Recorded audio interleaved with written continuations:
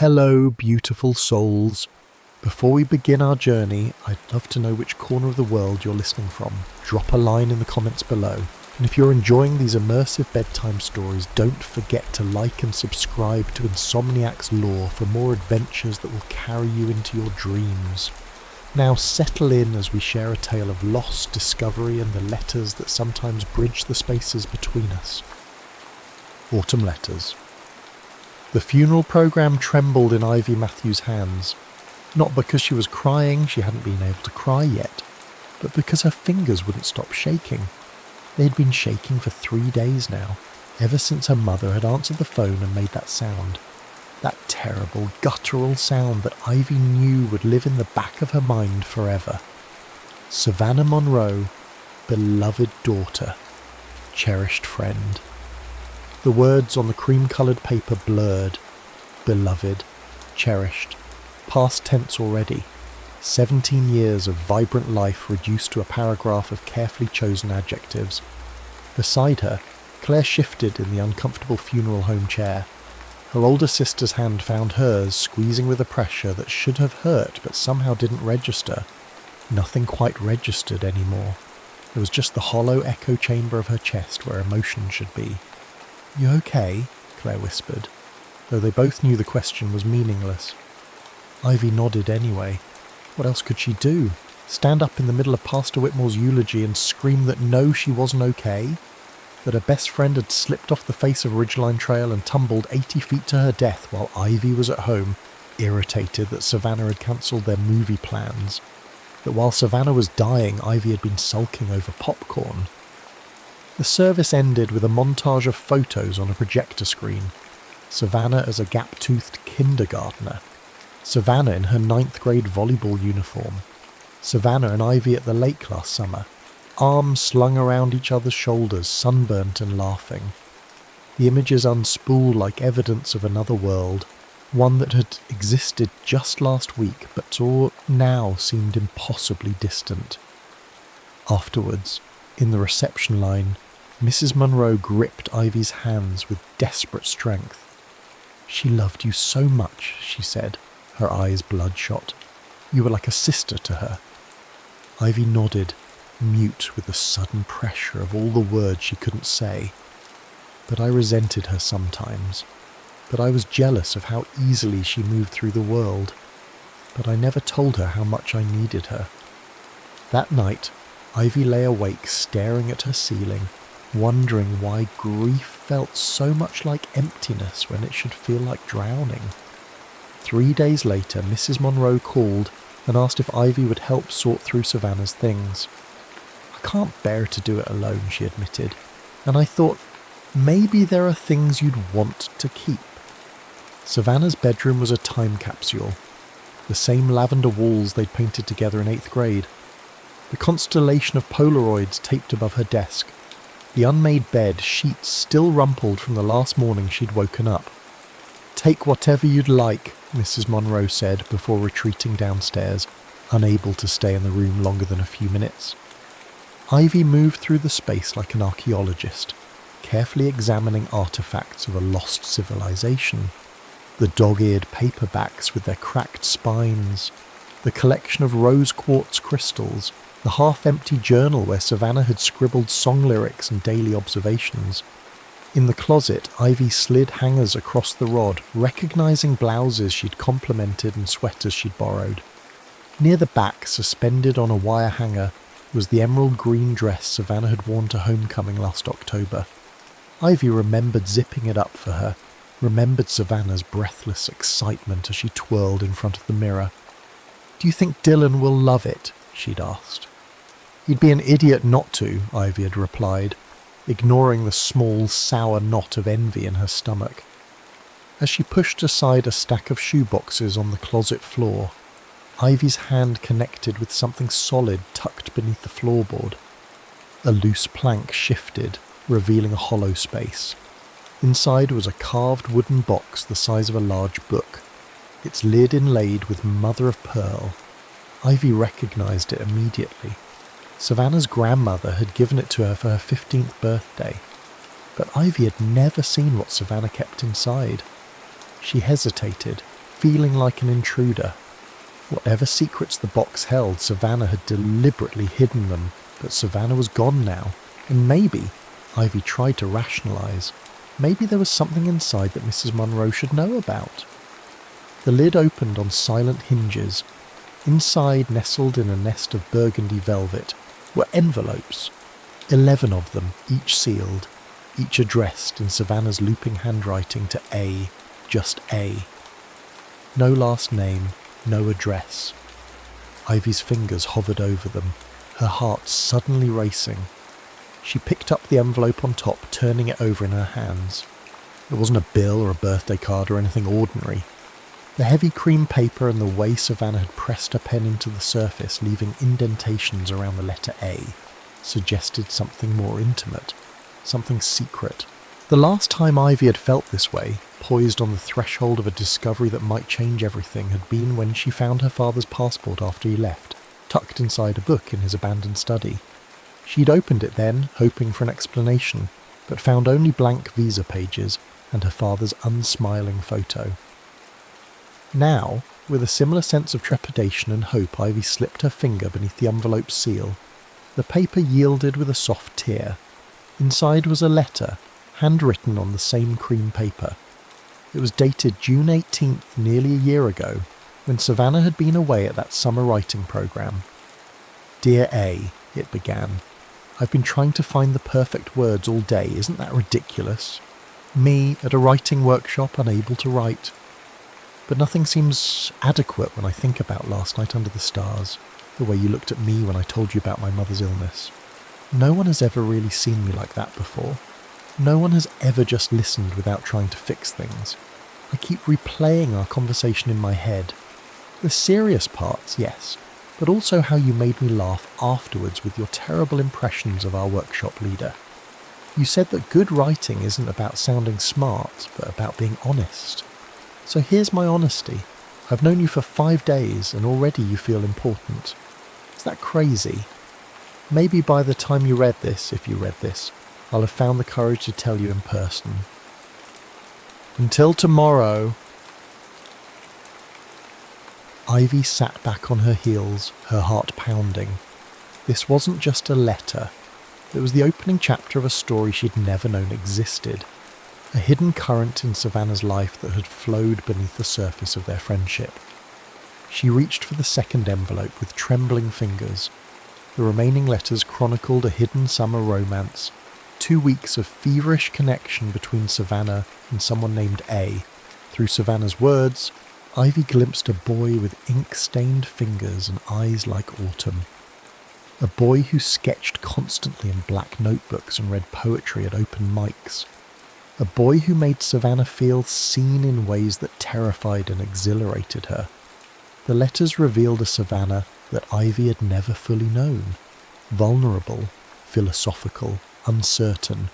So different from the confident girl who commanded attention in school hallways. The last envelope contained an unfinished letter. The handwriting grew increasingly messy toward the bottom of the page, as if written in haste or emotion. "Dear A, it's been 3 months since I left without saying goodbye. 3 months of starting this letter and tearing it up. 3 months of checking my phone, hoping to see your name, then remembering I never gave you my number. I don't even know if you're still at the same address. Maybe you've moved on. Maybe you barely remember me. But I need to explain why I disappeared that last morning. My mum called. The cancer was back, more aggressive this time. I had to go home immediately. In my panic, I convinced myself it would be easier for both of us if I just vanished. Cleaner somehow. I was a coward. Now Mum's in remission again, and I keep thinking about what you said that night on the pier, about how we make stories of our lives, crafting beginnings and endings where there are only continuations. I think our story deserves a continuation. If you still want to talk, I'll be..." The letter ended there. An unfinished thought, an interrupted life. Ivy stared at the half-empty page. Had Savannah died before she could finish it? Or had she simply set it aside, unsure how to conclude? Either way, someone named A was out there, unaware that Savannah was gone. unaware that whatever continuation she'd planned would never come. Ivy carefully reread each letter, looking for clues. The writing retreat had been at Lakeside College, 3 hours north, where Claire had spent a semester before dropping out. There were mentions of a coffee shop called Blackbird's, a bookstore named Tattered Covers, and an old wooden pier extending into the lake. A plan began to form, tenuous at first, then hardening into resolve. Ivy would find A. She would deliver Savannah's letters. Felt like the only thing she could do now, complete this one unfinished task for her friend. Claire agreed to drive her to Lakeside the following weekend. "Are you sure about this?" she asked, eyeing Ivy across the kitchen table. "It sounds like..." "Like what?" Claire tucked a strand of hair behind her ear, a nervous habit she'd had since childhood. "Like you're looking for something that might not be there." "I'm just trying to do right by Savannah," Ivy insisted. "Okay," Claire said after a pause, "but I'm coming with you, and if this gets weird, we leave. Deal?" The drive to Lakeside was quiet. Claire never played music while driving, a quirk that had always annoyed Ivy, but now felt like a relief. The silence gave her space to rehearse what she might say when she found A. "Hi, I'm Ivy Matthews. I was Savannah's best friend. She passed away recently and I found these letters." Each mental iteration sounded more impossible than the last. Lakeside College sprawled across rolling hills dotted with red brick buildings and ancient oaks. Students lounged on the quad, seemingly unaware that somewhere across the state a girl named Savannah no longer existed. "Where do we start?" Claire asked, surveying the campus. Ivy clutched her backpack, which held the box of letters. The coffee shop from her letters. Blackbird's. Blackbird's turned out to be a converted Victorian house just off campus, its interior crowded with mismatched furniture and the ambient chatter of students. Ivy approached the barista, a woman with silver-streaked hair and kind eyes. "I'm looking for someone," Ivy began awkwardly. "My friend met him here last summer. All I know is his first name might start with A." The barista's expression softened with sympathy. "Honey, dozens of boys come through here every day. He draws," Ivy added desperately, "and maybe does poetry readings." Recognition flickered across the woman's face. "Open mic night. We host them every Thursday. There's a regular Asher. Quiet boy, always sketching. Very talented." Asher. A. "Is there..." Ivy's voice caught. "Is there one tonight?" 7 o'clock, the barista confirmed, though I haven't seen him in a few weeks. Claire squeezed Ivy's arm. "We can get a hotel room, stay for the open mic." That evening, Ivy sat rigid in a worn armchair at Blackbird's, anxiety coiling in her stomach as performers took turns at the small microphone stand. Claire had gone to get them refills, leaving Ivy alone with her thoughts and the increasingly real possibility that Asher wouldn't show. Just as the host announced the next performer, the bell above the door jingled. A tall young man with dark, unruly hair stepped inside, a leather-bound sketchbook tucked under his arm. He wore a faded blue button-down and moved with the slight hesitancy of someone who preferred to observe rather than be observed. Ivy knew immediately that this was Asher. Something in his careful movements and the way his eyes, hazel, not quite the amber Savannah had described, scanned the room. He settled into a corner table, flipping open his sketchbook before even removing his jacket. "And now," the host announced, "a Blackbird's regular returning after a brief hiatus. Asher Quinn." Asher approached the microphone with reluctance that seemed practiced rather than genuine. From his pocket, he withdrew a folded sheet of paper that had clearly been opened and refolded many times. "This is called Summer Ghosts," he said, his voice surprisingly steady. "The lake remembers what we forget. Ripples of conversation spreading outward, touching distant shores long after we've gone silent.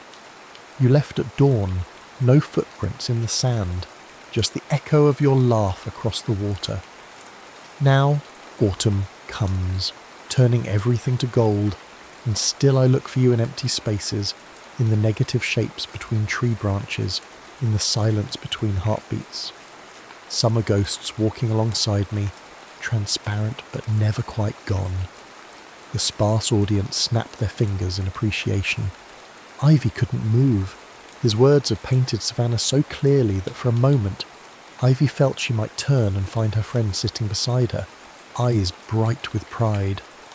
When Asher returned to his table, Ivy rose on trembling legs. Claire was still at the counter, watching with concern. "Just do it," Ivy told herself. "Just walk over there." She approached his table, heart hammering. "Excuse me," she managed. "Are you Asher?" He looked up, surprised. His eyes were weary, guarded. "Yes?" "My name is Ivy. I'm from Oak Ridge." She waited for recognition, but there was none. Of course not, Savannah probably never mentioned her. I knew someone you might have known. Last summer, at the writing retreat." Something shifted in his expression, a tectonic movement beneath the surface. "You knew Savannah?" Ivy nodded, suddenly unable to form words. "How is she?" he asked, gesturing to the chair across from him. "I tried writing to her a couple times, but the address she gave me, the letters came back." Ivy sat down, her planned speech dissolving into ash. She couldn't tell him, not yet, not when he was looking at her with such cautious hope. Ivy swallowed hard. "I found your letters, the one she wrote to you." His eyebrows lifted slightly. "She wrote me letters? 11 of them, she never sent them." A complex emotion crossed his face. Disappointment mingled with something like validation. "That sounds like her," he said softly. "Always writing things down, but rarely saying them aloud." I could give them to you," Ivy offered. "I'd like that," he said. Then, after a moment, "Why are you here, Ivy? Why bring me these letters now?" The moment stretched between them, a tightrope over an abyss. "Tell him now," a voice in her head urged. But another, louder voice whispered, "Not yet. Not here." "Because," Ivy said finally, "I think she would have wanted you to have them." By their third meeting, Ivy had convinced herself that her deception was temporary, a kindness rather than a betrayal. She would tell Asher about Savannah's death, just not yet. Not while she was still learning about this hidden chapter of her friend's life. They met at Tattered Covers, the bookstore from Savannah's letters. Asher was already there when Ivy arrived, leafing through a book of photography. He seemed more at ease than during their previous encounters, the wariness in his eyes softening into curiosity. "I brought another letter," Ivy said, gliding into the armchair across from him. This had become their ritual. Each meeting, Ivy would bring one of Savannah's letters for Asher to read. She'd watch his face as he absorbed Savannah's words, searching for glimpses of the boy her friend had fallen for. Asher read the letter silently, his fingers tracing the lines of Savannah's handwriting, as if they contained braille messages only he could decode. When he finished, he carefully refolded it along its original creases. "She never mentioned you," he said, looking up at Ivy. "In the 2 weeks we spent together, it seems strange now." Ivy felt a familiar pang. "Savannah compartmentalized," she said. "She kept parts of her life separate." "Like us," Asher agreed, a hint of old hurt in his voice. "Were you angry with her for leaving without saying goodbye?" He considered this. Not angry, confused, then sad, then, I don't know. "I wrote it all out in poems no one will ever read." A self-deprecating smile. "Very tortured artist of me." "The poem you read at the open mic," Ivy ventured. "That was about her, wasn't it?" "It was about loss," he corrected gently. "About how places remember even when people move on." He closed the book in his lap. "Can I ask you something?" Ivy nodded, though anxiety flickered in her chest. "Why hasn't she come herself, to explain, to give me these letters?" The question hung between them, unavoidable now. Ivy had prepared for this, had rehearsed a dozen possible answers, but none came to her lips. "She's not," Ivy began, her voice faltering. "She's not ready." It wasn't a complete lie. If Savannah were alive, perhaps she wouldn't be ready to face him, but the untruth tasted bitter on Ivy's tongue. Asher studied her, and Ivy had the unsettling sense that he could see the fault lines in her story. But he simply nodded, respecting the boundary she'd drawn. "Tell me about her," he said instead. "What was she like as a friend?" Relief flooded Ivy's system. This, at least, she could answer honestly. "Bright," she said, like she took up more space than her physical body. She'd enter a room and suddenly all the air molecules would rearrange themselves around her. Asher smiled. "Yes, exactly like that. But she was more complicated than most people saw," Ivy continued, warming to the subject. "She could be insecure even though she seemed so confident. And sometimes she was thoughtless. Not cruel, just caught up in her own narrative." "The eternally starring role," Asher supplied. "Yes," Ivy felt a rush of validation at being understood. "And sometimes that made me feel like a supporting character in my own life." The words emerged unbidden, raw and honest, in a way Ivy rarely allowed herself to be. She flushed, embarrassed by the admission. But Asher merely nodded. "I think that's what drew her to writing. On the page she could explore different roles, be vulnerable in ways she couldn't in real life." They talked for hours, trading stories and observations. With each anecdote, Ivy felt both closer to and further from Savannah, as if she were simultaneously reclaiming her friend and losing her to this boy who had known a different version of her. As evening approached, they walked along the lakeshore, following the weathered wooden pier that stretched into the water.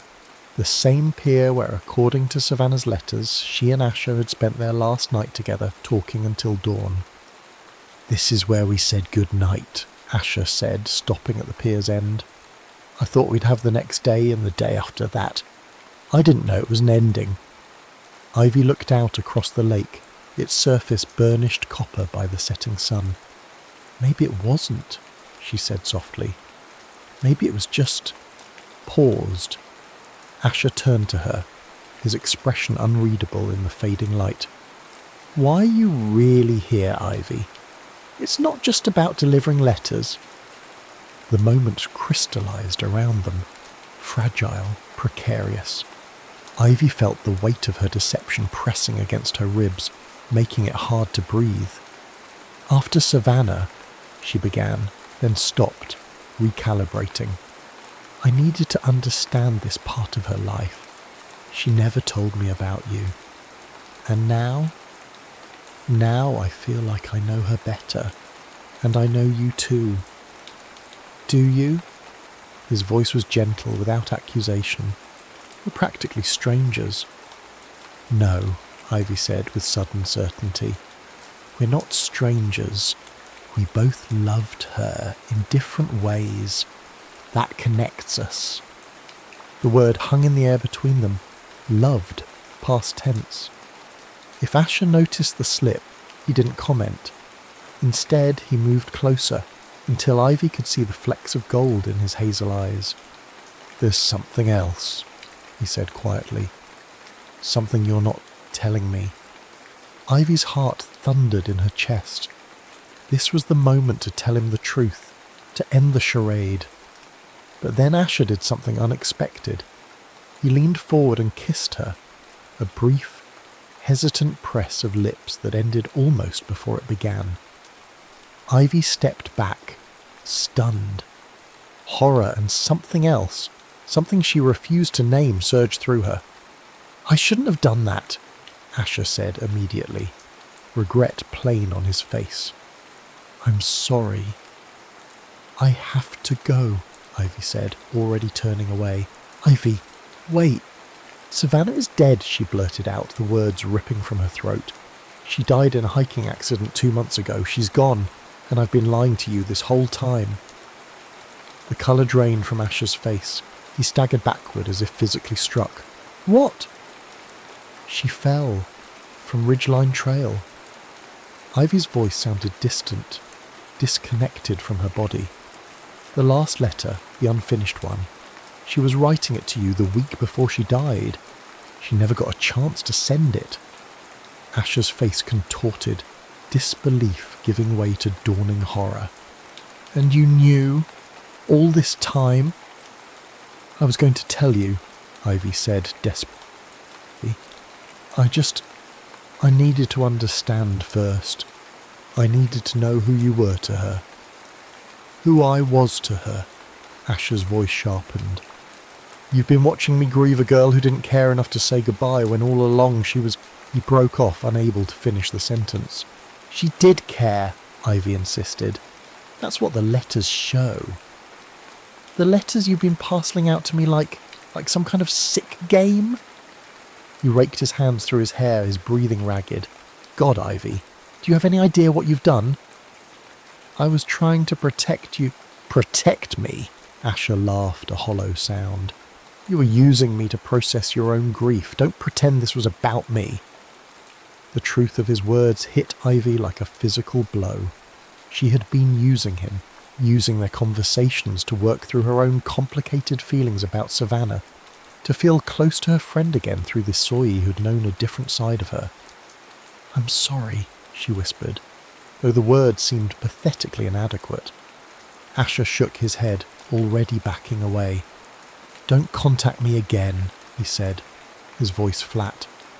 Whatever connection you thought we had, it wasn't real. It was built on a lie.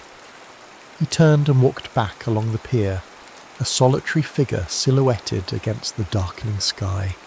Ivy watched until he disappeared, tears streaming down her face.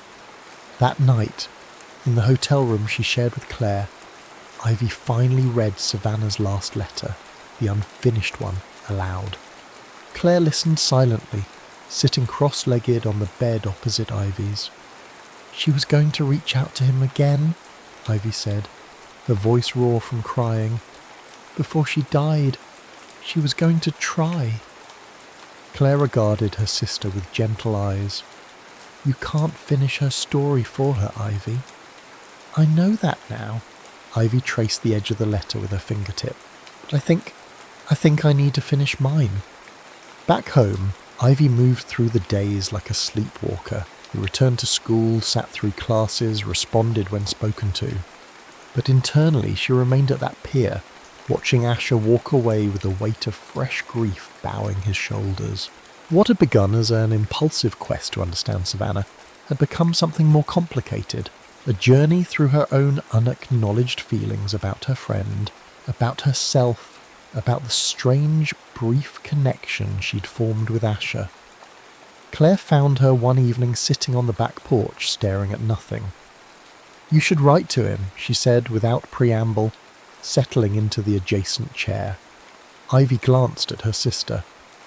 He told me not to contact him again. Not for him, Claire clarified. For you.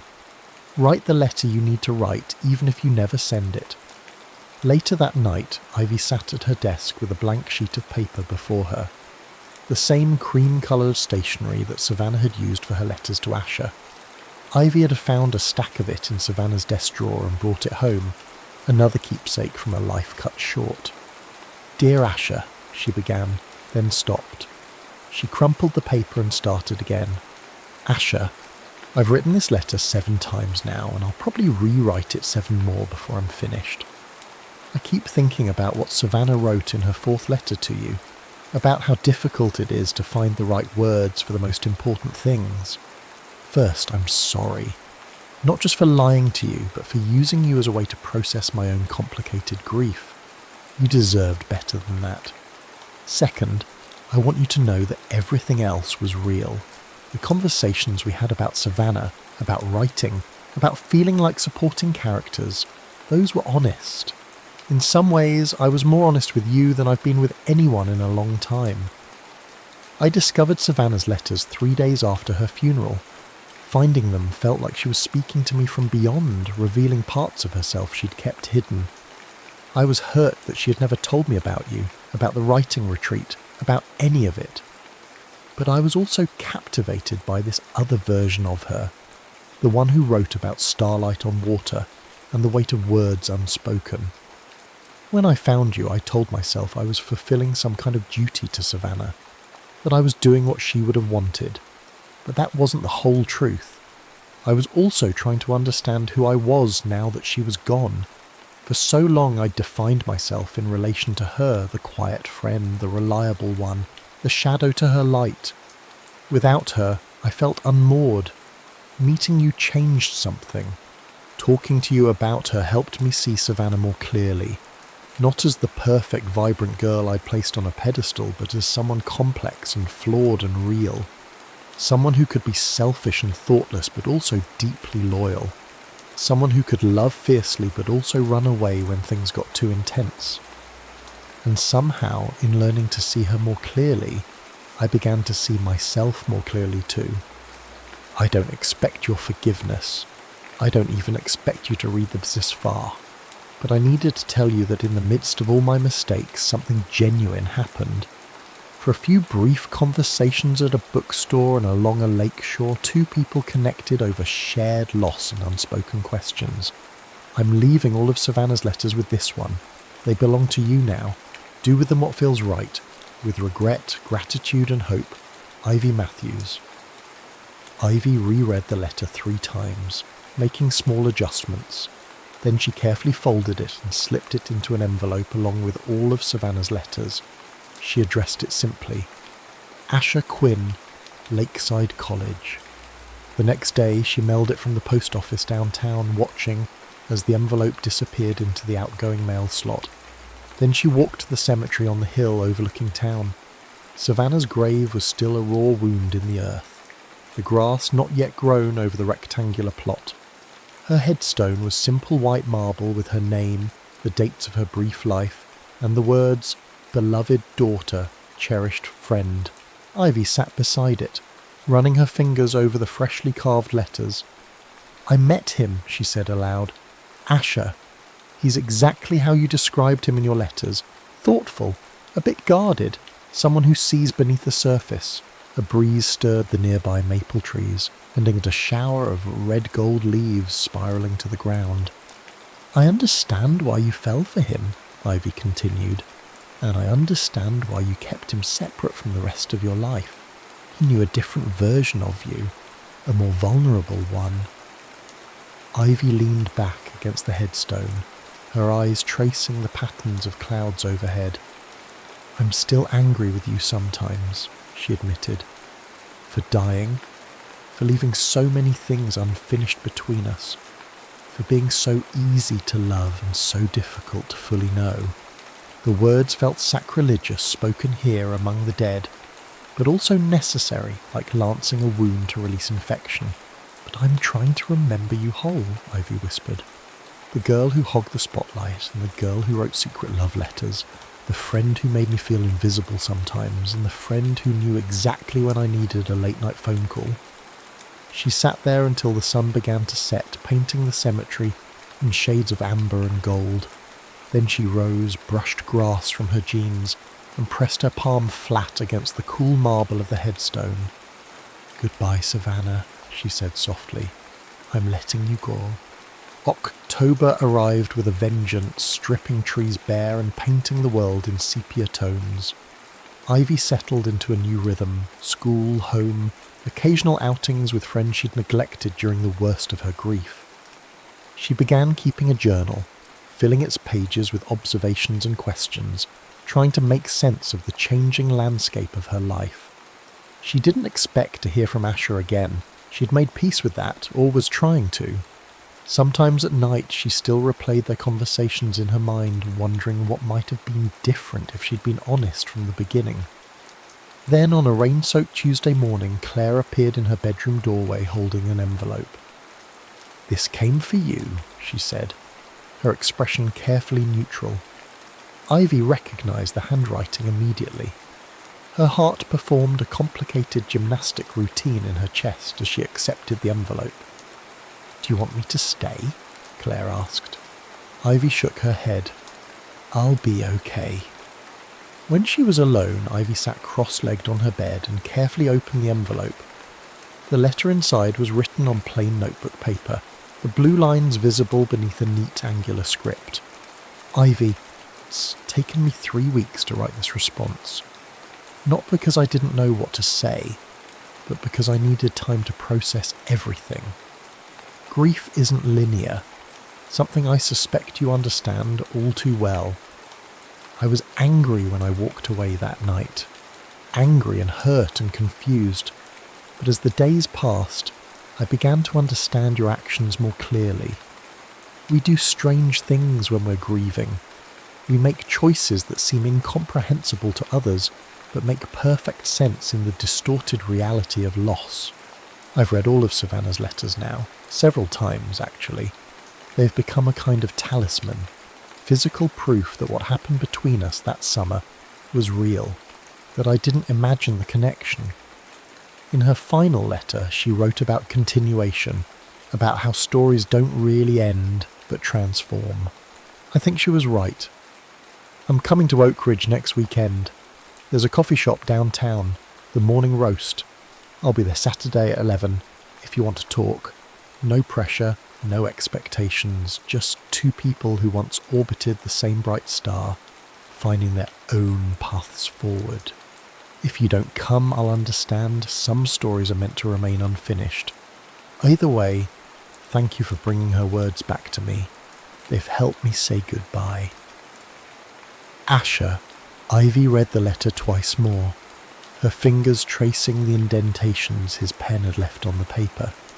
Then she tucked it carefully into her journal.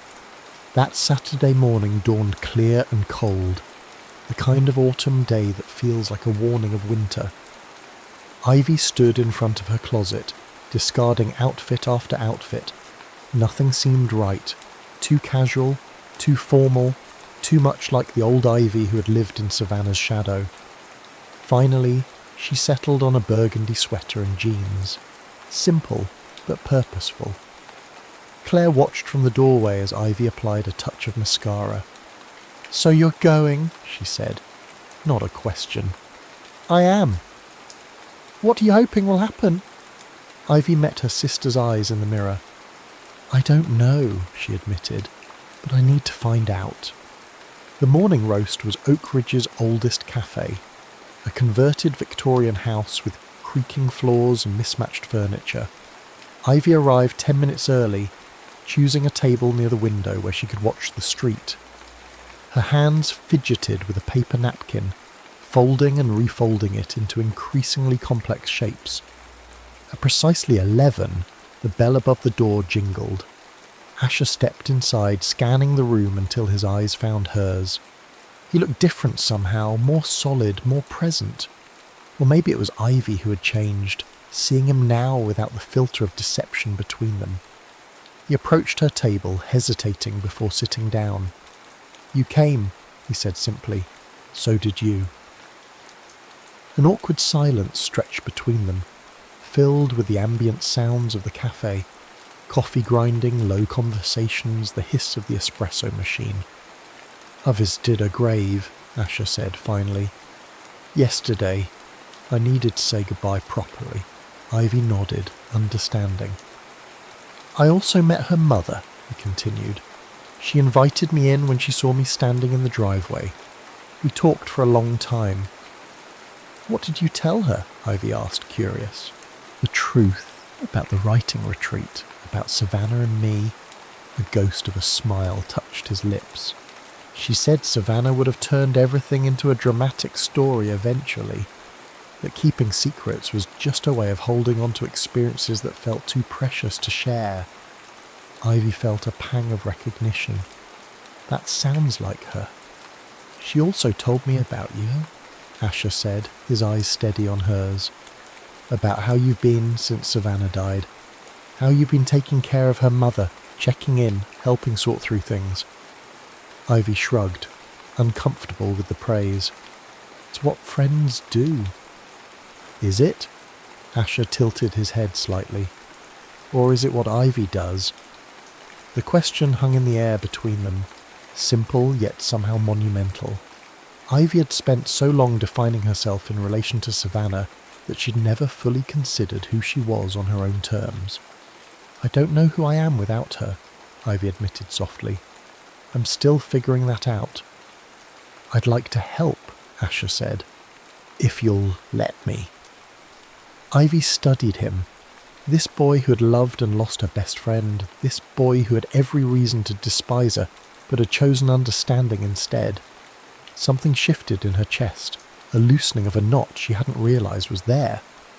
"I'd like that," she said. They talked for hours, moving beyond grief into the territory of genuine connection. Asher's quiet humour emerged, along with Ivy's long-time passions that had often been overshadowed by Savannah's louder dreams.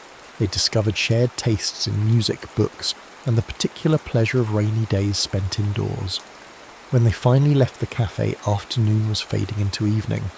They walked together through Oak Ridge Park, where the maple trees created a canopy of flame above their heads.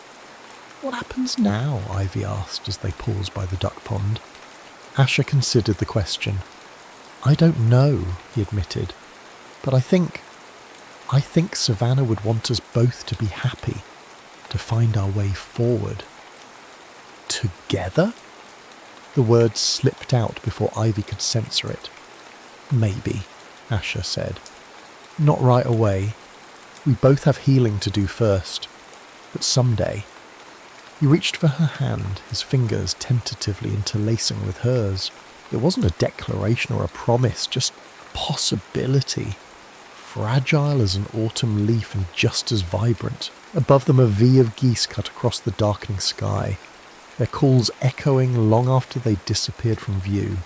Ivy thought about Savannah's unfinished letter, about continuation rather than endings, about how some stories remained incomplete while new ones were just beginning. She squeezed Asher's hand, feeling the steady warmth of his palm against hers. Whatever came next, whether friendship or something more, would be their own story to write, one careful word at a time.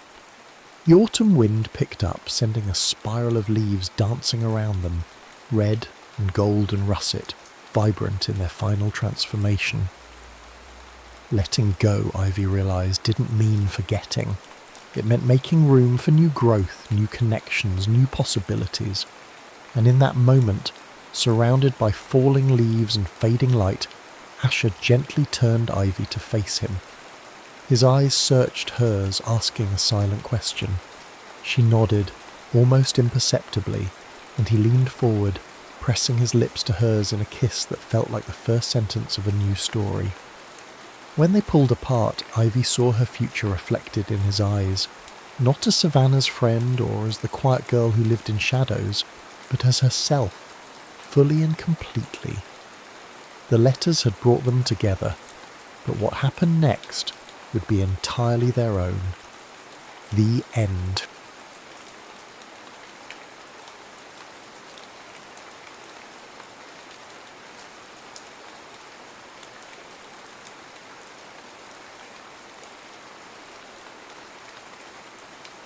That one summer kiss. The Richards family motorhome rumbled down I-25 toward Denver, its once pristine white exterior now bearing the dust of 17 states. Inside, 11-year-old Tyler Richards sprawled across the dinette booth, methodically arranging his growing collection of stadium ticket stubs.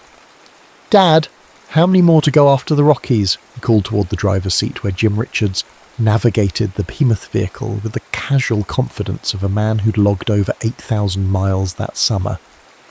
"4 more stadiums, buddy. Then we've hit all 30, Jim answered, his eyes flicking to the rearview mirror, where he could see his wife Catherine reviewing tomorrow's itinerary.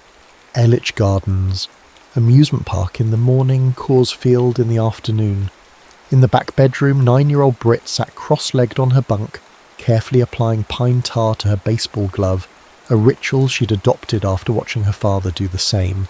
Unlike many girls her age, Brit's summer heroes weren't pop stars or movie actresses. They were sluggers, pitchers, and especially Bryce Harper, whose jersey she wore so often that her mother had to practically peel it off her for washing. "Brit, we're stopping for gas! Last chance for snacks before Denver!" Catherine called back. The Richards' Great American Baseball Tour had been Jim's dream. Visit every major league stadium in a single summer, catch at least one game in each, and hit the country's top roller coasters along the way. What had seemed like an impossible logistical challenge had become their reality, fueled by Catherine's meticulous planning, a calendar gridded with game times, and a motorhome that had become more home than motor over the past 3 months. August 18th dawned clear and bright in Denver.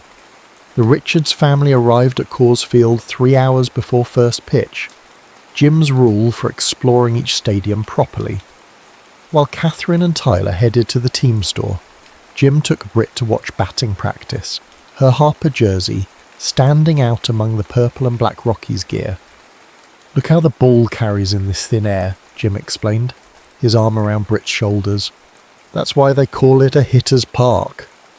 By game time, the Richards had found their seats along the first baseline in right field. Beside them sat another family, locals by the looks of their well-worn Rockies gear. Their son, about 10 years old, clutched a baseball glove tightly, his eyes never leaving the field. "You know Harper's the enemy today, right?" the boy said, noticing Britt's Nationals jersey. Britt raised her chin. "He's still the best player in baseball." "Nuh-uh, Trout is better." "Harper has better hair," Britt countered, which made both kids laugh, breaking the tension. Throughout the game, the two families exchanged the casual camaraderie of temporary neighbours, passing condiments, holding seats during bathroom breaks, and debating calls together. By the 7th inning, with the Nationals leading 3-2, the children had developed a comfortable rapport, comparing favourite players and arguing good-naturedly about batting averages. The moment came suddenly. Harper caught the third out on a routine fly ball to right field. As he jogged toward the dugout, he spotted Britt's jersey, a flash of Nationals red amid the home team colours. With practiced ease, he flipped the game ball high toward their section. The boy saw it first. His glove hand shot up instinctively, years of backyard practice culminating in this moment. The ball landed with a satisfying thwack in the pocket of his mitt. His heart soared, until he saw Britt's face fall. The crowd murmured. Parents shifted uncomfortably. The boy looked down at the prize in his glove, then at the girl in the Harper jersey. "Here," he said, holding out the ball. "He was throwing it to you." The simple gesture, devoid of hesitation or regret, caused a ripple of approval through the nearby fans. Britt's eyes widened as she accepted the baseball, turning it reverently in her hands. "Thank you," she whispered, then leaned forward to plant a thank you kiss on his cheek. At that exact moment, the boy turned to say, "You're welcome." Their lips met in an innocent, accidental brush that lasted less than a second. Both children jerked back, faces flaming. The crowd, witnessing this unscripted moment of childhood awkwardness, erupted in good-natured laughter and applause. Seconds later, the stadium camera operator, always hunting for between-innings entertainment, broadcast the entire sequence on the massive centre field screen.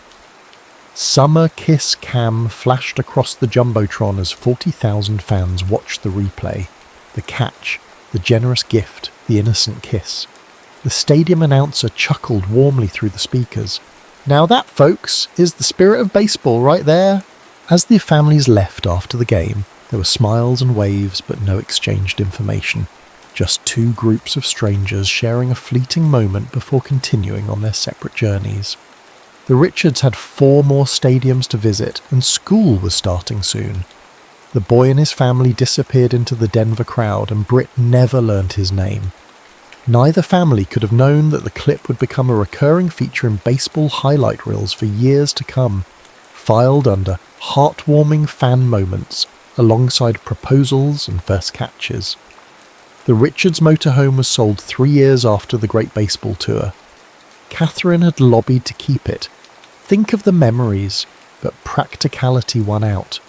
Jim's job transferred them from Minnesota to New Orleans when Britt was 12, and urban life made storing a 36-foot behemoth impractical.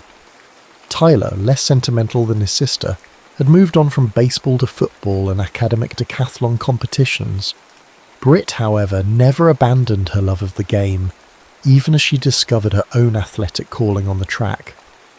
"You're built for speed," her high school coach had told her during freshman year. "You've got that fast twitch fibre that can't be taught." By her senior year, Brit had broken 3 school records in the 200 and 400 metres. With her academic standing and athletic achievements, scholarship offers arrived from across the country. When Louisiana State University came calling with a track scholarship, it felt like coming full circle, a chance to return to her baseball roots at a school with a powerhouse program. Her first semester had been a whirlwind of adjustments, living away from home, balancing rigorous training with academics, and navigating the complex social ecosystem of college. By spring semester, she'd found her rhythm and her people, a tight-knit group of fellow athletes who understood the discipline required to compete at their level. The embarrassing baseball kiss had become a family legend, occasionally resurfacing when Jim stumbled across the clip online. Brit had mostly made peace with her moment of viral fame, though she still cringed whenever it appeared in MLB Valentine's Day montages. The boy's face had blurred in her memory, just another fleeting connection in a summer filled with new stadiums and experiences. Brit and her friends collapsed onto the bleachers at Alex Box Stadium, having come directly from track practice. Her legs ached pleasantly from interval training, and the familiar sounds of a baseball game, the crack of bats, the pop of balls hitting mitts, provided a soothing backdrop. "You smell like determination and sweat," teased her roommate Missy, a high jumper from Baton Rouge. "Shower break between practice and games isn't in your vocabulary, is it?" "It's baseball," Brit replied, pulling her damp hair into a ponytail. "Nobody smells good at baseball games. That's part of the tradition." As LSU took the field against Vanderbilt, Missy nudged Brit with her elbow. "Question. Why don't you have a boyfriend? You've been here almost a full year now." Brit shrugged. "Just haven't clicked with anyone. Besides, when would I fit that in? Between track, classes and sleep." "Sleep is overrated," Missy interrupted. "Seriously though, there has to be someone you've noticed." Brit's eyes drifted across the field, landing on the centre fielder, number 27. She'd noticed him in her Biology 101 lecture, always punctual, always prepared, rarely speaking unless called on, but offering thoughtful insights when he did. "Maybe him," she admitted, pointing discreetly. "We have biology together. He seems different from most of the baseball guys. Quieter, more substantial." Missy followed her gaze. "Number 27? That's Cole Nightingale. Jackson knows him through some conservation club. He's from Colorado." "Colorado?" Brit laughed. "That explains the silent intensity. Probably communes with elk in his spare time. Want me to see if Jackson can introduce you?" "God, no," Brit replied quickly. "I'm just saying, objectively speaking, centre field is nice to look at, that's all." But Missy's matchmaking wheels were already turning. "It's not a date," Missy insisted a week later as she rummaged through Brit's closet. "It's a casual group thing that happens to include Cole." Brit sat on her bed, arms crossed. "You told me we were grabbing coffee with you and Jackson. Now you're telling me Cole's coming, and magically you and Jackson just remembered an assignment due tomorrow?" "What a coincidence," Missy replied, with zero attempt at sincerity. "Wear the green top, it makes your eyes pop." "My eyes are brown." "Even more reason to wear green. Contrast." The campus coffee shop buzzed with end-of-semester energy when Brit arrived. She spotted Cole immediately, sitting alone at a corner table, his posture relaxed but alert. No baseball cap today, revealing dark hair with a slight natural wave. He glanced up, recognition crossing his face, not surprise, Brit noted. Missy had clearly informed Jackson, who had informed Cole. Everyone knew this was a setup except her. "Hi," she said, sliding into the seat across from him. "I'm guessing you also got the last-minute text about a forgotten assignment?" Cole's mouth curved into a half smile. Jackson's not subtle. I figured it out when he spent 15 minutes describing you yesterday. Unless there are multiple track stars named Brit in our biology class. His directness caught her off guard. At least 3. We're having a convention later. He laughed. A genuine sound that transformed his serious face. I've seen you run at the LSU Invitational last month. The 400 metres. You were at the Invitational? This surprised her.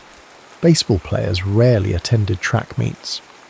I'm interested in biomechanics. Professor Simmons suggested I observe elite runners for a research project. So I was a science experiment. Britt raised an eyebrow. You were the most impressive subject, he countered. Your form is almost mathematically perfect. The conversation flowed from there, moving from classes to childhood influences, discovering shared interests in the outdoors and similar tastes in music. Cole described growing up in Colorado, hiking 14ers with his father. Britt spoke of her family's baseball odyssey, carefully omitting the embarrassing kiss incident. Wait, Cole interrupted. Your family visited all 30 MLB stadiums in one summer? That's incredible. It was the summer before 6th grade. My dad mapped the entire thing on this giant wall calendar, coordinating game schedules with driving distances. I can't imagine seeing that much baseball in one summer. It were magical, Britt admitted, though I probably didn't appreciate it enough at the time. What was supposed to be a quick coffee stretched into dinner at a nearby noodle shop, then a walk around the campus lake as twilight descended. Cole proved to be an attentive listener, drawing Britt out with thoughtful questions rather than steering conversations toward himself. When he walked her back to her dorm, there was a moment, a pause at the entrance where possibility hung in the air. But Cole simply smiled and said, I enjoyed this. Maybe we could do it again? Britt nodded, surprised by how much she wanted that. I'd like that. 3 dates followed over the next 2 weeks, each revealing new layers to Cole. He was methodical but not rigid, ambitious but not cutthroat, and beneath his reserve lay a subtle humour that emerged more frequently as they grew comfortable together. After their 4th date, a Saturday afternoon picnic by the lake, Cole suggested exchanging social media accounts. Not that I post much, he admitted, but it seems like the normal progression. That night, as Britt studied for finals, her phone buzzed with a notification. Cole Nightingale has followed you on Instagram. Minutes later, another notification. Cole Nightingale mentioned you in a comment. Curious, she opened the app to find Cole had commented on a post from 5 years earlier, a throwback Thursday where she'd shared the famous Jumbotron clip. She'd captioned it, TBT to that time I accidentally became a baseball meme, summer kiss, cam, first kiss fail, thanks Bryce Harper. Cole's comment simply read, Is this really you? Britt stared at her phone, momentarily confused by Cole's comment. Why was he so interested in her embarrassing childhood moment? She quickly typed back, Unfortunately, yes. Most embarrassing moment of my childhood immortalized for eternity. Why? Her phone rang almost immediately. Cole's name flashed on the screen. Hey, she answered. Everything okay? More than okay, Cole said, his voice filled with an excitement she hadn't heard before. That video from Coors Field. The boy who caught the ball and gave it to you. What about him? Britt asked, a strange feeling beginning to stir in her stomach. Britt, that was me. The world seemed to tilt sideways. What? No way. That's impossible. August 18th, 2015, Nationals versus Rockies. 7th inning. Bryce Harper caught the 3rd out and tossed you the ball, but I caught it instead. Cole, if you're messing with me. I'm not, he assured her. I still have the newspaper clipping somewhere. My family drove up from Colorado Springs for the weekend. It was right before my birthday. Britt sank onto her bed, mind reeling. Oh my god, this is insane. What are the odds? Astronomically against, Cole replied. One moment in one stadium a decade ago, and somehow we both end up here, in the same biology class, dating. We kissed, Britt said suddenly. I mean, technically we've already kissed. Cole laughed. I've been upgraded from most embarrassing childhood moment to actual boyfriend. That's progress. I need to see this evidence right now. An hour later, they sat side by side on a campus bench comparing memorabilia. Britt's screenshot of the Jumbotron moment saved on her phone. Cole's yellowing newspaper clipping carefully preserved from his childhood keepsake box. It really is you, Britt marvelled, studying the image of young Cole. You had the same serious expression even then. And you were fearless, Cole replied. Just walked up and planted one on me. On your cheek! It was supposed to be your cheek. Fate had other plans. They fell silent, the weight of coincidence settling around them. The same stadium, the same moment, captured forever. And now, 10 years later, they'd found each other again without even realising what they'd lost. You know what this means? Britt said finally. Our entire relationship is built on me stealing your baseball. And me stealing your kiss. I think we're even then. Cole reached for her hand, interlacing their fingers. There's just one thing bothering me. What's that? Our second kiss should probably be better than our first. Under a blanket of Louisiana stars with the sounds of campus life humming in the distance, Cole leaned in. This time there was no accident, no crowd reaction, no cameras, just the intentional meeting of two people connected by a thread of improbable history, closing a circle that had opened a decade earlier in a baseball stadium 100 miles away. The summer of 2025 unfolded with the humid intensity that characterized Louisiana's warmer months. While many students departed campus for internships or family homes, Britt remained for track training and Cole for baseball development programs. The relative emptiness of campus provided a cocoon for their growing relationship, free from the usual academic pressures and social obligations. On a particularly sweltering July evening, they sat on the balcony of Cole's off-campus apartment, box fans creating the only breeze. Cole scrolled through his phone while Britt lay with her head in his lap, reading a novel for her fall literature course. My parents want to meet you, Cole said casually, fingers absently stroking her hair. Britt lowered her book. Mine too. My mum keeps asking for pictures. We could drive up to New Orleans next weekend. It's only an hour. What would you tell them? Britt asked. About how we met. The whole baseball kiss backstory seems like a lot for a first meeting. Cole considered this. We could start with biology class and work our way back. Probably wise, Britt agreed, though my dad will lose his mind when he finds out you're that boy. He references that clip at least once a year. Cole's phone buzzed with a notification. He glanced down, then let out a startled laugh. You're not going to believe this. He turned the screen toward Britt. An MLB social media account had posted a throwback Thursday compilation of famous fan moments. The caption read, Summer love through the years, baseball's most heartwarming fan moments. The thumbnail image showed a young Brit in her Harper jersey, milliseconds before the accidental kiss. They're never going to let us forget, Brit groaned, covering her face. Wait, Cole said, sitting up straighter. Read the comments. Brit took the phone, scrolling through responses. Most were generic, heart emojis, memories of seeing the clips live, but one comment caught her attention.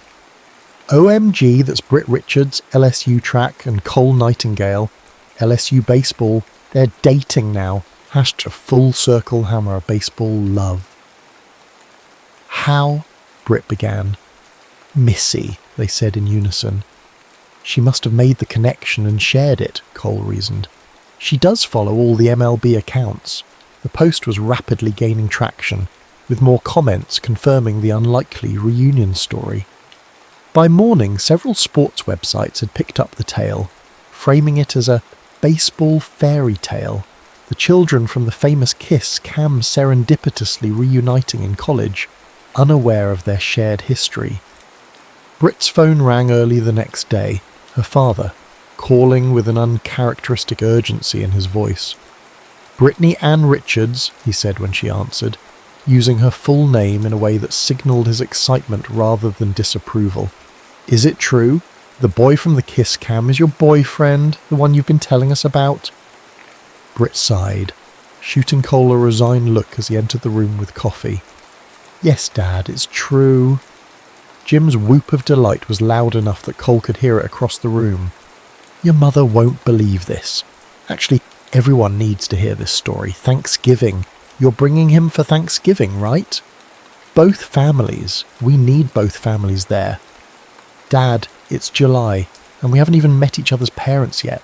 Details. Mere details. This is baseball destiny, honey." After assuring her father that yes, they would discuss holiday plans and no, ESPN could not have an exclusive interview, Britt ended the call and collapsed dramatically onto Cole's couch. "My father is already planning our baseball-themed wedding," she informed him. "Hope you're ready to say vows over home plate." Cole laughed, sitting beside her. "My mum texted earlier. She found our box of memorabilia from that game. Apparently she kept the ticket stubs." The media attention faded as quickly as it had flared, their story becoming just another heartwarming internet moment before being replaced by the next viral sensation. But privately, something had shifted between them. What had been a strange coincidence had become part of their shared mythology, the story they would tell for years to come, the unlikely thread that had connected them long before they understood its significance. 2 weeks later, they drove to New Orleans to meet the Richards family. Jim greeted Cole with a bear hug and an immediate barrage of baseball questions.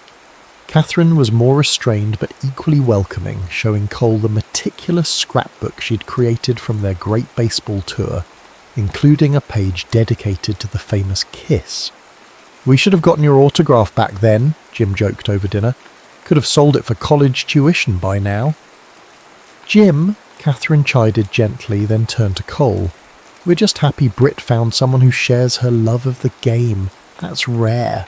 Later that evening, as they sat on the porch swing of the Richards' modest New Orleans home, Britt rested her head on Cole's shoulder. "Well, you survived meeting my parents. Ready for round 2 in Colorado next month?" Cole nodded, watching fireflies illuminate the gathering darkness. "I've been thinking about that day at Coors Field, about all the little moments that had to align perfectly. Like Harper having to catch that specific third out, and me turning to my head at exactly the wrong moment. Or the camera operator deciding that was worth broadcasting. Or both of us choosing LSU years later."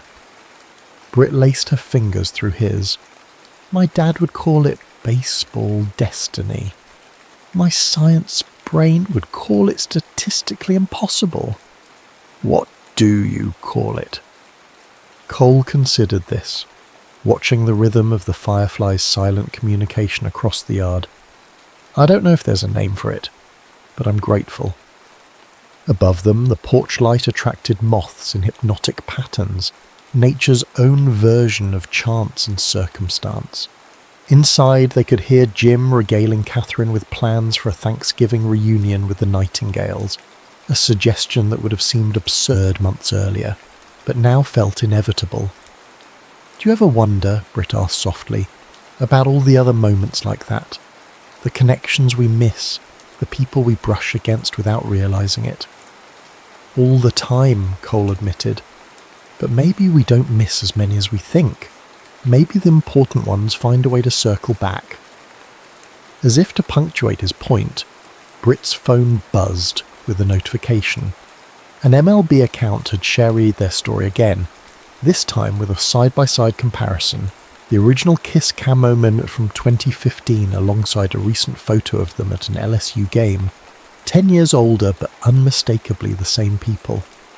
The caption read simply, "Some catches last a lifetime. # baseball love." Britt smiled, turning off her phone and leaning into Cole's embrace.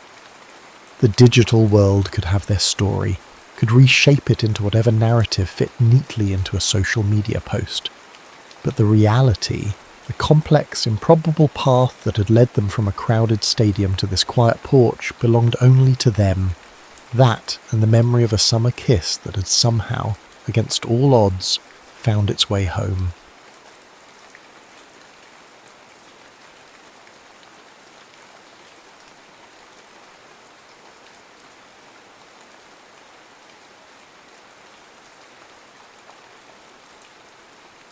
Snowfall over Seoul. The snow fell like judgment upon Seoul, silent, relentless, bearing evidence of the city's wounds beneath a deceptive blanket of white. Una Park's fingers stiffened as she scribbled in her notebook, her breath forming ghosts in the frigid air. From her vantage point atop what remained of the Namdaemun Gate, the once proud capital resembled a mouthful of broken teeth. Buildings reduced to skeletal frames, streets pockmarked with artillery craters, frozen bodies still waiting to be claimed. "You'll catch your death up there, Miss Park." The American correspondent's voice carried on the wind. Una didn't look up. "Death is catching enough people without my help, Mr. Miller." At 25, Una had already witnessed Seoul change hands 4 times. The city had been stripped of its dignity like layers of skin, first by the Japanese occupation, then by ideological warfare that pitted neighbour against neighbour. Her father, once a respected scholar at Seoul National University, had been purged during the first communist occupation, dragged from their home for the crime of teaching Western philosophy. The Seoul Daily, backed by UN forces, employed her as a translator and junior reporter, but the stories they printed bore little resemblance to the ones she witnessed. Each night, she documented the real narratives in a separate journal, accounts of civilian massacres, political disappearances, and brutalities committed by all sides. These were the histories being erased with each new occupation. "The colonel's calling all press in," Miller added. "Chinese troops spotted 15 miles north." "Again?" Una sighed, tucking her notebook into the inner pocket of her coat. "Which way will we run this time?" But she already knew. The Americans and their UN allies would retreat south again, abandoning Seoul to Chairman Mao's forces pushing down from the north. The cycle would repeat, and more civilians would die in the crossfire of an ideological war that had little to do with them. That night, as evacuation orders blared through military loudspeakers, Una made her decision. For months, rumours had circulated about mass graves in the northern provinces, entire villages eliminated for suspected southern sympathies. No Western journalists were allowed access. No one was documenting these atrocities. Father Anton, a Catholic missionary who operated a medical station near the 38th parallel, agreed to smuggle her north under the guise of a nurse. The aging Jesuit had little patience for political boundaries when it came to suffering. "I cannot guarantee your safety," he warned as they loaded medical supplies into his battered truck. "If they discover you're a journalist, I'm aware of the risks, Father." She handed him her press credentials and identity papers, which he promptly burned. "From now on you are Kim Sun-hee, a volunteer nurse from Busan." The journey north was treacherous.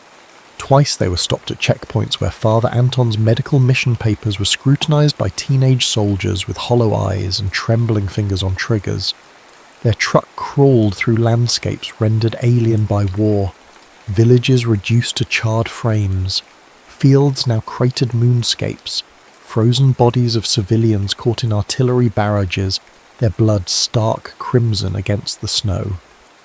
They had nearly reached the mission point when the ambush came, a spray of gunfire that shattered their windshield and sent their truck careening into a ditch. Father Anton slumped against the wheel, a dark stain spreading across his cassock. Una tried to drag him from the wreckage, but more shots rang out.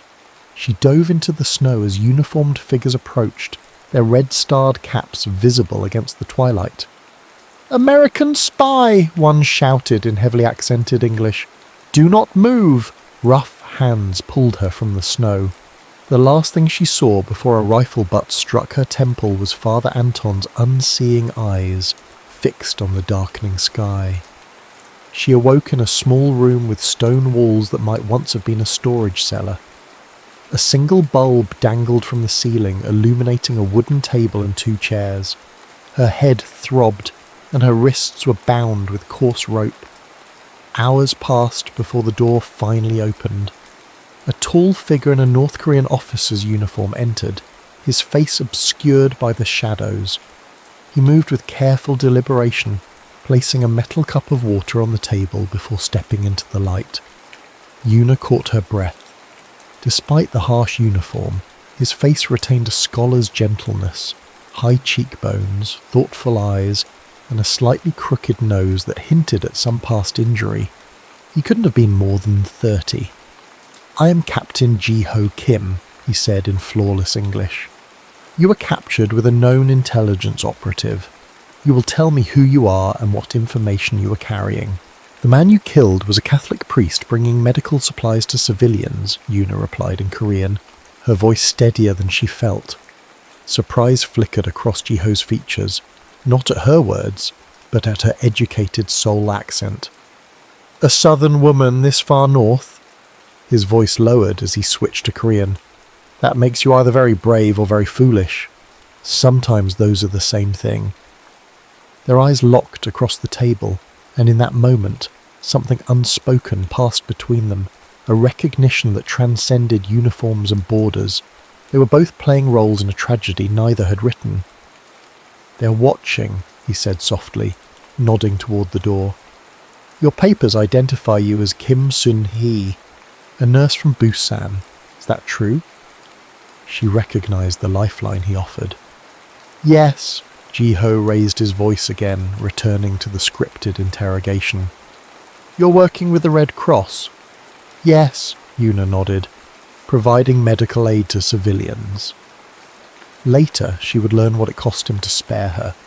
Ji-ho had been a literature student at Kim Il-sung University before the war, conscripted after refusing to denounce his mentor, an elderly professor accused of harbouring reactionary views. His fluency in English had saved him from the front lines, relegating him instead to intelligence work. But each small act of conscience was noted in his file, marking him as politically unreliable. When he returned the following day, his demeanour had changed. "You're being transferred," he said, loud enough for anyone listening. Then more quietly, "They're sending me north with wounded soldiers. I've convinced them we need a nurse. It's the only way I could think to keep you alive." "Why would you help me?" Yuna whispered. Ji-ho's eyes, dark and unreadable, studied her face. "Perhaps I'm also very brave, or very foolish." The military convoy crawled northward like a wounded snake. 3 trucks of injured soldiers followed by a command jeep, their progress slowed by treacherous mountain roads buried under heavy snow. Yuna rode in the middle truck, tending to men with frostbitten limbs and festering shrapnel wounds. Captain Ji-ho had instructed her to speak as little as possible, and to keep her head covered with a worn military cap. "If anyone asks, you're from Hamhung," he told her. "Your accent will be less noticeable."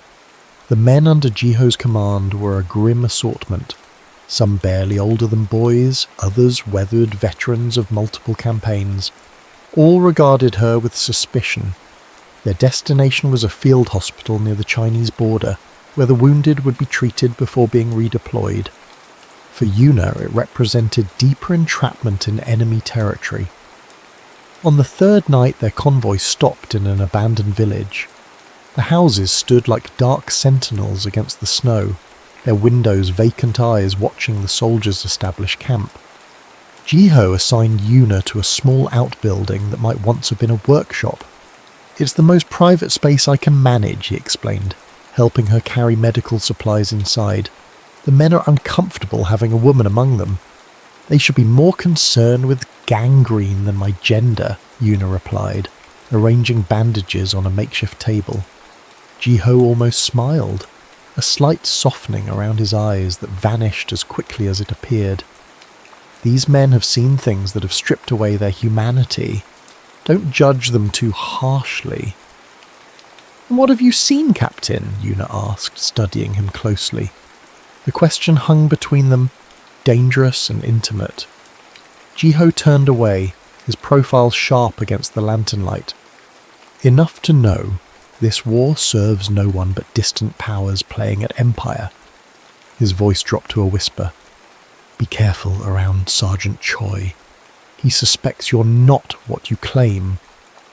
Before she could respond, shouting erupted outside. A young soldier had collapsed while unloading supplies, his fever spiking dangerously. For the next several hours, Yuna worked alongside Jiho to save the boy's life, cutting away uniform from infected wounds, administering their precious penicillin, and cooling his forehead with snow. Dawn broke as the fever finally subsided. Exhausted, Yuna slumped against the wall, watching Jiho gently cover the sleeping soldier. "You have medical training," she observed. "My mother was a midwife before the Japanese took her." Something in his expression softened.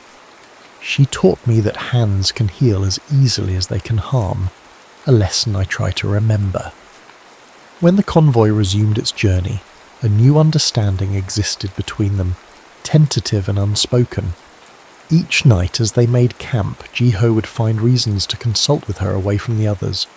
They spoke carefully at first, exchanging only necessary information, but isolation and shared danger bred a peculiar intimacy. On the 5th night, they sheltered in the ruins of a small church, its roof half collapsed, but its stone walls still standing against the bitter wind. While the soldiers huddled around fires in the main sanctuary, Jiho led Yuna to what had once been the vestry. "Why are you really here?" he asked, his voice barely audible above the wind. No southern nurse would volunteer for this. The question had been inevitable. Yuna considered her options and chose truth, or enough of it.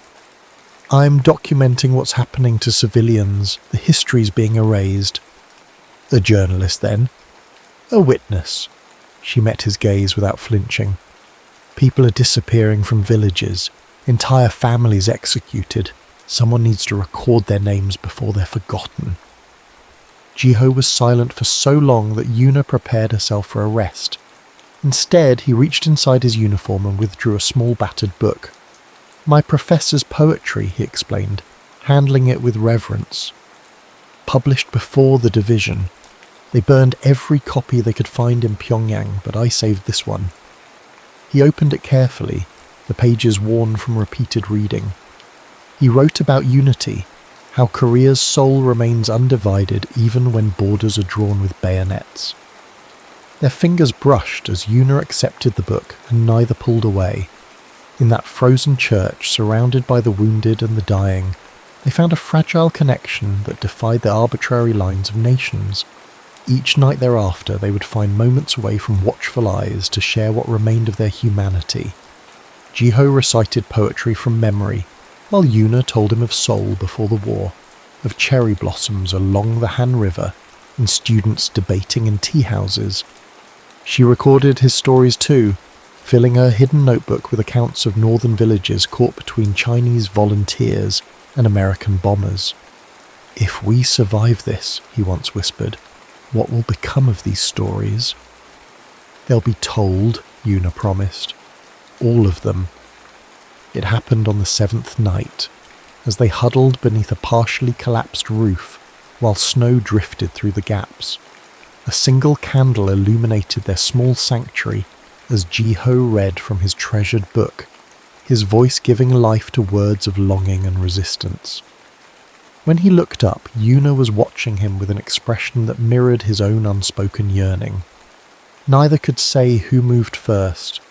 Their lips met in a kiss that tasted of fear and ash and desperate hope. A moment of warmth in a frozen world.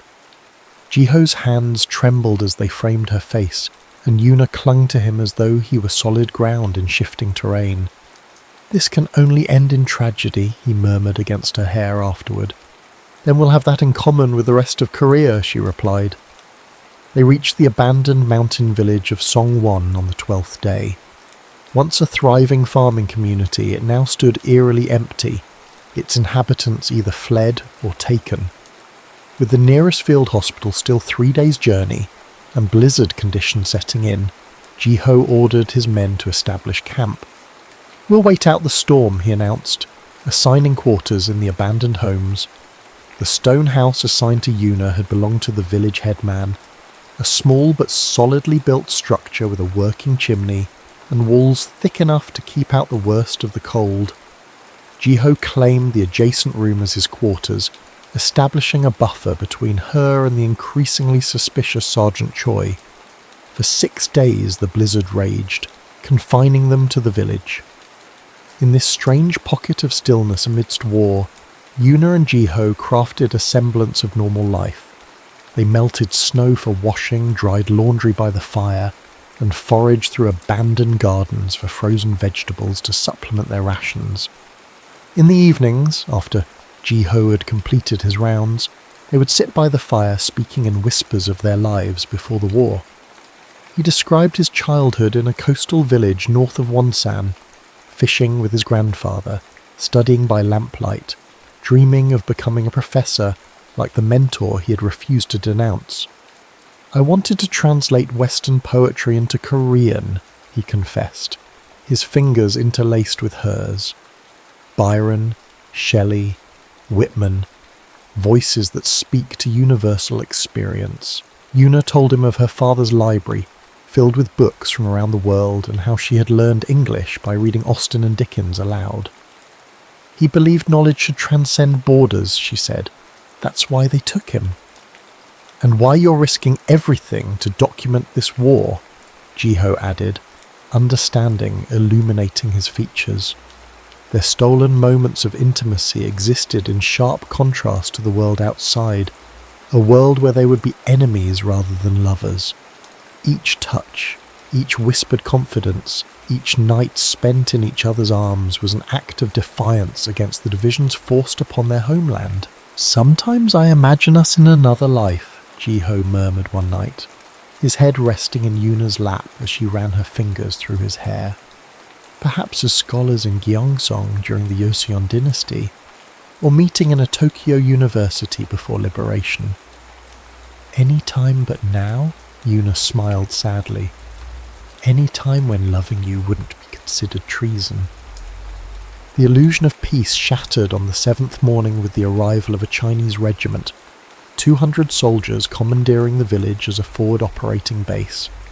Their commander, a hard-faced colonel named Lin, regarded Ji-ho's small contingent with poorly disguised contempt. "You were expected at the field hospital a week ago, Captain," he said in stilted Korean. "Your delay requires explanation." Sergeant Choi stepped forward before Ji-ho could respond. "The captain has been protecting a southern spy, Comrade Colonel." The accusation hung in the frigid air. Ji-ho's face remained impassive, but Yuna saw his hand move subtly toward his sidearm. "These are serious allegations," Colonel Lin turned to Ji-ho. "Who is this woman?" "A Red Cross nurse," Ji-ho replied evenly, "providing medical care to our wounded." Sergeant Choi's thin lips curved into a cruel smile. "Then why does she write in a notebook each night? Why does she speak with a Seoul accent when she thinks no one is listening?" Colonel Lin motioned to his men. "Bring this woman and search her belongings." What followed was inevitable.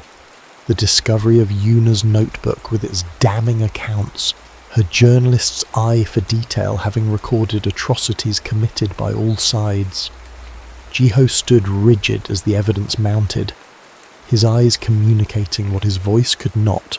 "Run when you can." The opportunity came unexpectedly. As they marched Yuna toward the command post for formal interrogation, an American spotter plane roared overhead. All eyes turned skyward, all except Ji-ho's. In one fluid motion he drew his pistol and fired, not at Yuna but at Sergeant Choi and the nearest Chinese soldier. "Run!" he shouted, grabbing her arm and pulling her toward the tree line. Gunfire erupted behind them, as they plunged into the forest, snow hampering their escape. They had gained perhaps 1/2 kilometre when Jiho stumbled, a dark stain spreading across his uniform jacket. "I'm hit!" he gasped, clutching Yuna's arm to keep from falling. "You must go on alone." "I won't leave you," she insisted, slinging his arm over her shoulders. Together they struggled through deepening snow, the sounds of pursuit growing closer. Night fell, bringing with it a bone-chilling cold that threatened as much as their pursuers. Jiho's strength waned with each step, his blood leaving a telltale trail behind them. At midnight, they reached a small hunting cabin, little more than a shack but offering momentary shelter. Inside, Yuna tended Jiho's wound as best she could, using strips of her undershirt as bandages. "The bullet went through," she said, her voice steadier than her hands. "But you've lost too much blood." Jiho's face was ashen in the dim light. "The border is 15 kilometres south," he whispered. "If you travel by night, you might cross before they catch you. We'll go together when you're stronger." He caught her hand, his grip surprisingly firm. "Yuna, listen to me. What you've documented, it must reach the outside world. If you vanish, at least the truth might live." She kissed him then, tasting blood and tears. "I won't leave you to die. Then help me live long enough to get you to the border." For 3 days they moved only at night, hiding in dense underbrush or abandoned structures during daylight hours. Jiho grew weaker despite Yuna's care, his wound festering without proper medication. Yet he refused to surrender to either pain or pursuers, drawing on reserves of strength that left Yuna in awe. On the 4th night they reached the ridge overlooking the 38th parallel, an arbitrary line that had ripped a people apart. Below them, South Korean outposts stood illuminated against the darkness. "We'll cross together," Yuna insisted, supporting Jiho's weight. "I know people in Seoul who can hide you." Jiho's smile was gentle but resolute. "They're looking for a North Korean officer, not a southern woman travelling alone." Before she could protest, he removed his uniform jacket and outer clothing, dressing instead in the civilian clothes they had scavenged from an abandoned farmhouse. "From now on I'm your husband, wounded while trying to reach the south," he said, his breath forming ghosts in the cold air. A civilian, nothing more. It was their only chance. Together they approached the checkpoint, Yuna supporting Jiho's increasingly frail form. The South Korean soldiers regarded them with suspicion that turned to alarm when Jiho collapsed, his disguise falling away as fever overtook him. "Please," Yuna begged as they were separated. Jiho carried away on a stretcher. "He saved my life. He's not your enemy." But her pleas fell on deaf ears. In the chaos of war, individual stories mattered little against larger narratives of nationhood and ideology. Seoul in spring should have felt like renewal. Cherry trees blossomed along streets once littered with shell casings, and buildings rose from rubble like determined shoots pushing through scorched earth. 6 months had passed since Yuna's return, yet the city remained a stranger to her, its wounds bandaged but unhealed beneath a veneer of reconstruction. The American newspaper that employed her now valued her most for her silence. Her first-hand accounts of the war's brutality had been edited into sterile dispatches that mentioned neither perpetrators nor victims by name. Official narratives required clear villains and heroes, not the complicated truths she'd witnessed. At night, alone in her small apartment, Yuna would remove the floorboard beneath her bed and retrieve her original notebooks, the testimonies she had risked everything to record. She had published some of these accounts anonymously in underground papers under the pseudonym The Winter Witness, careful to disguise her handwriting and distribute the manuscripts through different channels. These unsanctioned accounts, documenting atrocities committed by all sides, had earned her enemies in both governments. Twice she had noticed men following her home from the newspaper office. Once, her apartment had been searched while she was at work, the intruders professional enough to leave almost no trace except for a single cigarette butt of a brand favoured by ROK military police. Of Ji-ho she had learned nothing. After their arrival at the checkpoint, he'd been taken away, his fever worsening. The military authorities had questioned her extensively about their relationship, suspicious of anyone who had spent months behind enemy lines. She told them only that he was a civilian who had helped her escape, a partial truth that still felt like betrayal. Her inquiries about his whereabouts went unanswered. A sympathetic American lieutenant had eventually informed her that a male civilian matching Ji-ho's description had been transferred to a military hospital in Busan for further questioning, a euphemism whose meaning she understood all too well.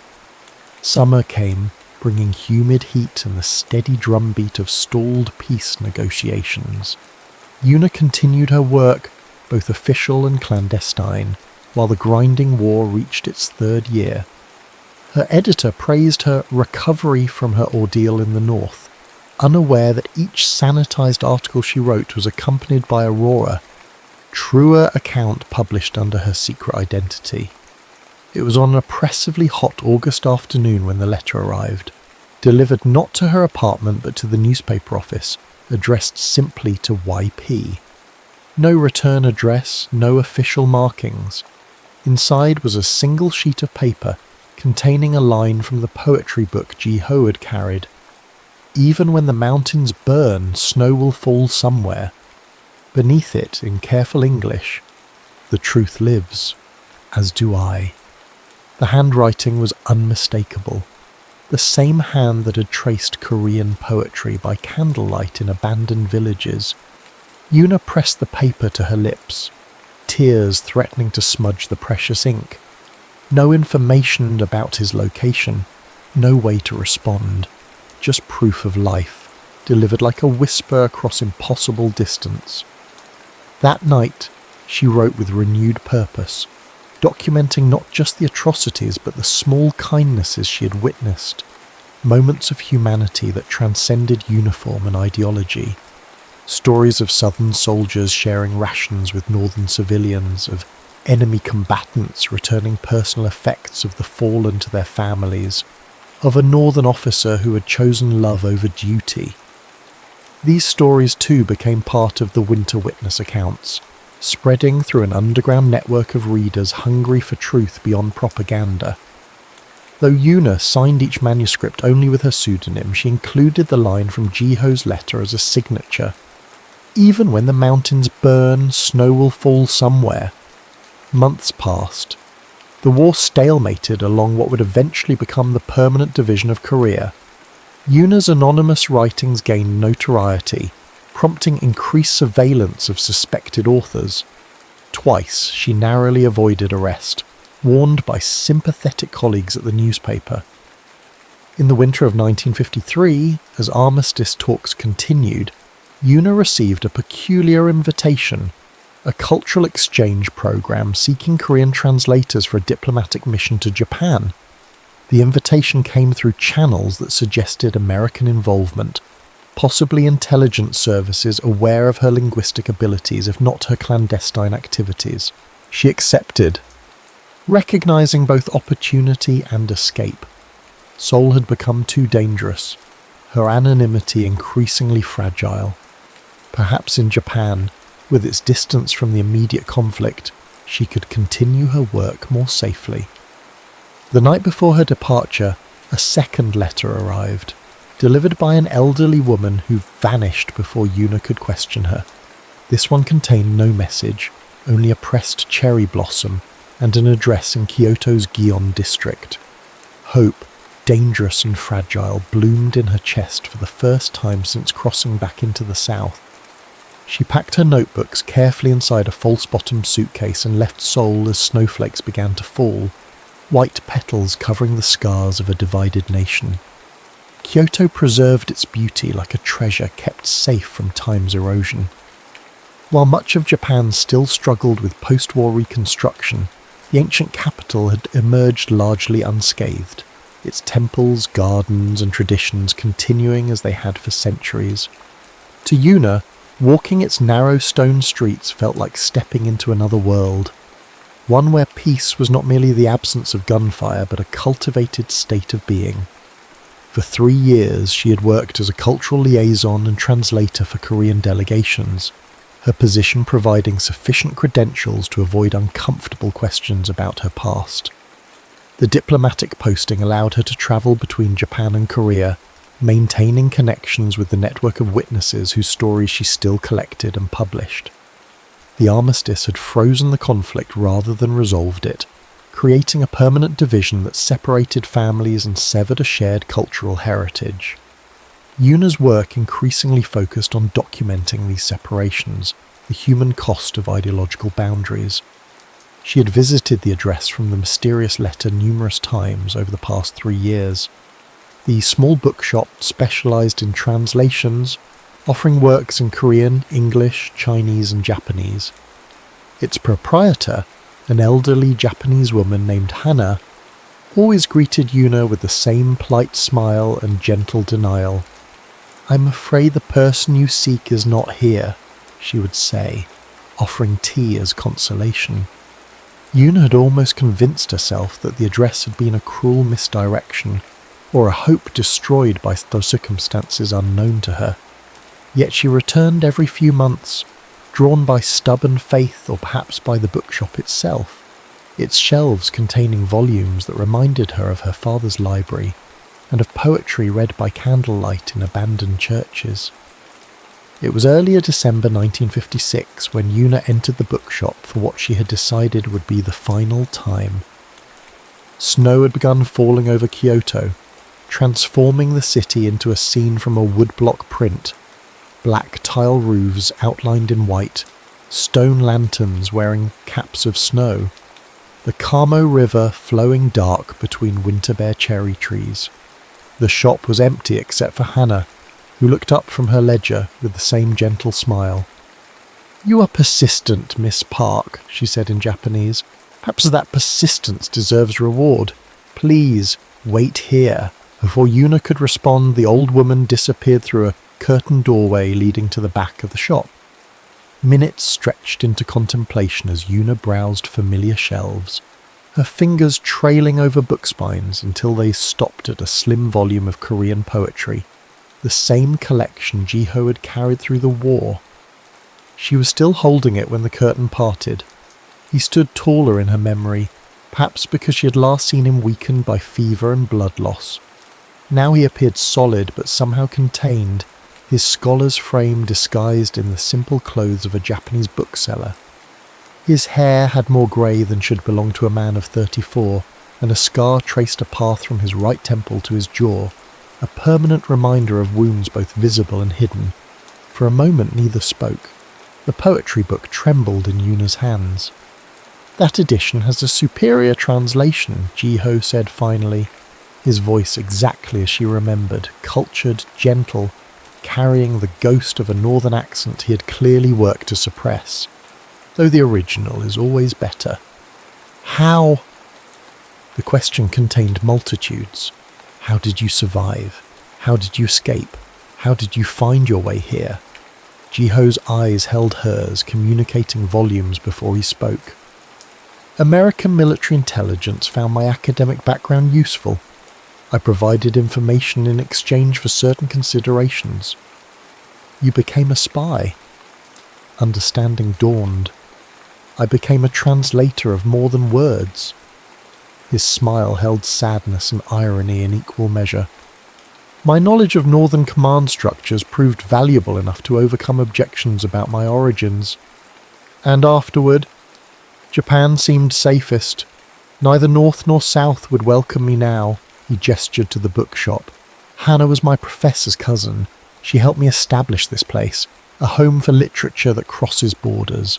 The distance between them, 3 years and countless political complications, seemed both vast and insignificant. Yuna placed the poetry book on a nearby table and took a tentative step forward. "I continued our work," she said. "The stories—" "I know," Jiho's expression softened. "The Winter Witness. Your voice carried across the sea." Another step closer. Why didn't you contact me directly? It wasn't safe for either of us. His hand reached toward her but stopped short of touching. Your activities were monitored. I couldn't risk leading them to you. So you sent poetry instead. Words that would mean something only to you. The final distance between them dissolved, years of separation collapsing into the gravity of shared memory. When their hands finally touched, it felt like completing a circuit long interrupted, electricity flowing where once there had been only vacant space. Outside, snow continued to fall over Kyoto, a gentler snow than had witnessed their first meeting, yet carrying echoes of that frigid night when a northern officer had chosen to see a southern woman as human rather than enemy. The bookshop closes early on snowy days, Jiho said, his fingers interlacing with hers. There's a small tea house by the river where we could talk. I'd like that. Yuna smiled, the expression reaching her eyes for the first time in years. They stepped outside together, snow falling around them like cherry blossoms in negative, white against darkening sky rather than pink against blue. Neither spoke as they walked side by side down the narrow street, not quite touching yet connected by something stronger than physical contact. The war had divided their country, separated their people, and nearly claimed their lives. But as they walked into the gentle snowfall, Yuna understood that some divisions could be crossed, some wounds could heal, and some stories, against all odds, could find their way toward hope. Behind them, the bookshop light cast their shadows onto fresh snow, two separate silhouettes moving in the same direction, gradually merging into one as distance blurred their outlines against the gathering dusk. The end.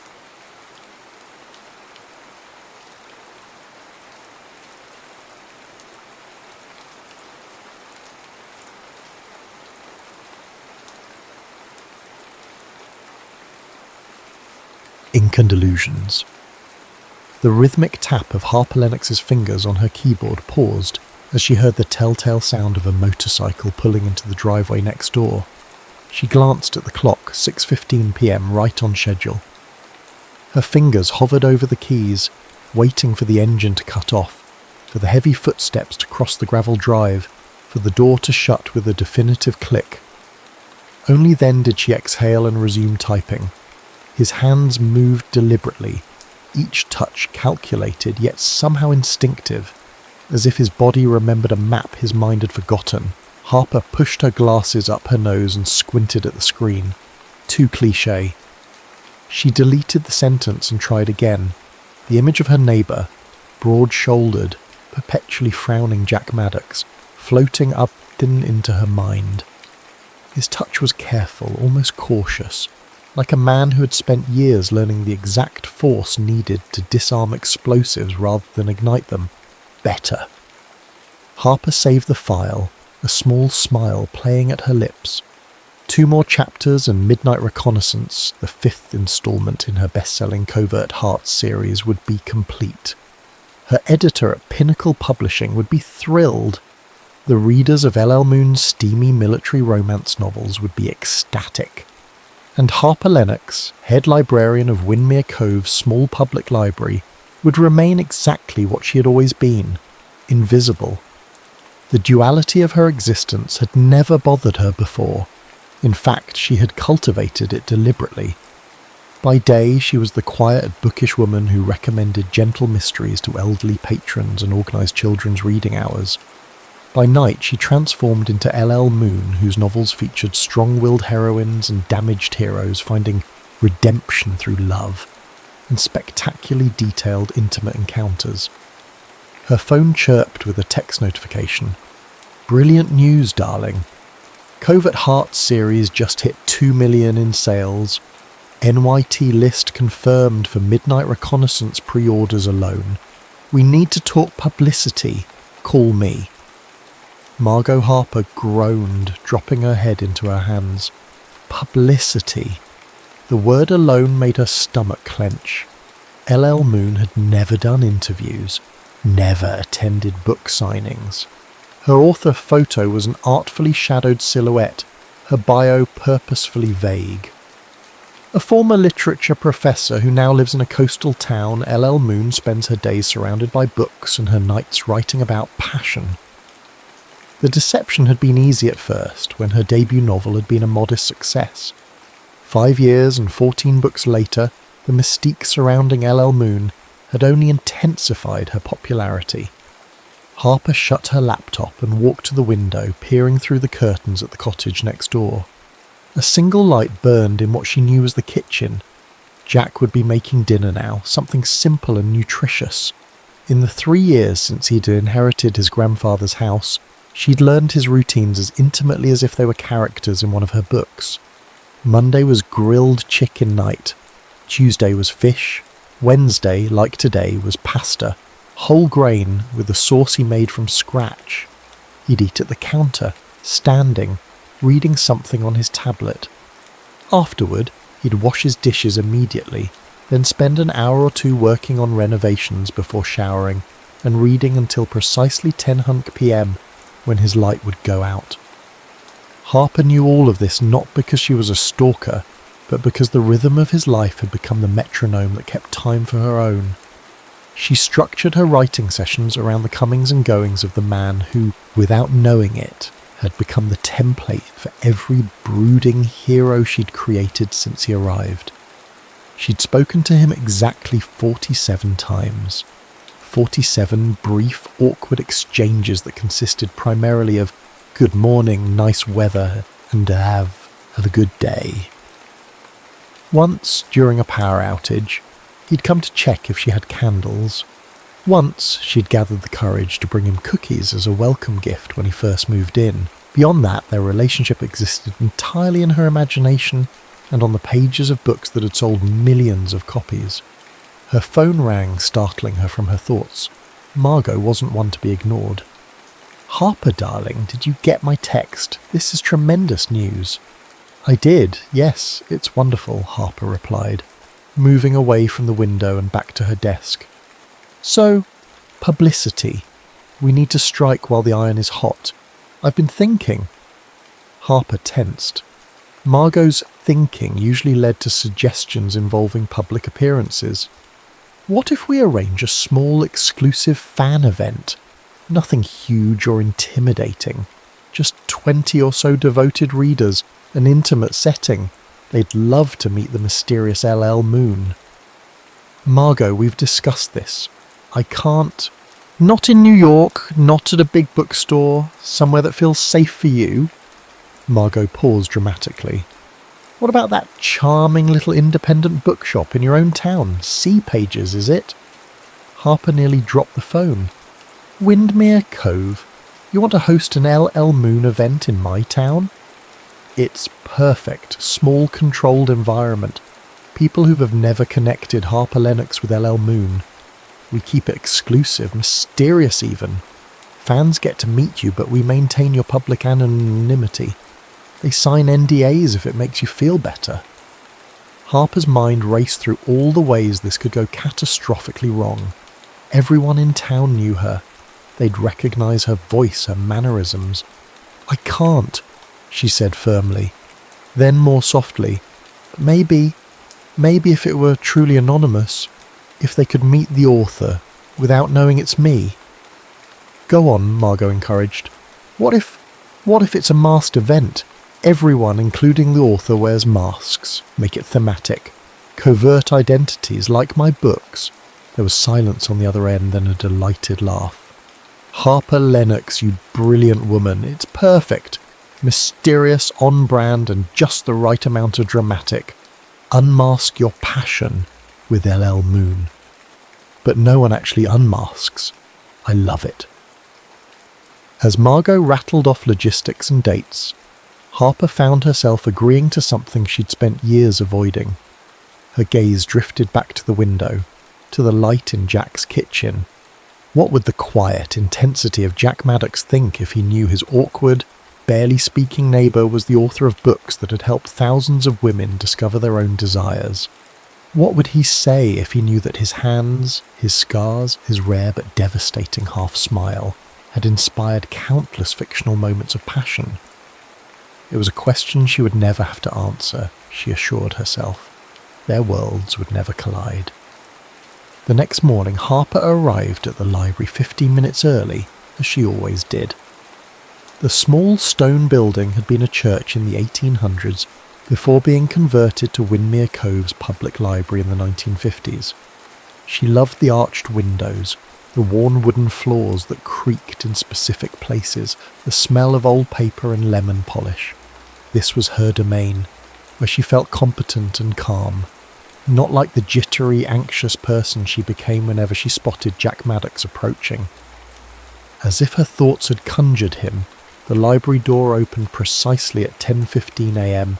Thursday, which meant Jack would return last week's book and check out exactly one new one, always fiction, often classics, occasionally contemporary literary works, never romance. "Good morning," she said, proud of how steady her voice sounded. Jack nodded, placing the old man and the sea on the counter. His dark hair was damp from a recent shower, and a fresh cut on his forearm suggested he'd been working on another renovation project. "Hemingway," she said, scanning the book. "Did you enjoy it?" He seemed surprised by the question, as if their script didn't usually include this line. "It was..." He cleared his throat. "Good. Bit sparse." Harper smiled despite herself. Sparse is generous. Hemingway never used 2 words when one would do. The corner of Jack's mouth twitched. Not quite a smile, but nearly. "Any recommendations?" This too was off script. Harper blinked, then gestured toward the new releases section. "Depends what you're in the mood for." Jack followed her to the display, his steps nearly silent despite his size, a habit Harper had incorporated into Commander Riker Stone, the hero of her 3rd novel. Military training so ingrained that even in civilian life, he moved like a shadow. "Something with more words than Hemingway," he said, and this time there was definitely a hint of humour in his voice. Harper reached for a book without thinking. This just came in. It's supposed to be excellent. She froze as she realised what she was holding. Midnight Reconnaissance by L.L. Moon. It wasn't supposed to be on shelves yet. The official release was still 2 weeks away. C Pages must have put their advance copy in the library's new release section. Jack took the book from her hands, their fingers brushing momentarily. Harper hoped he couldn't feel her pulse racing. "Military romance?" he asked, eyebrow raised as he examined the cover, which featured a silhouetted couple against a night sky filled with stars. Harper's face burned. I mean it's popular and I'll take it," he said, cutting off her stammering. "Never tried this genre before." As Harper walked back to the counter to check out her own book to her neighbour, she felt as though she might spontaneously combust from embarrassment. Jack Maddox was going to read her words that had been inspired in no small part by him. "Enjoy," she managed to say as she handed him the book. He nodded, that almost smile appearing again. "See you next Thursday." As the door closed behind him, Harper sank into her chair, a mixture of horror and inexplicable excitement churning in her stomach. For the first time since she began writing as L.L. Moon, her 2 worlds felt dangerously close to colliding. Jack Maddox sat on his back deck, the library book open on his lap, his coffee cooling beside him. The morning sun filtered through the oak trees, casting dappled shadows across the pages. He'd been reading for 3 hours straight, unable to put the damn thing down. It wasn't what he'd expected. Yes, there were intimate scenes that made him shift uncomfortably in his chair, but beyond that, there was something about the writing that felt personal. The way the author described the protagonist's hypervigilance, his difficulty sleeping, the way certain sounds triggered memories he'd rather forget, it was unnervingly accurate. He flipped to the author bio on the back flap. L.L. Moon. The photo was artfully obscured, just a silhouette against a window. A former literature professor who now lives in a coastal town. Jack frowned. Could be any coastal town anywhere, but something nagged at him, a sense of familiarity in the prose that he couldn't quite place. His phone buzzed with a text from his former squadmate Mike. "You coming to Derek's wedding next month?" Jack sighed. The thought of a large social gathering made his skin crawl, but Derek had been there for him during the worst days of his recovery. He owed him this much. "Yes, but I'm not dancing." Mike's response was immediate. "We'll see about that after a few beers, Captain No Fun." Jack pocketed his phone and returned to the book, losing himself once again in the story of a Special Forces commander and the war correspondent who saw through his defences. By the time he finished the final chapter, the sun was high overhead, and he felt strangely exposed, as if the author had somehow peered into his soul. On impulse, he walked to his laptop and searched for information about LL Moon. There wasn't much. No interviews, no public appearances, just a website with book information and a contact form for fan mail that probably went straight to a publicist. A new link caught his eye. Unmask Your Passion, an exclusive event with LL Moon at C. Page's bookstore, Windermere Cove. Jack stared at the screen. LL Moon was coming here? To this tiny coastal town that barely registered on most maps? The event was described as intimate and exclusive, limited to 20 attendees. A masquerade theme meant everyone, including the author, would remain anonymous. Before he could talk himself out of it, Jack clicked register and filled out the form. What was the worst that could happen? He'd spend an evening in a room full of romance readers, most likely women, all of them strangers. The thought made him wince, but his curiosity about the author overrode his discomfort. He wanted to know how she had written so accurately about things he'd never discussed with anyone outside his unit.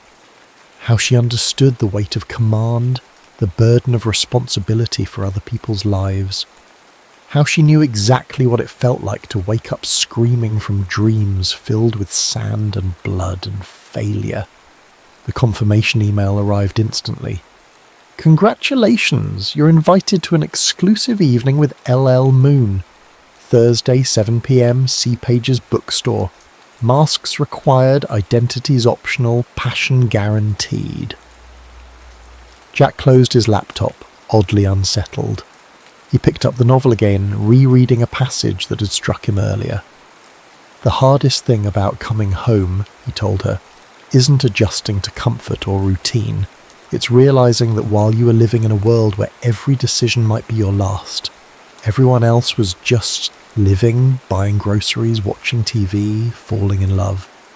And you don't know how to do those simple things anymore without scanning for threats, without waiting for the other shoe to drop." How did she know? How did this mysterious LL Moon, whoever she was, understand exactly what it felt like to be in his head? For the first time since moving to Windermere Cove 3 years ago, Jack felt a flicker of something like hope. Hope that maybe there was someone who might understand the parts of himself he'd never been able to explain. Harper's hands trembled as she applied mascara, careful not to smudge it onto her glasses. No, not her glasses. Tonight she'd wear contacts, another layer of disguise. Her hair, usually pulled back in a practical bun, fell in loose waves past her shoulders. The dress she'd chosen, a deep blue wrap style that emphasised her waist and showed more cleavage than anything in her normal wardrobe, had been ordered online specifically for this event. "You can do this," she whispered to her reflection. "It's just one evening. No one will know it's you." Her phone chimed with a text from Margot. "Car will pick you up at 6:30. Remember, you're just another guest until the revealed moment. You've got this, superstar." The plan was simple. Harper would arrive with the other attendees, mingle anonymously, and only at a predetermined moment would the bookstore owner, who was the only person in town who knew her secret, indicate that LL Moon was ready to take questions. Even then, she would remain masked, her identity protected. At exactly 6:30, a sleek black car pulled up outside her cottage. Harper grabbed her purse and the ornate masquerade mask she'd purchased online, casting one last glance at Jack's house. His motorcycle was gone, which meant he was out for the evening. One less worry at least. Seapage's bookstore had been transformed for the evening. Fairy lights twinkled from the ceiling, candles, flameless, Harper noted with librarian approval, flickered on tables scattered with rose petals, and soft jazz played in the background. Champagne flutes were being filled as masked attendees, mostly women, but a few men, chatted excitedly. Harper slipped in, securing her mask over her eyes. The elaborate design covered most of her upper face, with delicate silver filigree extending to her hairline. Between that, the contacts, and her unusual styling, she doubted even her regular library patrons would recognise her. "Welcome," said Abby, the bookstore owner, with a wink that only Harper could see. "Please enjoy some champagne. LL Moon will be circulating among you before the formal Q&A. Harper accepted a glass gratefully, taking a larger sip than she intended. The bubbles went straight to her head, but the alcohol helped calm her nerves. She could do this. She was just playing a role like her characters did. She turned, intent on finding a quiet corner to observe from, when she collided with a solid chest. "Sorry," a deep voice said, steadying her with hands that were warm and firm on her bare arms. Harper looked up and nearly dropped her champagne. Through the simple black mask that covered the upper half of his face, she would recognise those eyes anywhere. Grey-blue, like the ocean during a storm. Jack Maddox was at her book event. Jack Maddox, her neighbour, her unwitting muse, the man whose silent intensity had inspired an entire series of romantic heroes, was standing in front of her, apologising for bumping into her, completely unaware that she was both the woman who lived next door and the author whose event he was attending. "It's fine," she said, pitching her voice slightly lower than normal. "No harm done." He nodded, and she waited for him to move on, but instead he remained standing there, studying her with an intensity that made her pulse quicken. "Are you a fan of LL Moon?" she asked, desperate how to break the silence. A faint flush appeared above his mask. "I've only read one of her books, actually. Just finished it today." "And?" Harper couldn't help herself. "What did you think?" Jack took a sip of his drink. Whiskey, not champagne, she noted, before answering. "It wasn't what I expected. There was a lot more understanding than I anticipated." Understanding? Of what it's like to come back from war. His voice had dropped, becoming almost confessional. Most people who write about it get it wrong. They focus on the dramatic parts, the firefights, the explosions. They don't understand that the hardest battles happen in the quiet moments afterward. Harper's breath caught. This was more than Jack had ever said to her in their 3 years as neighbours. "You served?" she asked, even though she knew the answer. He nodded once. "Special Forces. 8 years." Just like Commander Riker Stone from Midnight Reconnaissance, Harper felt a wave of guilt. Had she been too specific in her characterization? Had she somehow invaded his privacy without realizing it? "And the book captured that experience for you?" she asked carefully. "Parts of it." He swirled the amber liquid in his glass. "I'd like to ask the author how she knew, how she could describe so accurately what it feels like to..." He trailed off, seeming embarrassed by his own openness. "To what?" Harper encouraged gently. Jack's eyes met hers, and for a moment she forgot they were in a room full of people. To feel broken in ways that can't be seen or fixed. The rawness in his voice made her heart ache. Without thinking, she placed her hand on his arm. Maybe she knows that even broken things can be beautiful. That's what her books are about, right? Finding wholeness even with the broken pieces. He looked at her with surprise, then something like recognition. "You sound like you know her work well." Harper withdrew her hand quickly. "I'm a big fan," she said lightly. "Have you read her other books?" "Not yet, but I might now." There was a warmth in his gaze that made her stomach flutter. "I'm Jack, by the way." Harper caught herself just in time. "Carly," she improvised. Nice to meet you, Jack. Before they could continue their conversation, Abby clinked a glass for attention. Ladies and gentlemen, LL Moon has been among you all evening, and now she's ready to take your questions. However, in keeping with the spirit of mystery, she'll remain masked, and we ask that you respect her privacy. All eyes turned expectantly to Harper, who took a deep breath and stepped forward, feeling Jack's gaze on her back as she moved to the front of the room. "Good evening, everyone," she said, still using the slightly lower register she'd adopted with Jack. "Thank you for coming tonight. I'm honoured that my words have meant something to you." For the next 45 minutes, Harper fielded questions about her writing process, her inspiration, her characters. She grew more confident with each answer, especially when her responses elicited appreciative nods from Jack, who stood at the back of the room, watching her intently. "One final question," Abby announced, pointing to a woman near the front. "Your male characters are so authentic," the woman said. "Do you base them on real men in your life?" Harper froze, acutely aware of Jack's attention. "I observe," she said carefully. "I believe that the best fiction comes from emotional truth, even if the specific details are invented. So while none of my characters are exactly based on real people, they all contain elements of humanity that I've witnessed or experienced."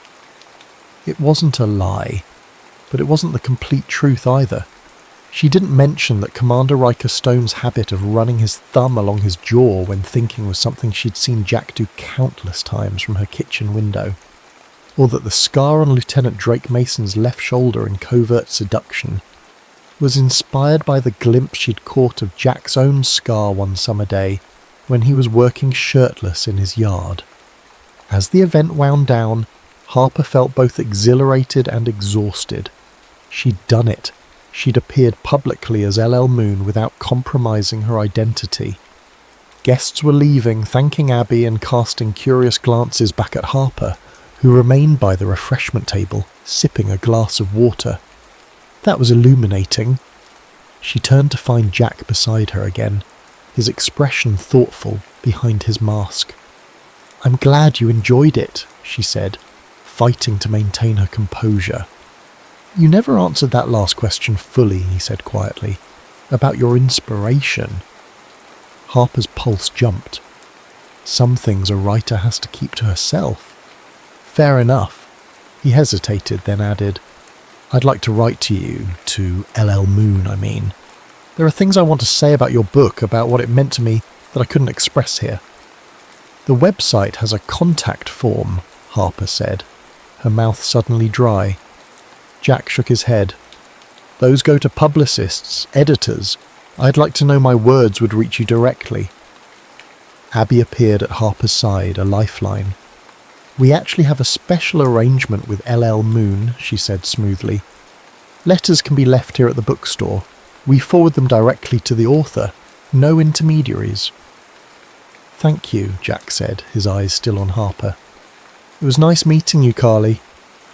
As he walked away, Harper let out a shaky breath. "That was too close," she whispered to Abby. "Exciting, right?" Abby grinned. "Who was that masked man anyway? He couldn't take his eyes off you." "That," Harper said, watching Jack's broad shoulders disappear through the door, "was my next-door neighbour." Jack sat at his kitchen counter, staring at the blank page before him. He'd started and discarded 5 versions of this letter already.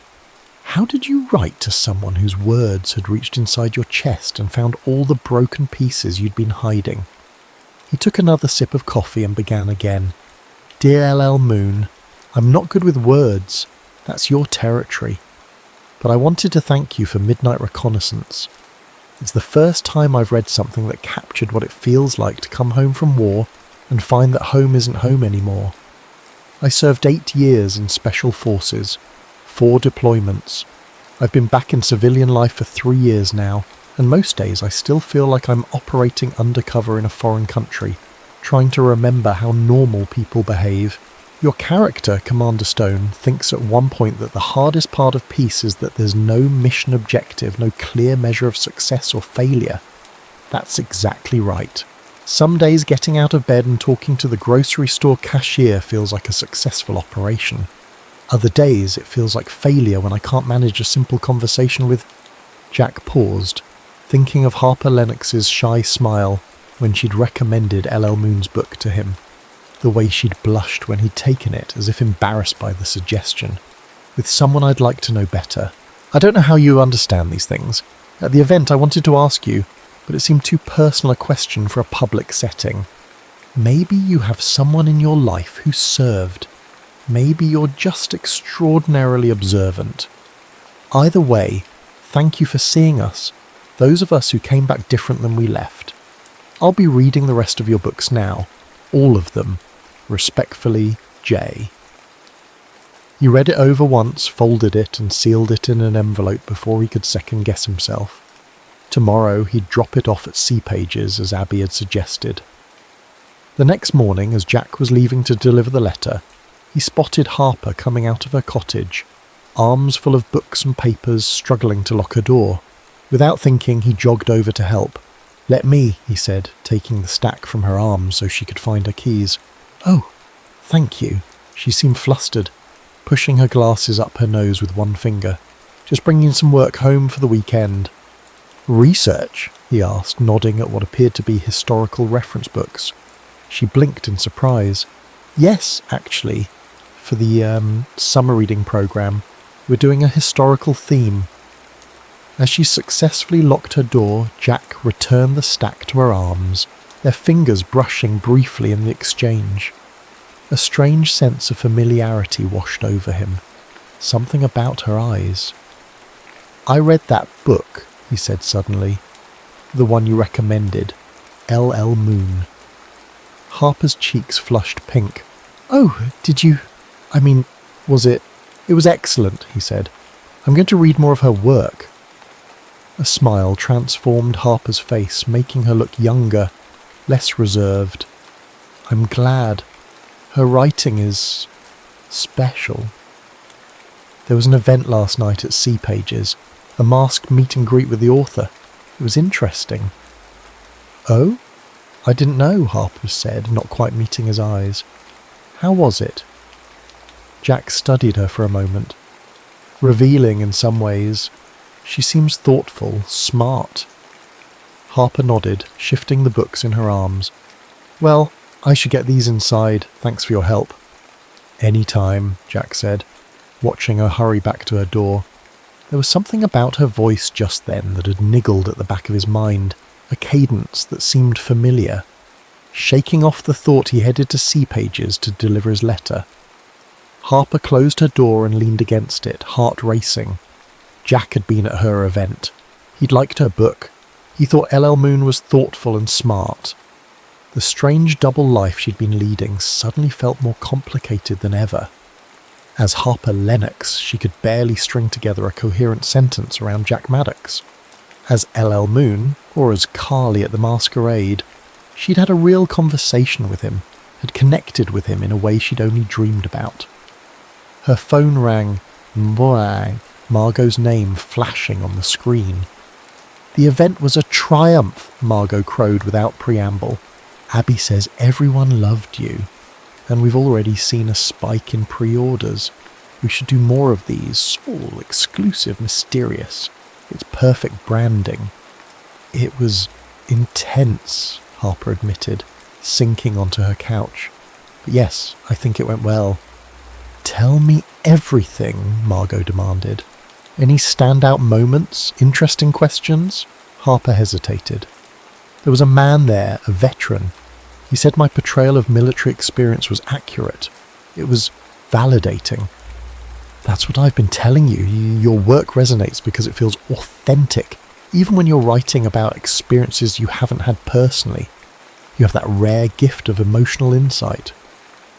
But it wasn't just emotional insight, Harper thought as she ended the call. It was 3 years of watching Jack Maddox, of cataloguing his expressions, his movements, his rare smiles.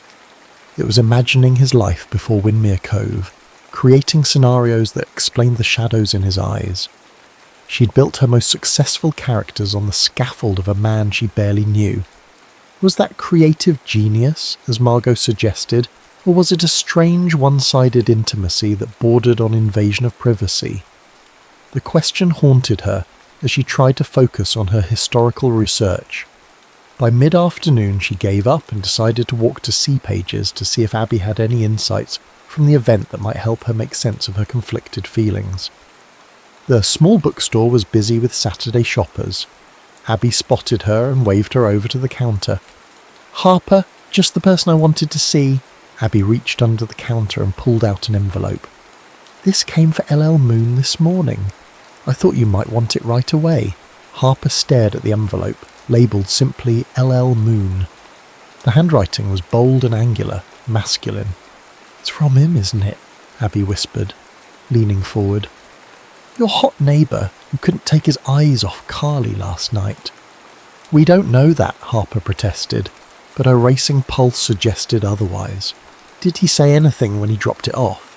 "Just that he hoped it would reach you. He seemed earnest." Abby studied Harper's face. "You're really into him, aren't you? This isn't just a crush on the guy next door." Harper sighed, tucking the letter into her bag. "It's complicated. I hardly know him in real life, but I feel like I understand parts of him that maybe no one else does. It's why my characters work. They're pieces of him, filtered through my imagination."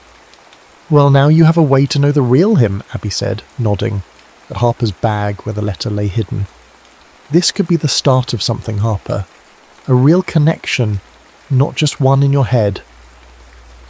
Harper wasn't so sure, but she thanked Abby and left, the letter burning a hole in her bag all the way home. Once inside, she made tea, arranged herself on the window seat, and carefully opened the envelope. By the time she finished reading Jack's letter, tears were streaming down her face. The raw honesty of his words, the vulnerability he'd shown to a person he believed was a stranger, it moved her in ways she hadn't expected. She hadn't been wrong about him. The man she'd imagined, the one who inspired Commander Stone and her other heroes, was real. But he was also so much more complicated, more genuine, more wounded and hopeful than any character she could create. Without allowing herself to overthink it, Harper took out a sheet of her personal stationery, cream-coloured with a small lighthouse embossed in the corner, a gift from a library patron, and began to write. "Dear Jay, your letter touched me deeply. Thank you for your service, but more importantly, thank you for trusting me with your thoughts about coming home, about the challenges of returning to a world that seems to operate on different rules than the one you left. I don't have direct experience with military service. My understanding comes from research, from listening, and perhaps from a kind of emotional empathy that has always allowed me to imagine my way into others' experiences.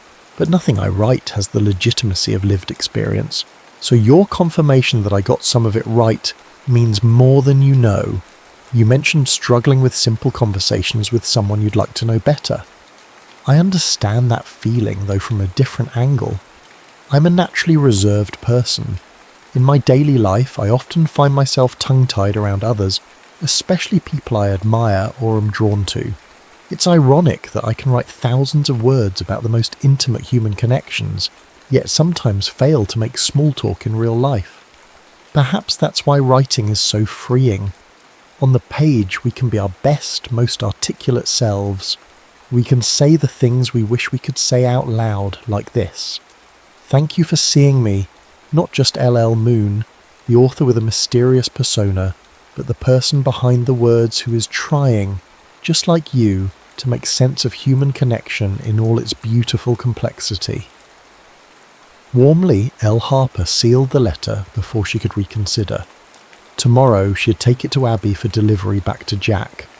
It was a risk, revealing even this much of herself, but something about Jack's honesty demanded honesty in return, and thus began a correspondence that would change everything. Over the next 3 weeks, Harper lived in 2 parallel worlds that were increasingly difficult to keep separate. In one world she was Harper Lennox, librarian, who now exchanged slightly longer but still awkward greetings with Jack Maddox when they crossed paths. She had progressed from good morning to actual questions like, did you enjoy the Steinbeck? And comments such as, the garden looks nice. Baby steps, but progress nonetheless. In the other world she was LL Moon, who exchanged increasingly intimate letters with Jay, sharing thoughts, fears and hopes that she'd never expressed to anyone else. Their correspondence had quickly evolved from discussion of her books to deeper reflections on life, purpose and connection. Jack wrote about nightmares that still plagued him, missions he couldn't discuss but whose weight he still carried. She wrote about her fear of being truly seen, the contradiction of craving connection but fearing exposure. Neither mentioned identifying details. She was careful never to reference her work as a librarian, and he never mentioned Winmere Cove by name, but with each exchange they revealed more of their true selves. Meanwhile, Harper was halfway through writing the next book in her series, and for the first time she felt a twinge of guilt using Jack as inspiration. The man in her imagination was being replaced by the real person she was coming to know through his letters, more complex, more vulnerable, more human than any character she could create. On a rainy Thursday afternoon, Harper was shelving books in the reference section when she heard the library door open. A quick glance at her watch confirmed it was 10:15, Jack's regular time.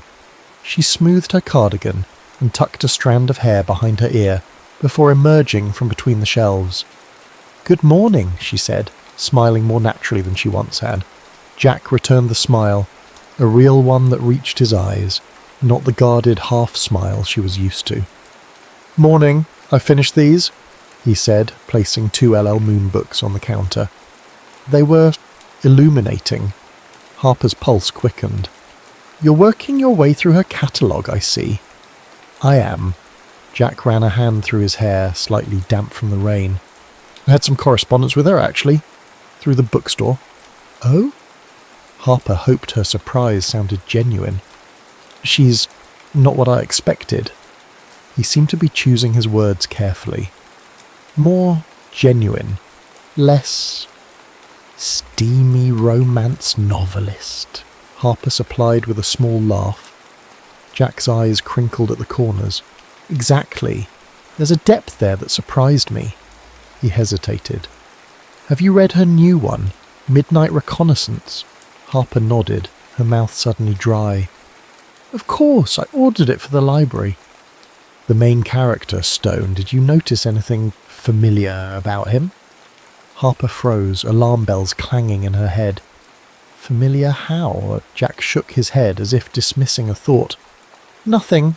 Just something that struck me." He glanced at the new releases section. "Anything good come in this week?" Crisis temporarily averted, Harper led him to the display, recommending a few titles she thought he might enjoy. As they talked, more easily than ever before, she couldn't help but notice the way his expression softened when he looked at her, how he seemed more present, less guarded. Was it possible that their letter exchange was affecting how he saw her, even though he had no idea that Harper and LL Moon were one and the same?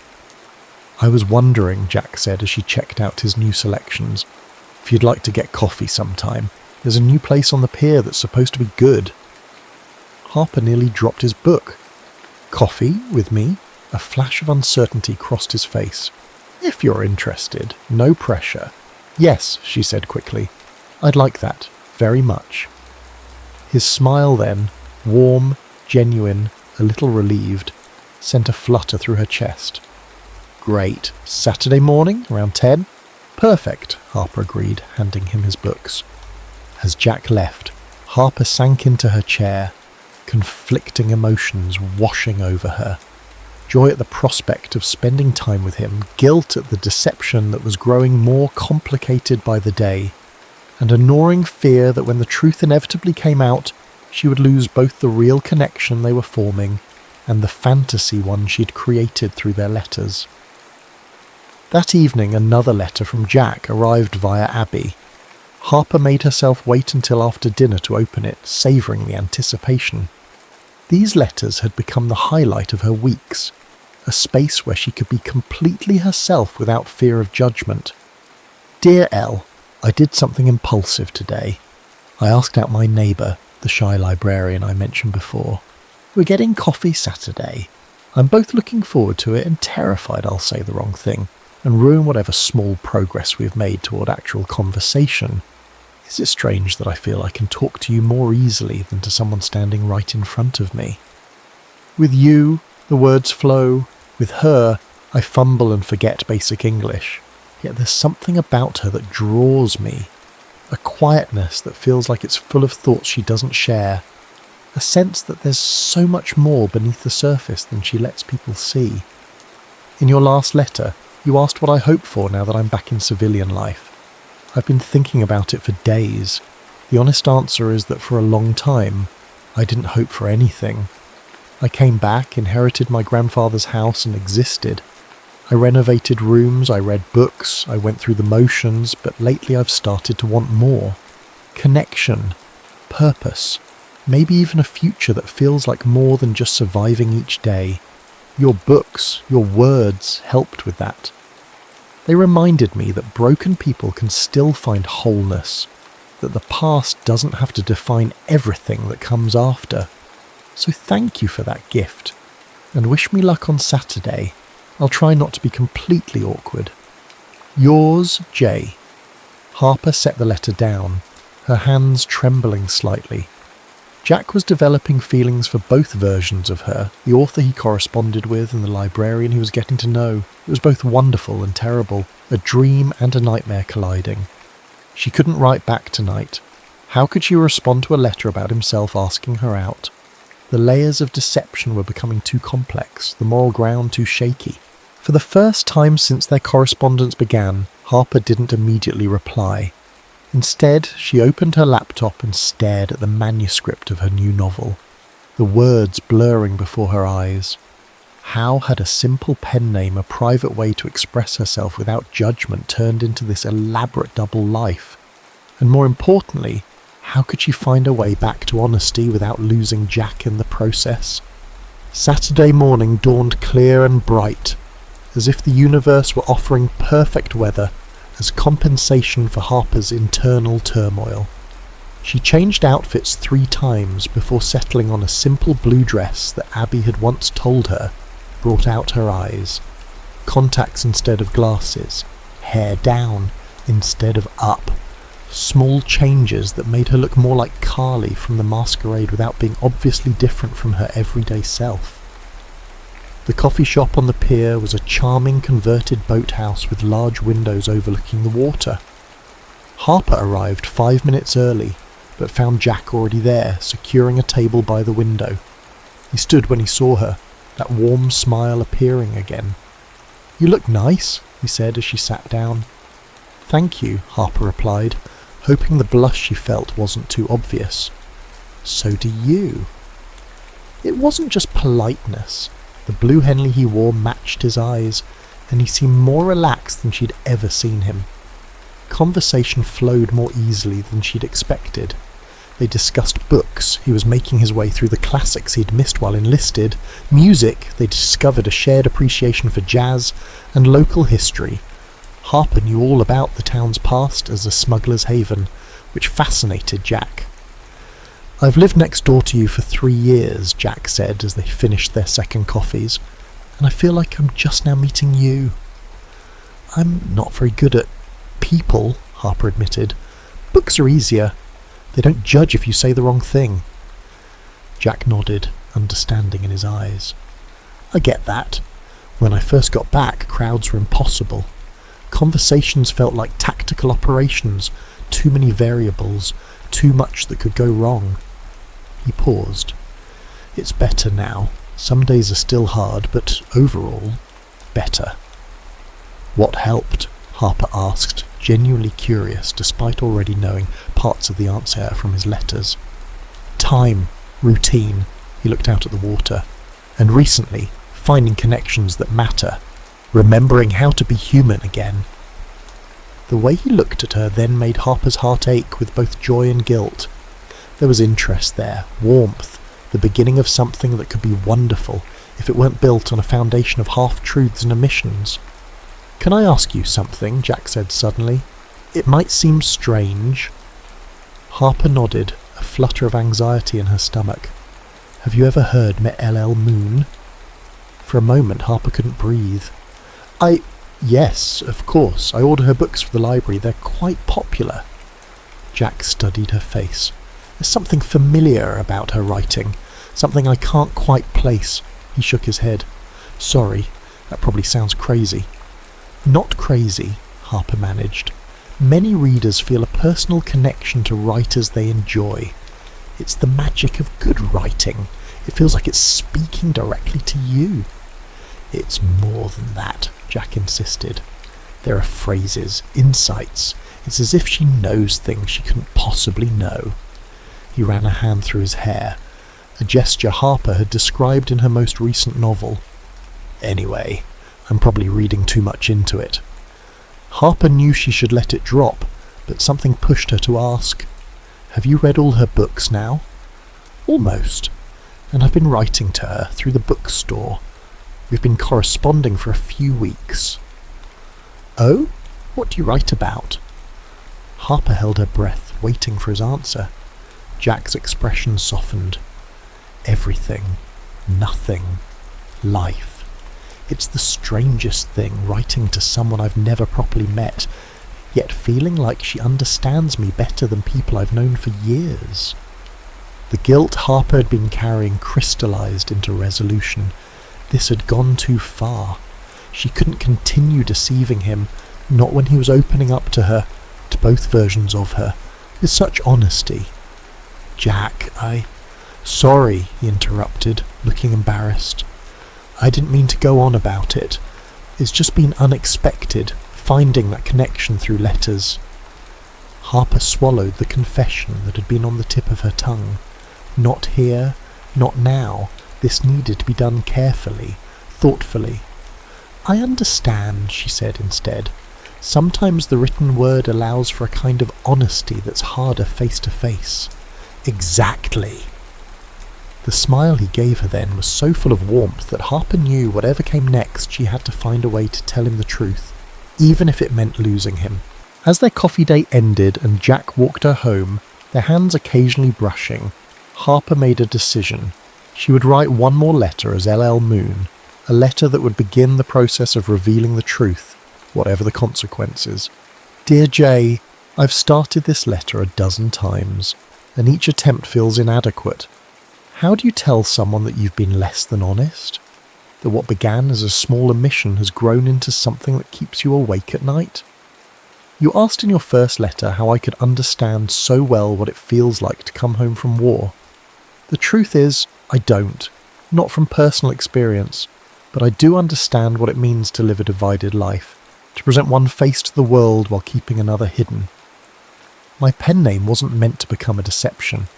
It was protection, a way to express some parts of myself I couldn't share as the person I am in daily life. But as Moon became successful, the division grew. Now I find myself in an impossible situation, connected to someone in two separate ways, neither of them fully honest. I need to tell you something important, something that may change how you see me and these letters we've shared. I'm not asking for forgiveness, only the chance to explain in person.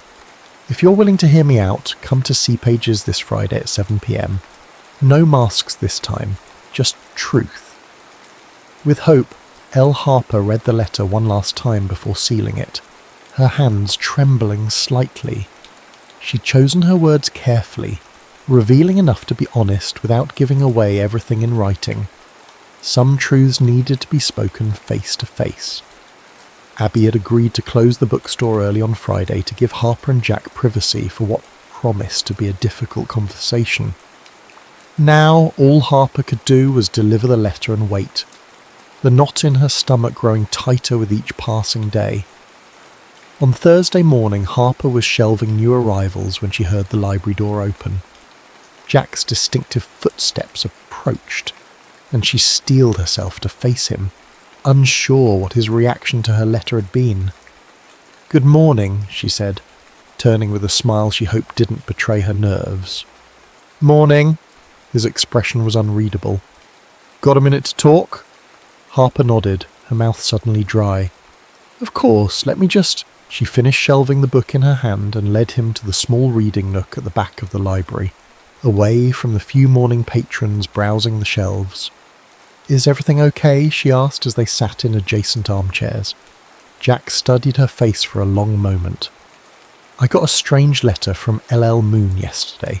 She wants to meet in person, says she hasn't been honest with me." Harper's pulse hammered in her ears. "Are you going to go?" "I don't know." He ran a hand through his hair.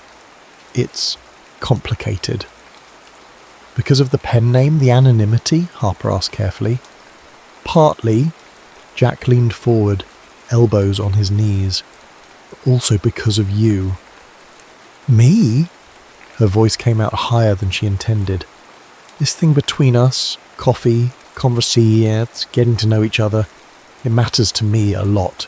His eyes held hers, sincere and direct. "And these letters with LL Moon, they've meant something too. It's confusing to feel connected to two different people at the same time." Harper's heart ached with the irony of his words. Maybe they're not as different as you think." Jack frowned. "What do you mean?" It was now or never. Harper took a deep breath.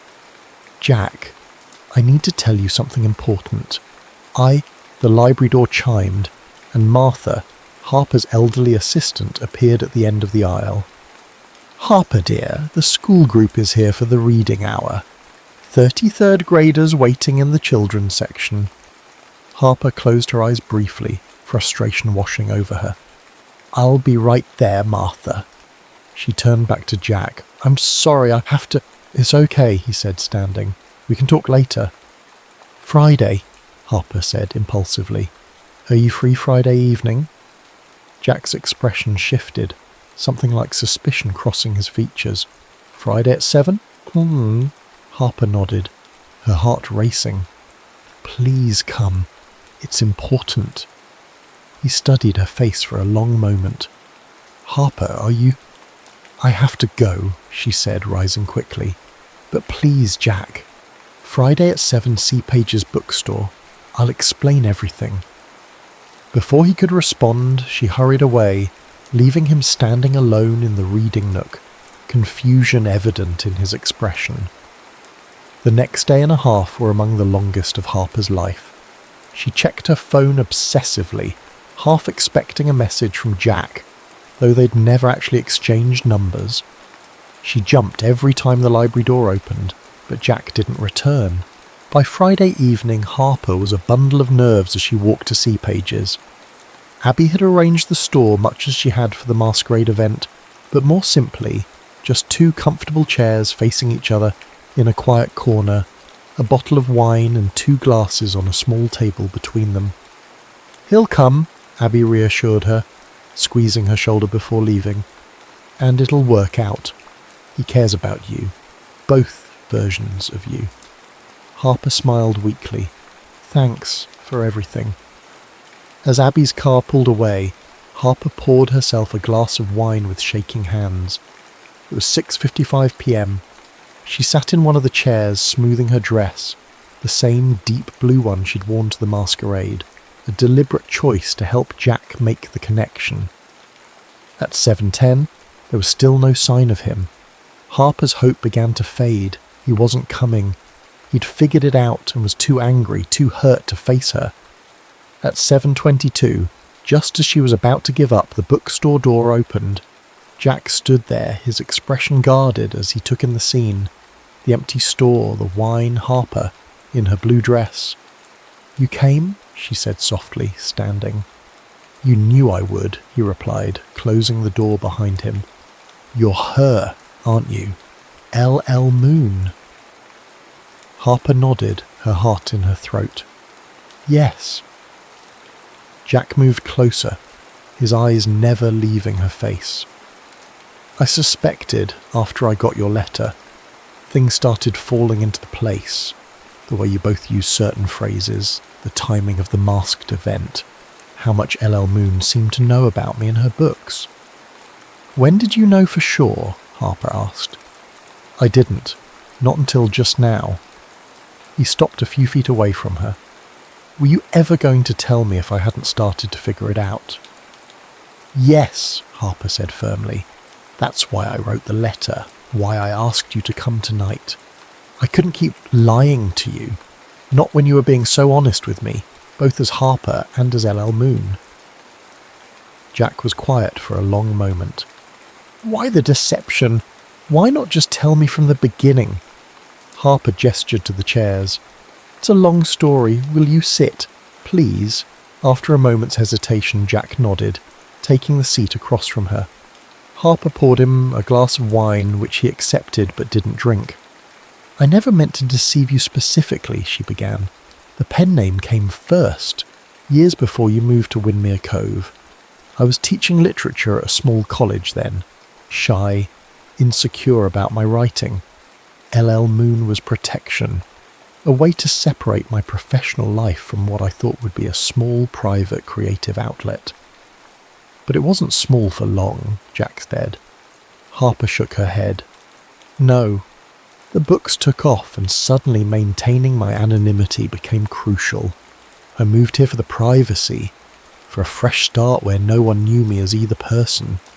Then you moved in next door and what? Jack prompted when she paused.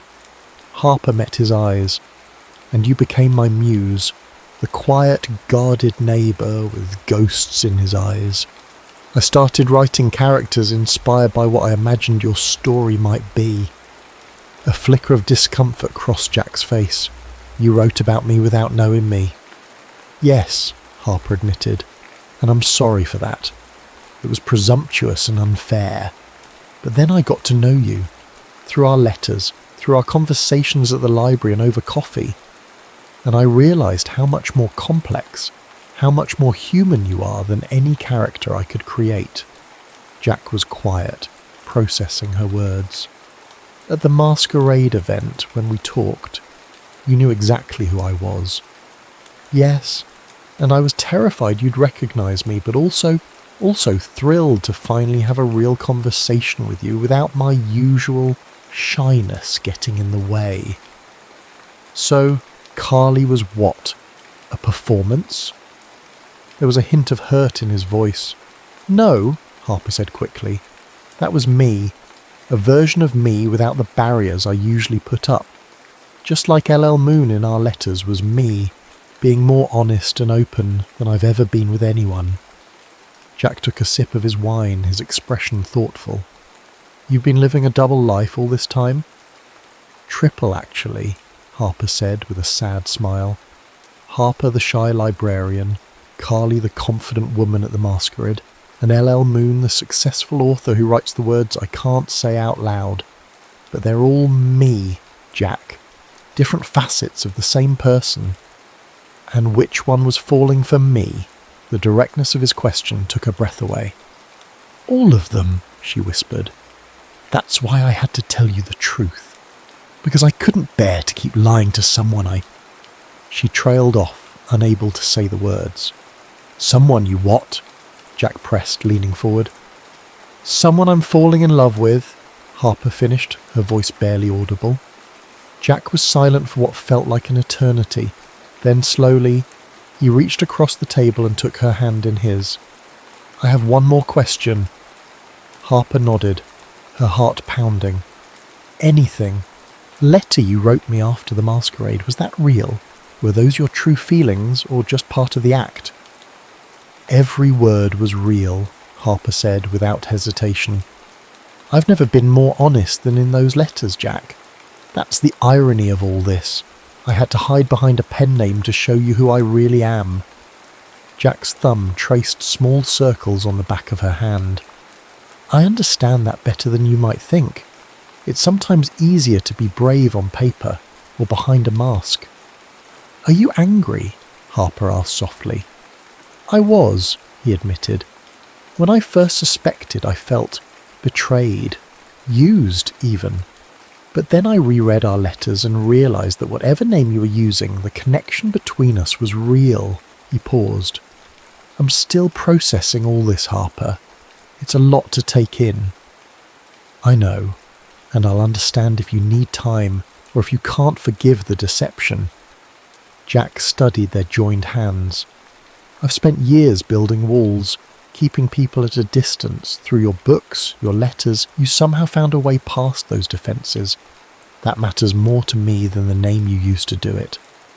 Hope bloomed in Harper's chest. So where do we go from here? Jack finally smiled, that rare, genuine smile that had always made her heart skip. I think we start over.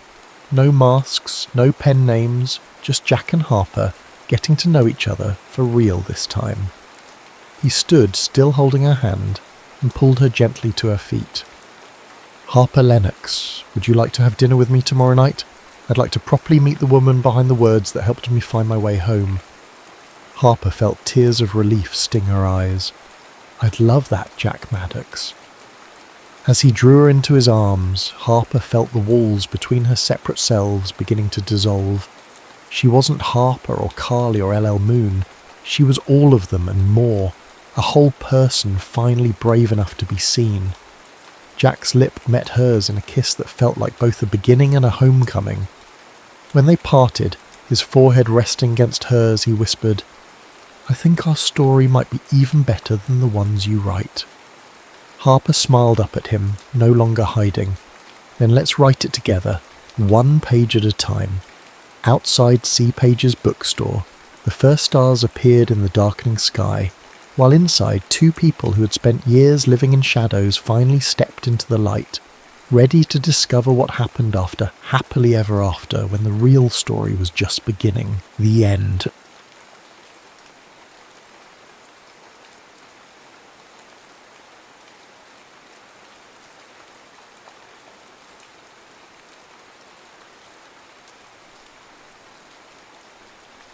Velvet curtains and vinyl dreams. London, 1977. The air tasted of diesel and discontent. The kind of summer when pavement softened underfoot and revolution hung in the atmosphere like an unplayed chord. Roxanne Wilde stared at her reflection in the filthy backstage mirror, barely recognising the woman glaring back. Half her makeup was sweated off, revealing the constellation of freckles she'd tried to bury. Her eyes, ringed in smudged coal, looked hollow. 3 shows in 2 days, no sleep, bad speed, worse whiskey. 5 minutes, Rox, her bassist Matty shouted through the door. The Snarls were opening for The Clash tonight, their biggest gig yet, and she felt nothing but dread. Rox ran her tongue over her chipped front tooth, souvenir from a stage dive gone wrong last month. The crowd had parted like the Red Sea, leaving her to meet the concrete floor face first. Tonight's venue, the Roxy, was packed with industry vultures. One more fuck-up and they'd be back playing pubs in Hackney for pints instead of pounds. She crushed her cigarette against the mirror, watching the ash slide down like dirty tears. Let's disappoint some people, she muttered. The stage lights hit her like an accusation. Too bright, too exposing. The first chord from Matty's bass vibrated through the floorboards. Drummer Sully picked up the beat. Too fast, the nervous idiot. Their guitarist Bex, steadier than the rest, found the rhythm somewhere in the middle. Rox wrapped her hands around the microphone stand like it was the neck of someone she hated. The first verse flowed like battery acid from her throat, all corrosion and burn. By the chorus, something had shifted. The crowd surged toward the stage, 100 bodies moving as one organism. But halfway through their third song she spotted him. Suit jacket despite the heat, Cuban heels, notebook in hand. Another fucking A&R man looking for the next Sex Pistols, the next cash cow to milk dry. He wasn't even watching her. He was writing something down, dismissing them before they'd even finished. Something snapped inside her like a guitar string wound too tight. Rox grabbed her warm beer from the amp, took a swig and spat it directly into the microphone. The feedback screeched like a wounded animal. "Enjoy the fucking audition," she snarled, dropping the mic with a thunderclap of reverb. She flipped 2 fingers at the crowd and stalked off stage, ignoring Matty's desperate grab for her arm. Backstage, their manager Cecil was already red-faced, veins standing out on his forehead like worms after rain. "You just committed career suicide, love," he hissed, breath reeking of gin and disappointment. "That was Malcolm fucking Davies from Elektra Records." Rox laughed, the sound as sharp as broken glass. "Good. Save me the trouble of doing it myself." She pushed past him, through the fire exit, into the alley where rain had begun to fall. The water mixed with her mascara, black tears streaming down her cheeks. She wasn't crying. It was just London, weeping for another dream gone sour. 3 days later, Cecil summoned her to his office above a betting shop in Soho. The stairs creaked a warning with each step. "You're fucking joking," she said when he told her. "Alejandro Reyes. He produced that Fever Dream album everyone's lost their minds over. 3 Grammys. He wants to meet you. I don't need some wanker in expensive shoes telling me how to sound more commercial." Cecil leaned forward, desperation etched into the lines around his mouth. "The rest of the band is ready to replace you, Rox. One more chance, that's all you've got." The cafe was neutral territory, neither his world nor hers. Alejandro Reyes was already seated when she arrived, deliberately 20 minutes late. He stood when she approached, a gesture so old-fashioned it momentarily disarmed her. Close up she noticed his eyes first, amber, watchful, amused, not at all what she expected. "Ms. Wilde," he said, his accent warming the edges of her name. "Thank you for coming." "Didn't have much choice," she replied, dropping into the chair across from him. "And it's Rox. Nobody calls me Ms. Wilde except the magistrate." His smile was slow, revealing a slightly crooked incisor that humanized what would otherwise have been intimidating perfection. "I was at your show, the abbreviated one. Wasn't my finest hour. Actually, I disagree." He slid his notebook across the bell. "May I be honest with you?" She shrugged, reaching for his coffee instead of her own, taking a deliberate sip. He didn't react. "Your band is adequate. Your songs are better than most. But your voice..." He paused, searching for words with a precision that suggested English was not his first language. "Your voice is a wound that hasn't healed. People will listen because they recognize their own pain in it." Rox narrowed her eyes, studying him for the mockery, the manipulation, the angle. She found none. "So what's your pitch, Mr. Reyes? Make me a star? Get me on top of the pops? New clothes, new teeth, new attitude?" "Alejandro. Or Alex." He leaned back, regarding her thoughtfully. "And no, I want to make a record that matters, not a collection of singles, not background noise, something that captures this moment, all the fury and fear and possibility." Despite herself, curiosity flickered to life inside her. "And why me? There's a dozen singers out there with better technique." "Technique," he scoffed softly. "I can't produce honesty. Either it's there or it isn't. You have it." The waitress appeared with more coffee. Rox noticed Alex's hands as he reached for the cup. Long fingers, a musician's hands, a thin white scar across the right knuckles. "What's the catch?" she asked. "Total commitment, 30 days in studio, no distractions, no exits, just the music. And my band? They'll be there. But this isn't a democracy. In that room, you and I make the final decisions." Rox laughed, the first genuine one in weeks. "They'll hate that. Cecil will hate it more. Is that a problem for you?" She considered him, this stranger offering salvation packaged as collaboration. Everything about him should have repelled her, his calm authority, his success, his obvious wealth. Yet something in those amber eyes spoke of battles fought in private, of understanding earned through blood. "When do we start?" she asked. His smile widened, reaching his eyes this time. "We already have."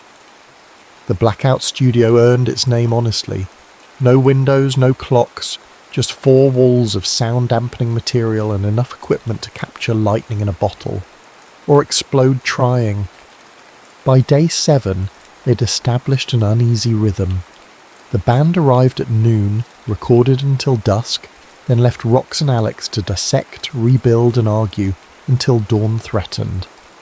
Her bandmates were sceptical but cooperative. The advance from Electra had that effect. "Again," Alex said, his voice calm through the control room speaker, "but this time mean it." Rox glared through the glass partition. She'd been singing the same verse for an hour, her throat raw, patience evaporating. "I meant it the first 15 times, she snapped. "You performed it. Different thing entirely." She yanked off her headphones. "If you want bloody perfect, go find some session singer who'll yes sir you to death." Alex emerged from the control room, moving with that deliberate grace that made her simultaneously want to slap him and watch him walk away. 7 days, and she still couldn't decide if she respected or resented him.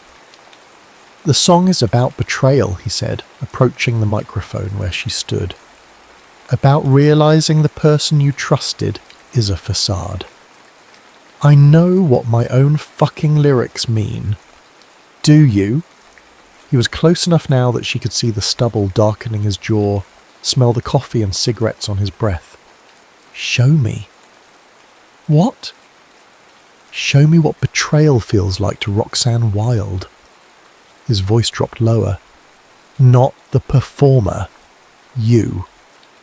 Her pulse quickened, anger and something else mixing in her veins. "You think I'm holding back? I think you're hiding, even while screaming at the top of your lungs." The silence between them hummed with tension. Finally, she snatched the lyric sheet from the music stand and tore it to pieces. "Roll the tape," she ordered. Alex held her gaze for 3 heartbeats before turning back to the control room. Moments later, the intro began again, Bex's guitar slicing through the quiet. Rox closed her eyes, forced herself back to that morning. Not the stage dive, not the drug-fueled benders, but earlier. Mother standing in their kitchen, suitcase already in the car, leaving 13-year-old Roxanne with a father who used his fists to punctuate sentences. "It's better this way," she'd said. "You understand, don't you, darling?" The verse erupted from someplace visceral, primal, not sung but exorcised. When the final note faded, she opened her eyes to find Alex watching her, his expression unreadable. Through the speakers, his voice, "That's the one." Later, after the others had gone, Rox found him hunched over the mixing desk, sleeves rolled up, revealing forearms corded with tension. The room was thick with smoke and concentration. "You should sleep," she said from the doorway. He glanced up, eyes bloodshot but alert. "Can't. Not when we're this close." "To what? Breaking through?" He gestured at the chair beside him. "Listen." She sat, accepting the headphones he offered.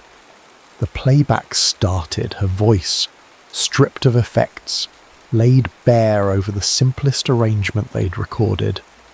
Her stomach clenched. It was too exposed, too honest. "I hate it," she said automatically. Alex's mouth quirked. "No, you don't. You're afraid of it." "Don't tell me what I feel. Then stop lying about it." He swiveled to face her, his knee brushing hers. "That's the thing about microphones, Rox. They amplify the truth and the lies equally. The listener always knows the difference." She looked away first. "Go. Stay." The word surprised them both. After an awkward beat, he added, "There's more to hear." Against her better judgment, she remained. One track led to another. Critical analysis softened into philosophical debate, then meandered into personal history. The bottle of tequila he produced from a cabinet didn't hurt. "Miami," she repeated after he mentioned it. "Is that home?" Something shadowed his expression. "Was. Not anymore." What happened? Politics, family, the usual destroyers of paradise. He took a swig directly from the bottle. My father backed the wrong side. When things got dangerous, he sent me to relatives in New York. He and my mother stayed, said they'd follow. The unspoken end to that story hung in the air. I was supposed to become a concert pianist, he continued, surprising her. Had been training since I was 4. My father sacrificed everything for those lessons. Rox tried to imagine his hands, now manipulating knobs and sliders, dancing across piano keys instead. It fit. Why didn't you? I did, for a while, but classical music, he hesitated. It wasn't enough anymore. Too structured, too safe. After what happened in Cuba, I needed something that acknowledged chaos. So you started producing rock instead? Jazz first, then rock. Music that embraces imperfection. His gaze found hers. What about you? Was punk your first rebellion? She smiled wryly. Hardly. Been disappointing authority figures since primary school. And your parents? Mother left, father drank, the classic tragic backstory. She reached for the tequila. Boring, really. Is that why you won't sing about it directly? Because it's boring? She shot him a warning look. We're not in session anymore, producer man. He raised his hands in surrender, but his eyes still saw too much. Dawn found them on the floor of the studio, surrounded by empty cigarette packets and scribbled notes.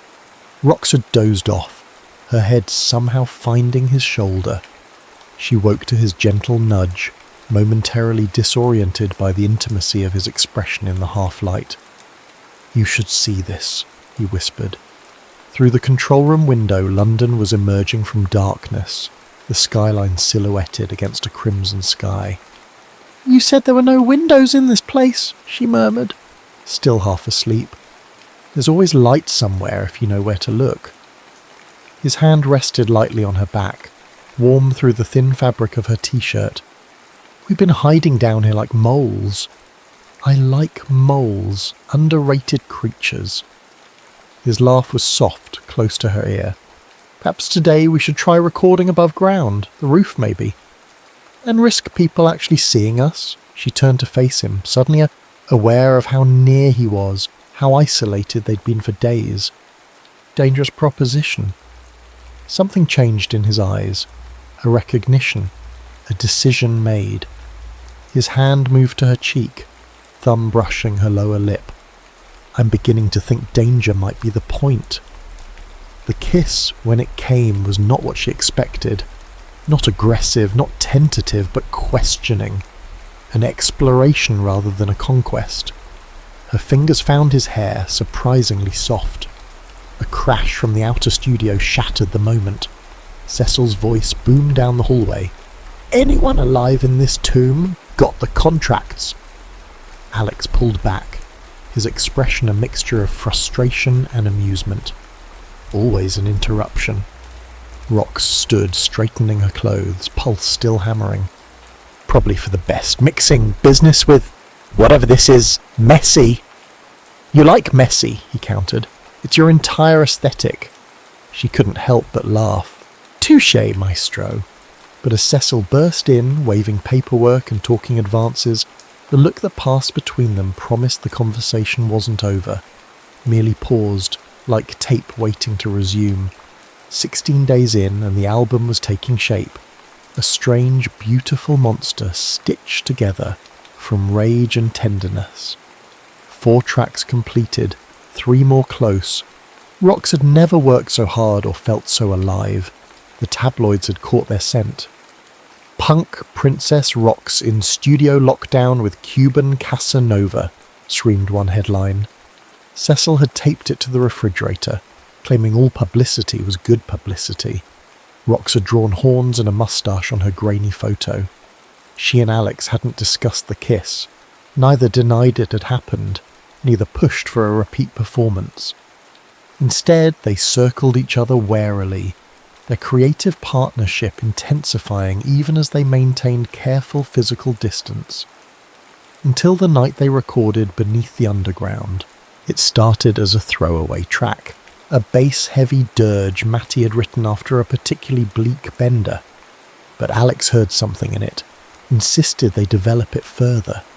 Under his guidance, it evolved into something hypnotic, menacing, beautiful. "One more take," he called through the speaker. "From the bridge." The band groaned.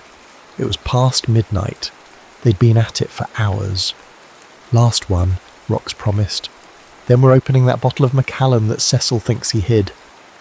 Bex counted them in, her guitar slicing through the heaviness of Matty's bass line. Sully's drums kicked in, military precise, and Rox let the lyrics flow, words she'd scrawled at 4 a.m. about underground stations and lovers who meet in darkness, and the things buried beneath cities and skin. Something electric happened in the final chorus, a perfect alignment of sound and meaning and emotion. When the last note died, silence filled the studio, the kind of silence that follows revelation. Through the glass, she saw Alex with his head bowed, hands gripping the console. When he looked up, his expression was nakedly vulnerable. "We're done, he said simply. "Everyone go home." Bex and Sully didn't need to be told twice. Matty lingered, eyeing Rox with concern. "You coming?" "Later. Need to hear the playback." After they left, she found Alex still at the console staring at nothing. "That bad, huh?" she asked, trying for lightness.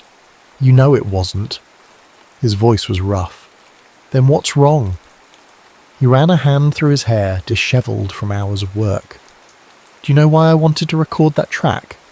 She shook her head. "Because it scared me." He finally looked at her. "The lyrics, like you've been reading my thoughts." "Oh, Alex." "No, it isn't." He stood, moved toward her with the focused intention that characterised everything he did. "You wrote about standing on platforms, watching trains go by, never boarding, about living under the weight of all you've buried." She swallowed hard. "Poetic license." "Bullshit." He was close now, close enough that she could see the gold flecks in his eyes.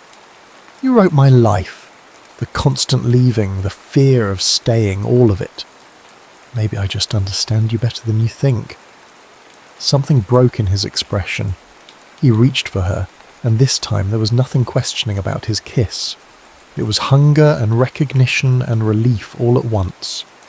Her back hit the wall, his hands in her hair, her leg hooking around his waist. They didn't make it further than the leather couch in the control room, a tangle of half-removed clothing and desperate touches.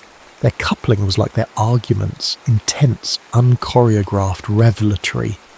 In the aftermath, sprawled across his chest, Rox felt oddly peaceful.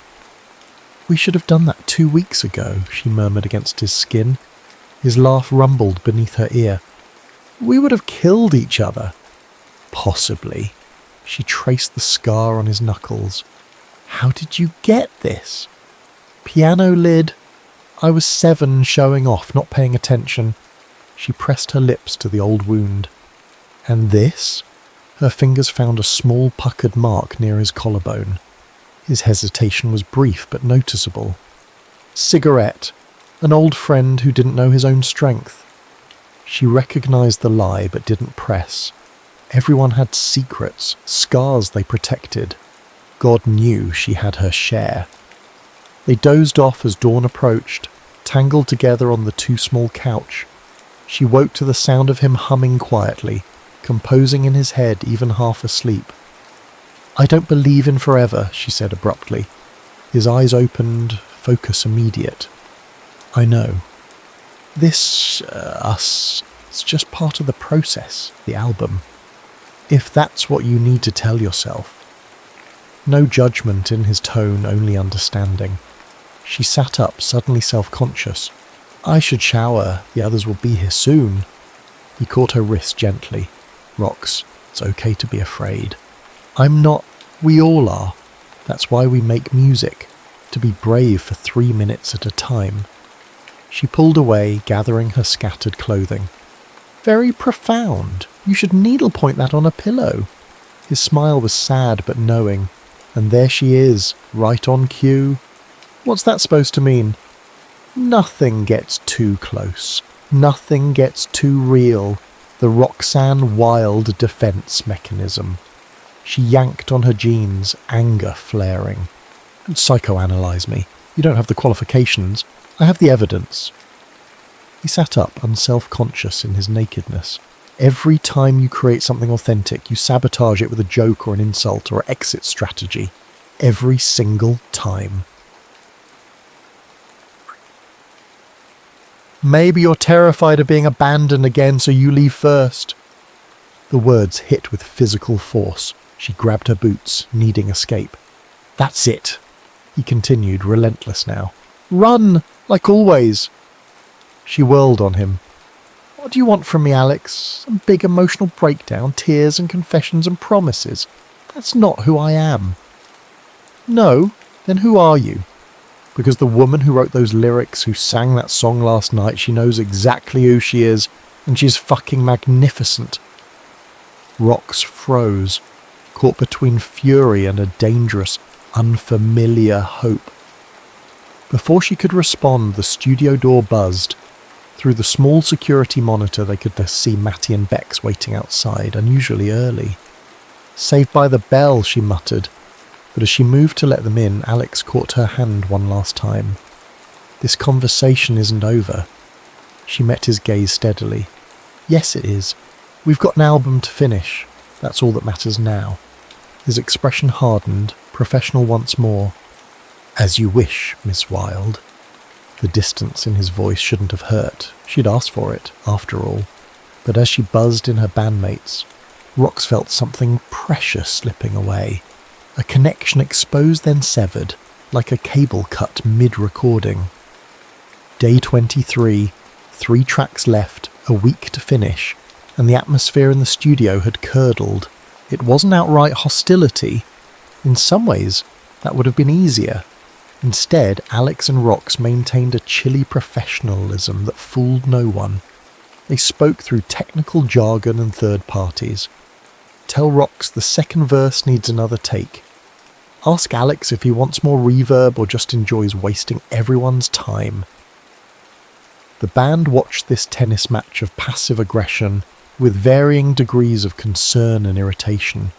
Only the undeniable quality of the recordings prevented mutiny. Then Malcolm Davies from Elektra arrived unannounced, bringing chaos in his pinstriped wake. Loving what I'm hearing, he announced after a playback session, his voice too loud for the small control room. Absolutely transformative, but Rox tensed. In her experience, everything before the but was meaningless flattery. I'm concerned about commercial viability. Beneath the Underground is brilliant, but 7 minutes long. Radio won't touch it.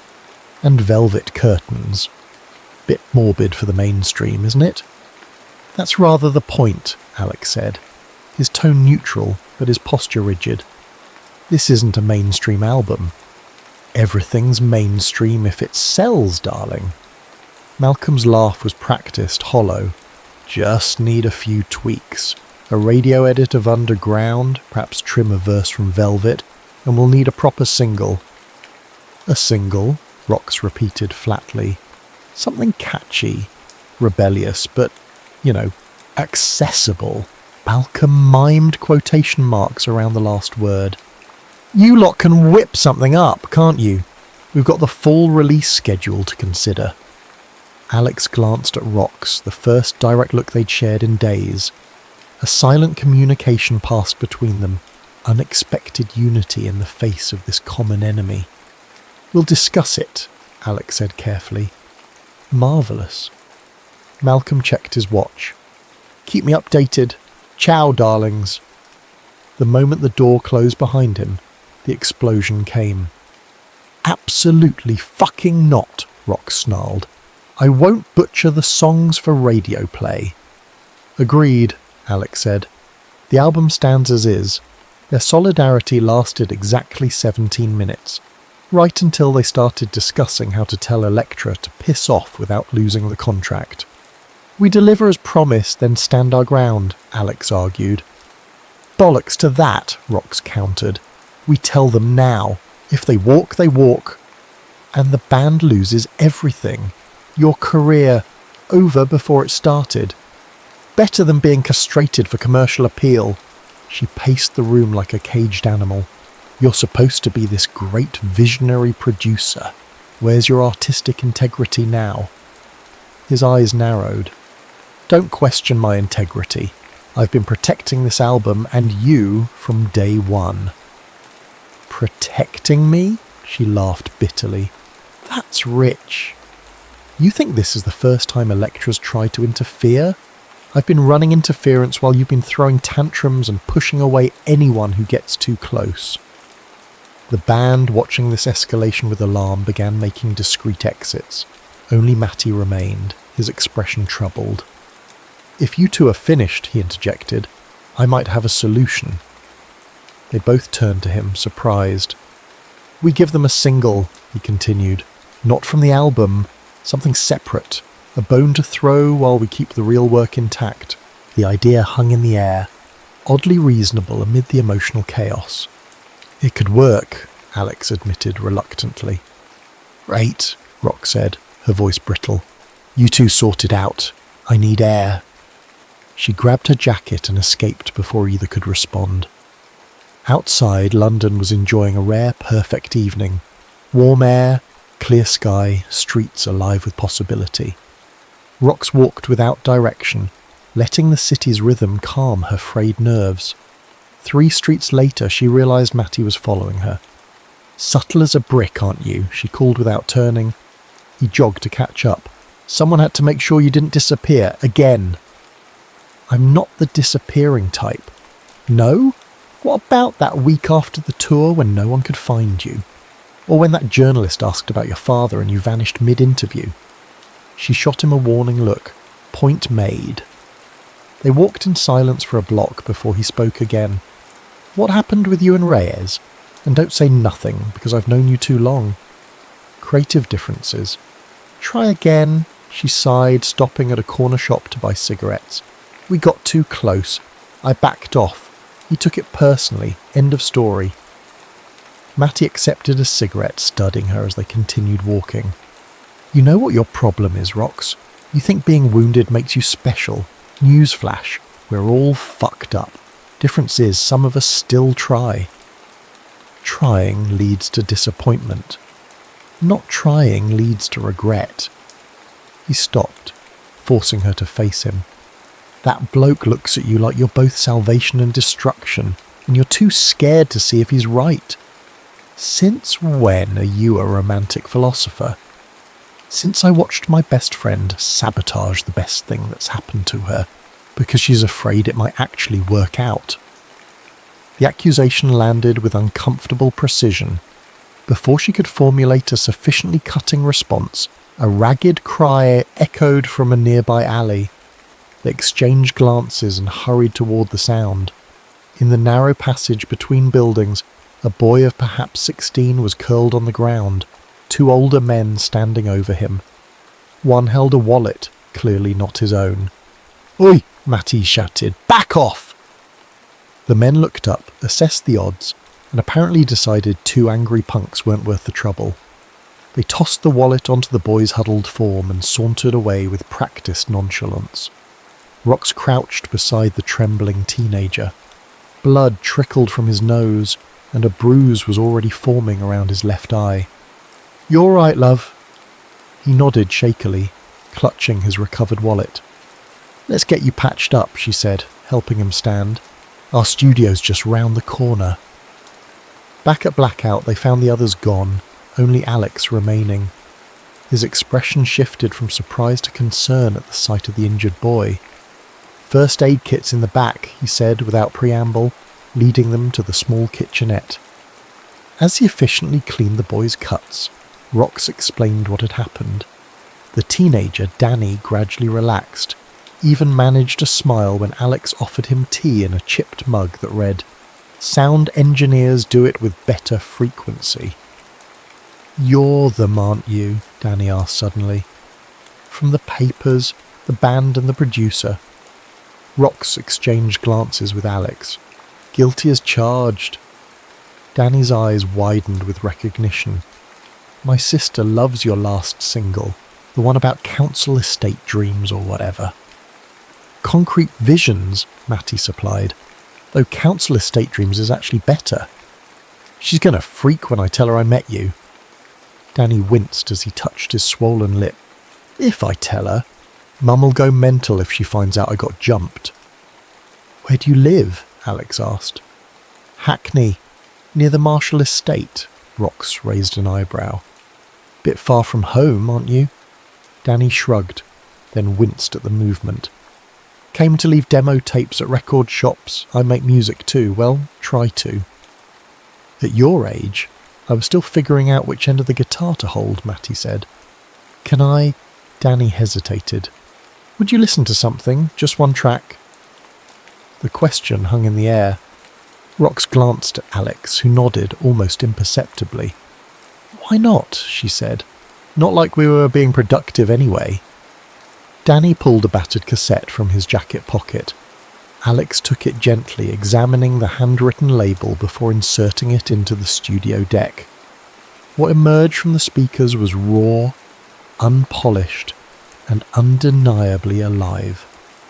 A bedroom recording of distorted guitar and drum machine, over which Danny's voice, stronger than his slight frame suggested, sang of escapes planned, but never executed. When it ended, silence filled the room. Danny stared at his scuffed boots, braced for rejection. It's rough, Alex said finally, but there's something there. The chorus needs work, Rox added, but the bridge, that bit about standing at the junction, that's good. Danny's face split into a grin despite his swollen lip. Really, Matty confirmed. Reminds me of early Clash demos. Alex leaned against the console, something thoughtful in his expression. Do you have more? 20 minutes later, they were still listening, offering critiques and suggestions as Danny soaked up every word. His youth and earnestness cut through the tension that had dominated the studio for days. When Alex offered to help him re-record a track properly after we finished this album, the gratitude in Danny's eyes was almost painful to witness. Later, after they'd pooled money for a taxi to send him safely home, Rox found herself alone with Alex in the control room. That was decent of you, she said.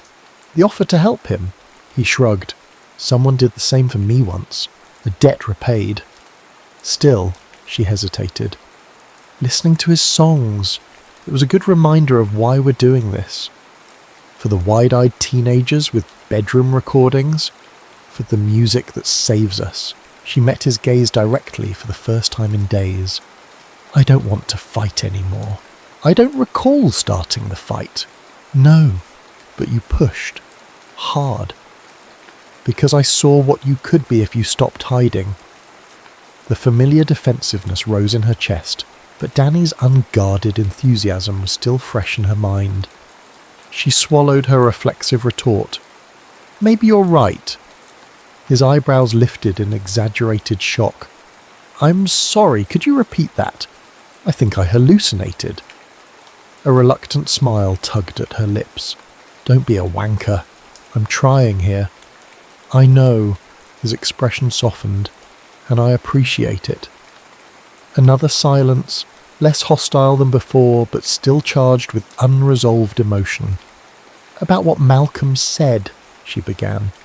Already handled, I called Cecil, explained our position.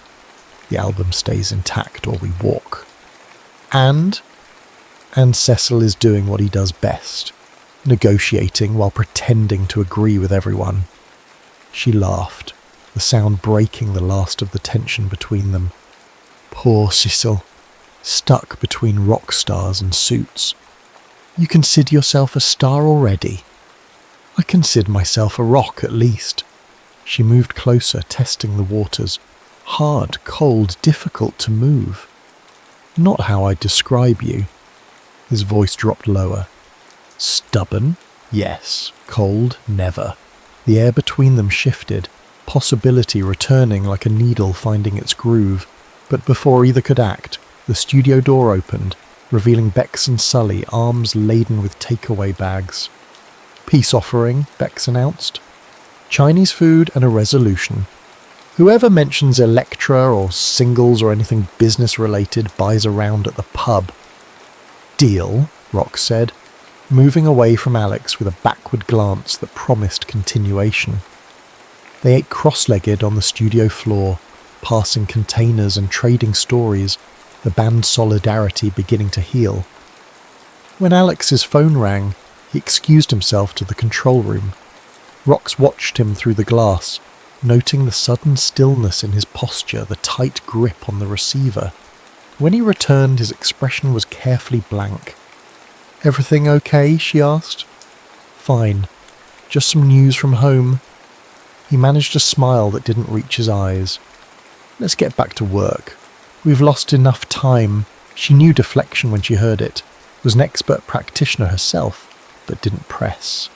Whatever demons Alex was wrestling, they would wait their turn. Right now, the album needed finishing, and the fragile peace between them needed protecting. That night they recorded until dawn, capturing a Frosty that had been missing in recent sessions. As the last note faded, Alex looked at her through the glass, exhaustion and exhilaration mingling in his eyes. "That's the one," he said, echoing his words from weeks ago. "That's the heart of it." And Rox, for once, didn't argue, because he was right. The last day of recording dawned grey and expectant, like London itself was holding its breath. 29 days of creative fury had produced 10 tracks, 9 for the album, 1 sacrificial single for Electra to push on radio. They'd worked through the night, fueled by caffeine and the desperate energy that comes with looming deadlines. Now, as morning light filtered through the dusty skylight, they gathered for the final playback.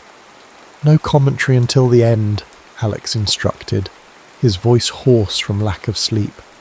"Just listen. The whole thing, start to finish."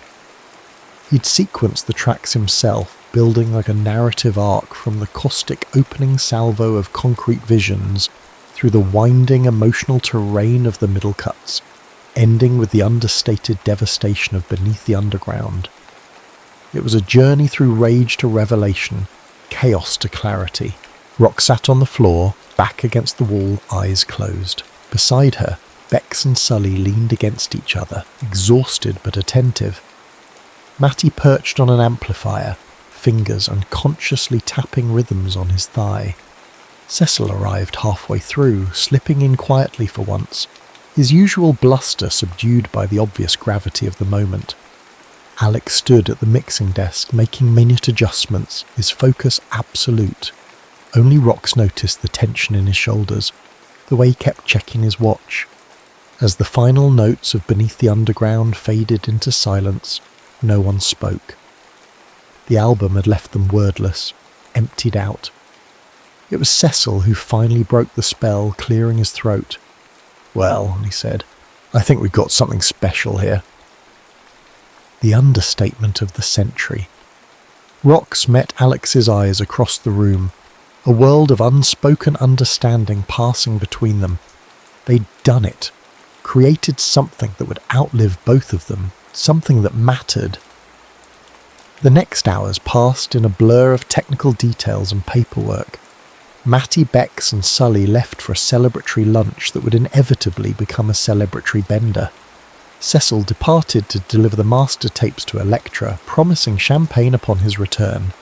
Left alone in the studio, Rox found Alex in the control room staring at the empty reels. "Feels strange, doesn't it?" she said. "Like the first day after a tour. All that build-up, then nothing." He nodded, not turning around. Postpartum depression, studio edition. Dramatic as ever, she moved beside him, studying his profile.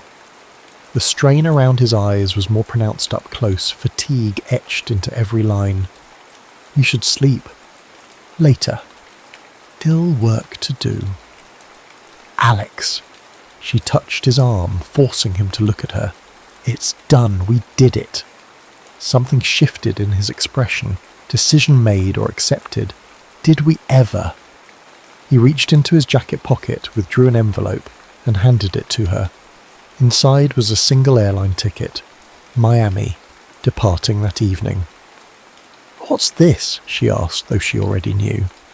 "I got a call 2 days ago. My father's health..." He trailed off. "I need to go back just for a while." The familiar tide of abandonment rose in her chest, but she fought it down. Of course, family first. It doesn't change anything about the album. The hard part's done. "When were you planning to tell me?" "I'm telling you now." He ran a hand through his dishevelled hair. "I was going to mention it after the playback, but then everything was perfect, and I didn't want to ruin the moment." She wanted to be angry. It would be easier, but found she couldn't muster the energy. 29 days in this underground sanctuary had changed her in ways she was only beginning to understand. Does Electra know? Cecil does. He'll handle the label. Alex hesitated. "I spoke with Malcolm about you." "About me?" "Your solo potential." She blinked, caught off guard. "What solo potential? I'm with the Snarls." "For now, but you're going to outgrow them, Rox. We both know it." "That's not fair." "It's not about fair, it's about what's true." He moved closer, his gaze intense despite his exhaustion. "You have something rare. Don't waste it trying to fit into someone else's idea of what you should be." Is that what this month was about? Grooming me for a solo career? No. His voice was firm. This month was about making the best fucking album possible. Which we did. He took her hands in his. What happens next is up to you. The touch of his skin against hers brought memories flooding back. Creative arguments that lasted until dawn. The unexpectedly tender way he tucked her hair behind her ear during a late-night recording session, the taste of tequila on his lips. "And what about us?" she asked, the question she'd been avoiding for weeks. "What happens next there?" His smile was bittersweet. "That depends. Do you believe in international phone calls?" "I believe in finishing what we start. Then we're not finished, just on pause." He pulled her closer. "I'll be back in London by the time the album releases. 3 months, give or take."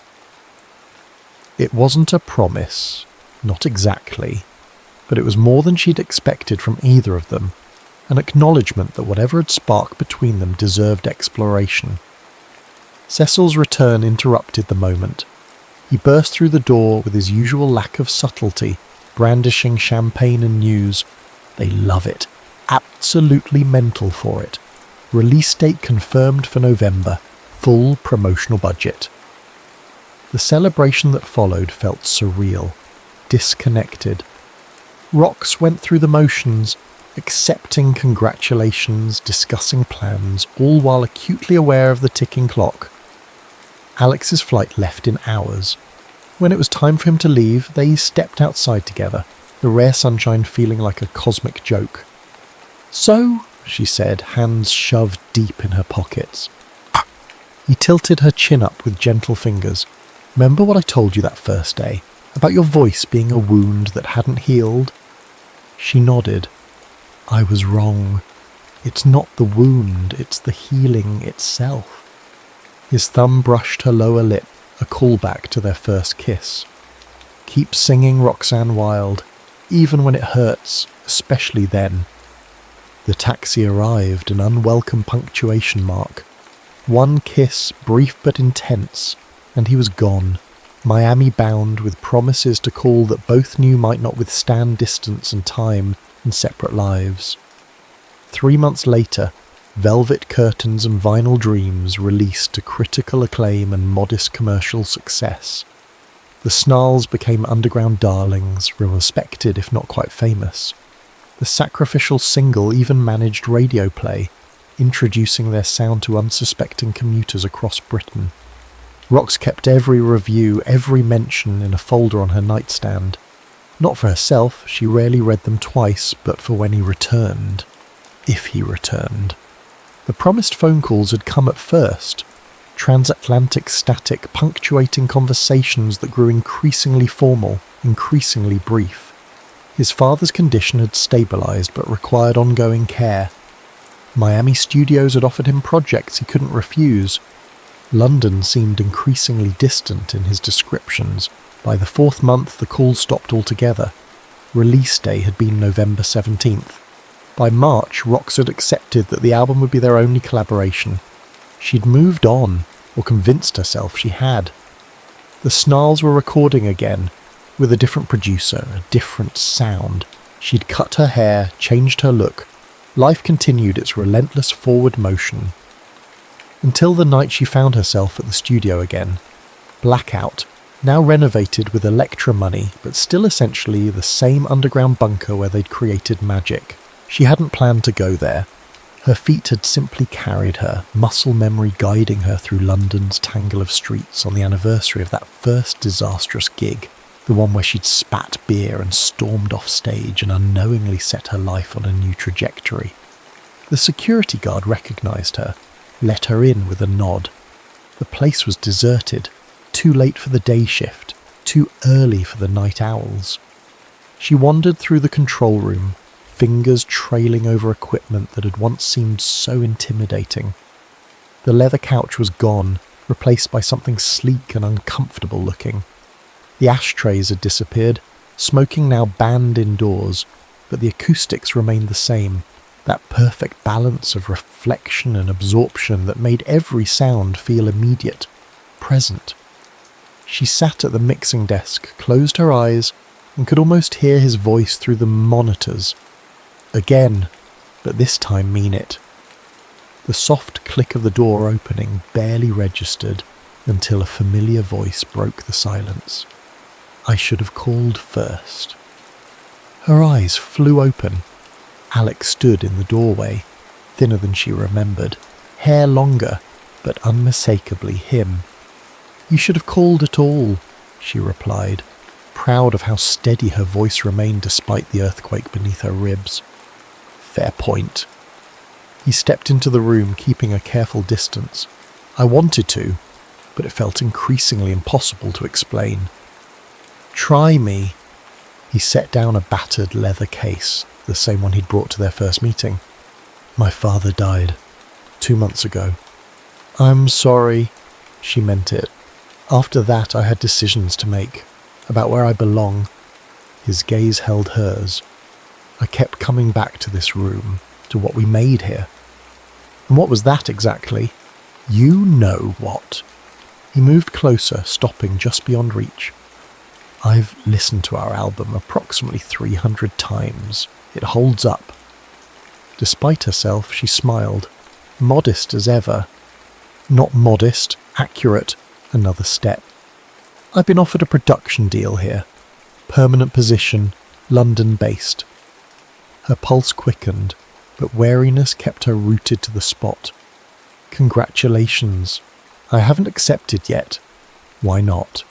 Because I wanted to ask you something first. He closed the final distance between them.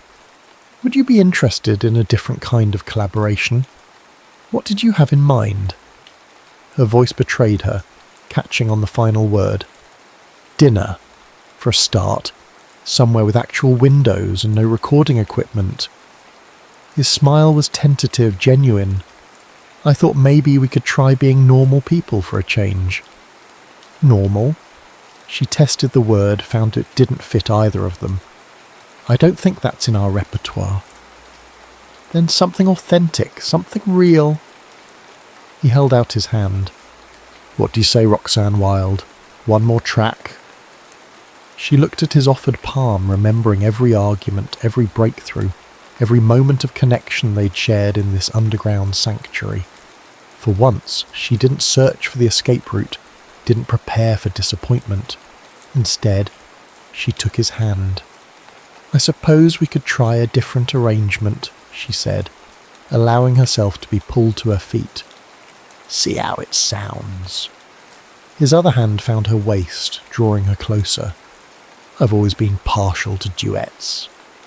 Outside, London continued its chaotic symphony, traffic and voices and the distant thrum of music from neighbouring clubs.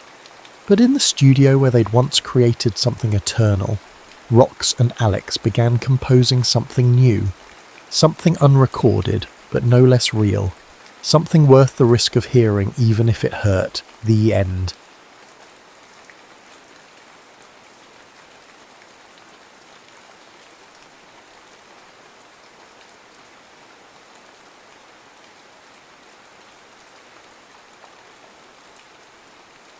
Aliyah Rahman's camera flashed as she captured the ancient mosaic tiles of Marrakesh's Bahia Palace.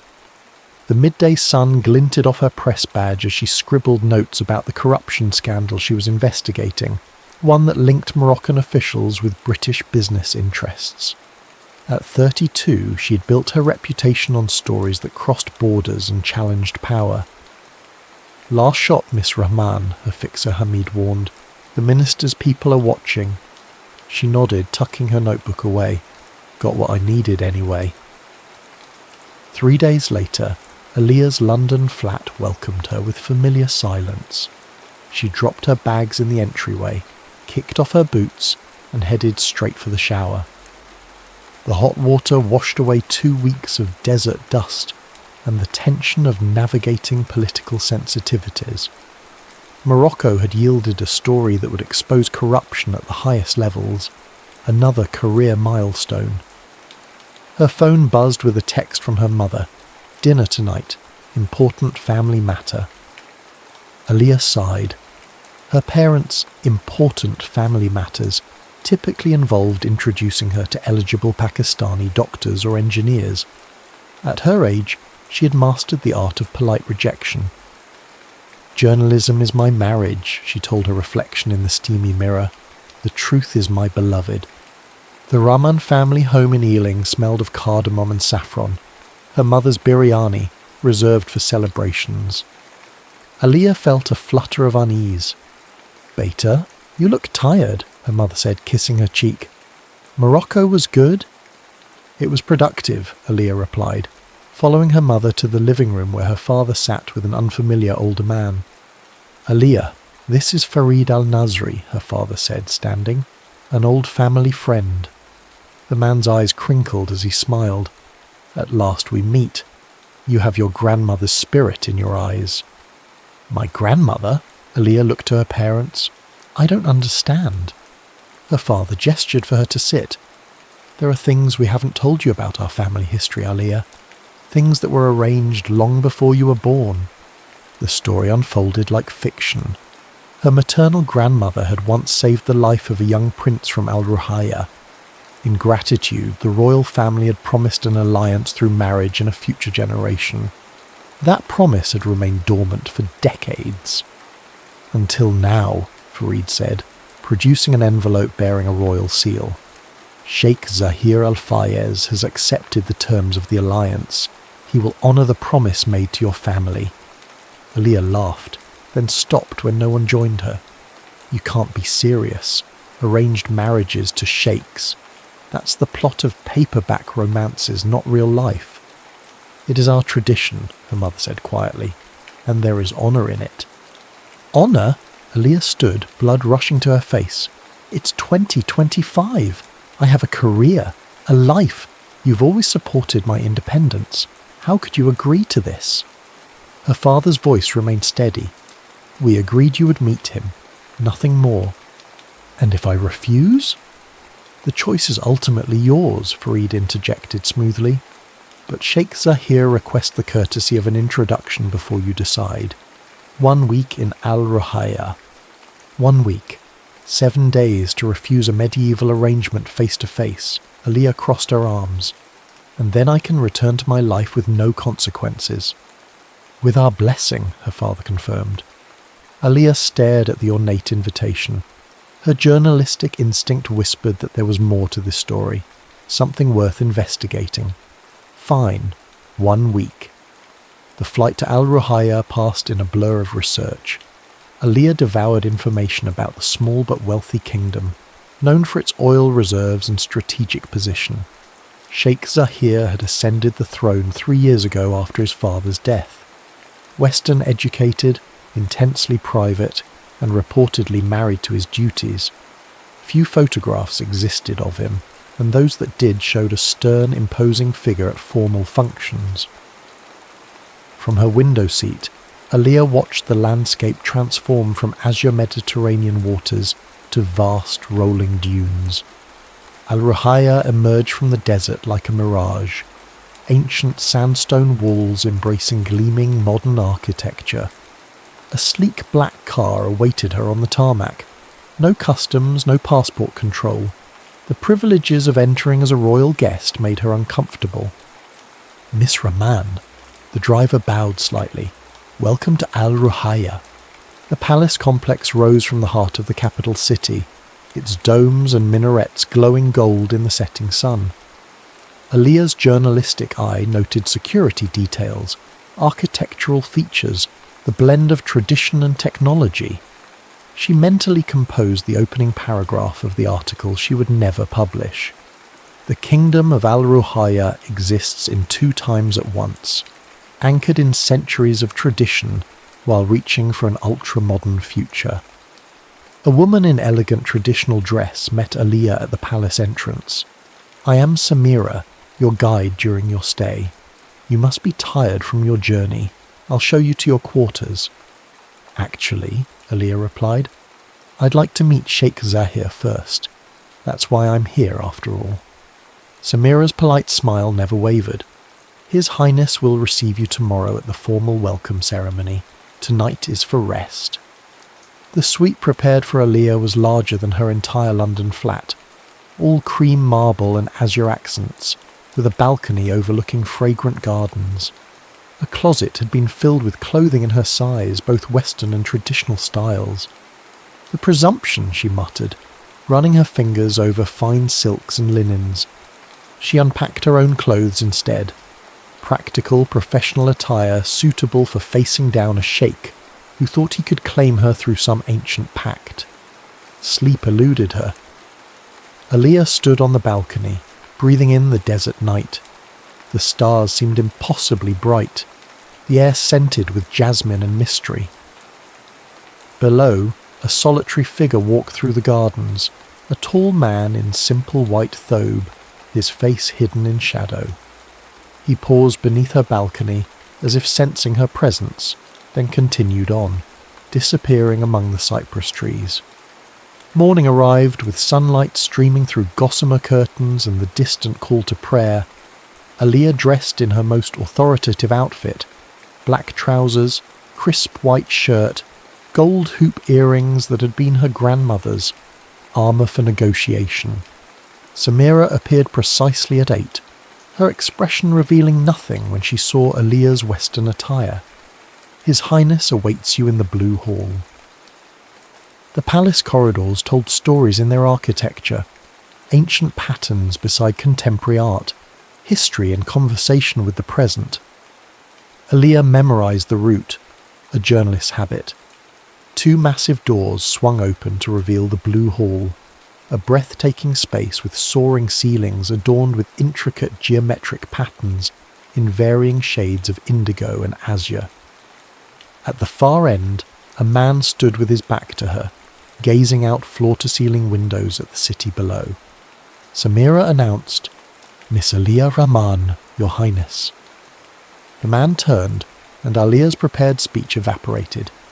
Sheik Zahir al-Fayez was not the stern, bearded autocrat she had imagined.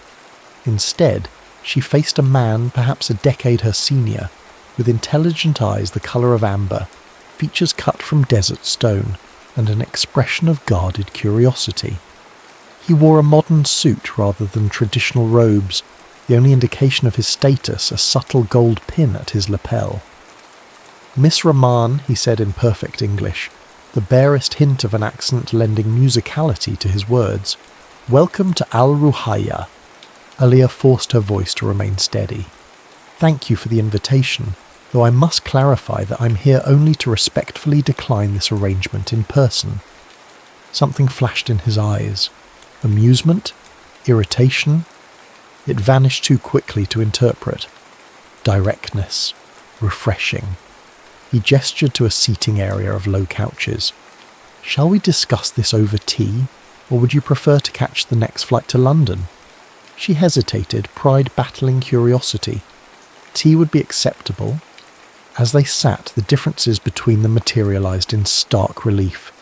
His movements were measured, deliberate, hers quick and decisive. He embodied calm authority. She radiated restless energy. Oil and water, earth and air. "I understand this situation is unexpected," he said, as an attendant silently served tea. "Unexpected?" Aaliyah gave a short laugh. "It's medieval. I have a career, independence. I don't need or want marriage, especially not one based on some ancient promise." "Yet here you are," he observed, "when you could have refused without making the journey." The observation struck uncomfortably close to her own thoughts. Why had she come? Professional curiosity, cultural respect, or something deeper she couldn't yet name?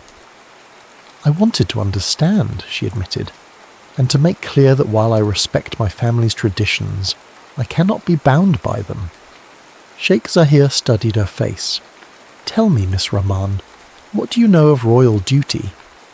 I know it's often used to justify choices that benefit those in power." His expression didn't change, but something in his posture shifted. "Then perhaps during your stay, you might expand your understanding. My offer remains open for the week. Consider it research, if you prefer." The challenge in his voice caught her attention. Aaliyah had never backed down from a story, and Sheikh Zahir Al-Fayez was certainly that, a complex narrative waiting to be understood. "1 week," she agreed, "but my answer won't change." "Perhaps not." He rose with fluid grace. "But by its end, I suspect we'll both understand much more about why we were brought together." As Aaliyah followed Samira back to her quarters, she couldn't shake the feeling that she'd just agreed to something far more complicated than a polite cultural visit. Whatever game the Sheikh was playing, she intended to master its rules before he could claim victory. 3 days into her stay at the palace, Aaliyah had established a routine. Mornings were spent observing palace life, afternoons exploring the carefully approved sections of the grounds, evenings enduring formal dinners where Sheikh Zahir was unfailingly polite but ultimately distant. Like planets in separate orbits, they circled without collision. Until the 4th morning, when Aaliyah slipped away from Samira to explore the eastern wing, the only area expressly forbidden to her.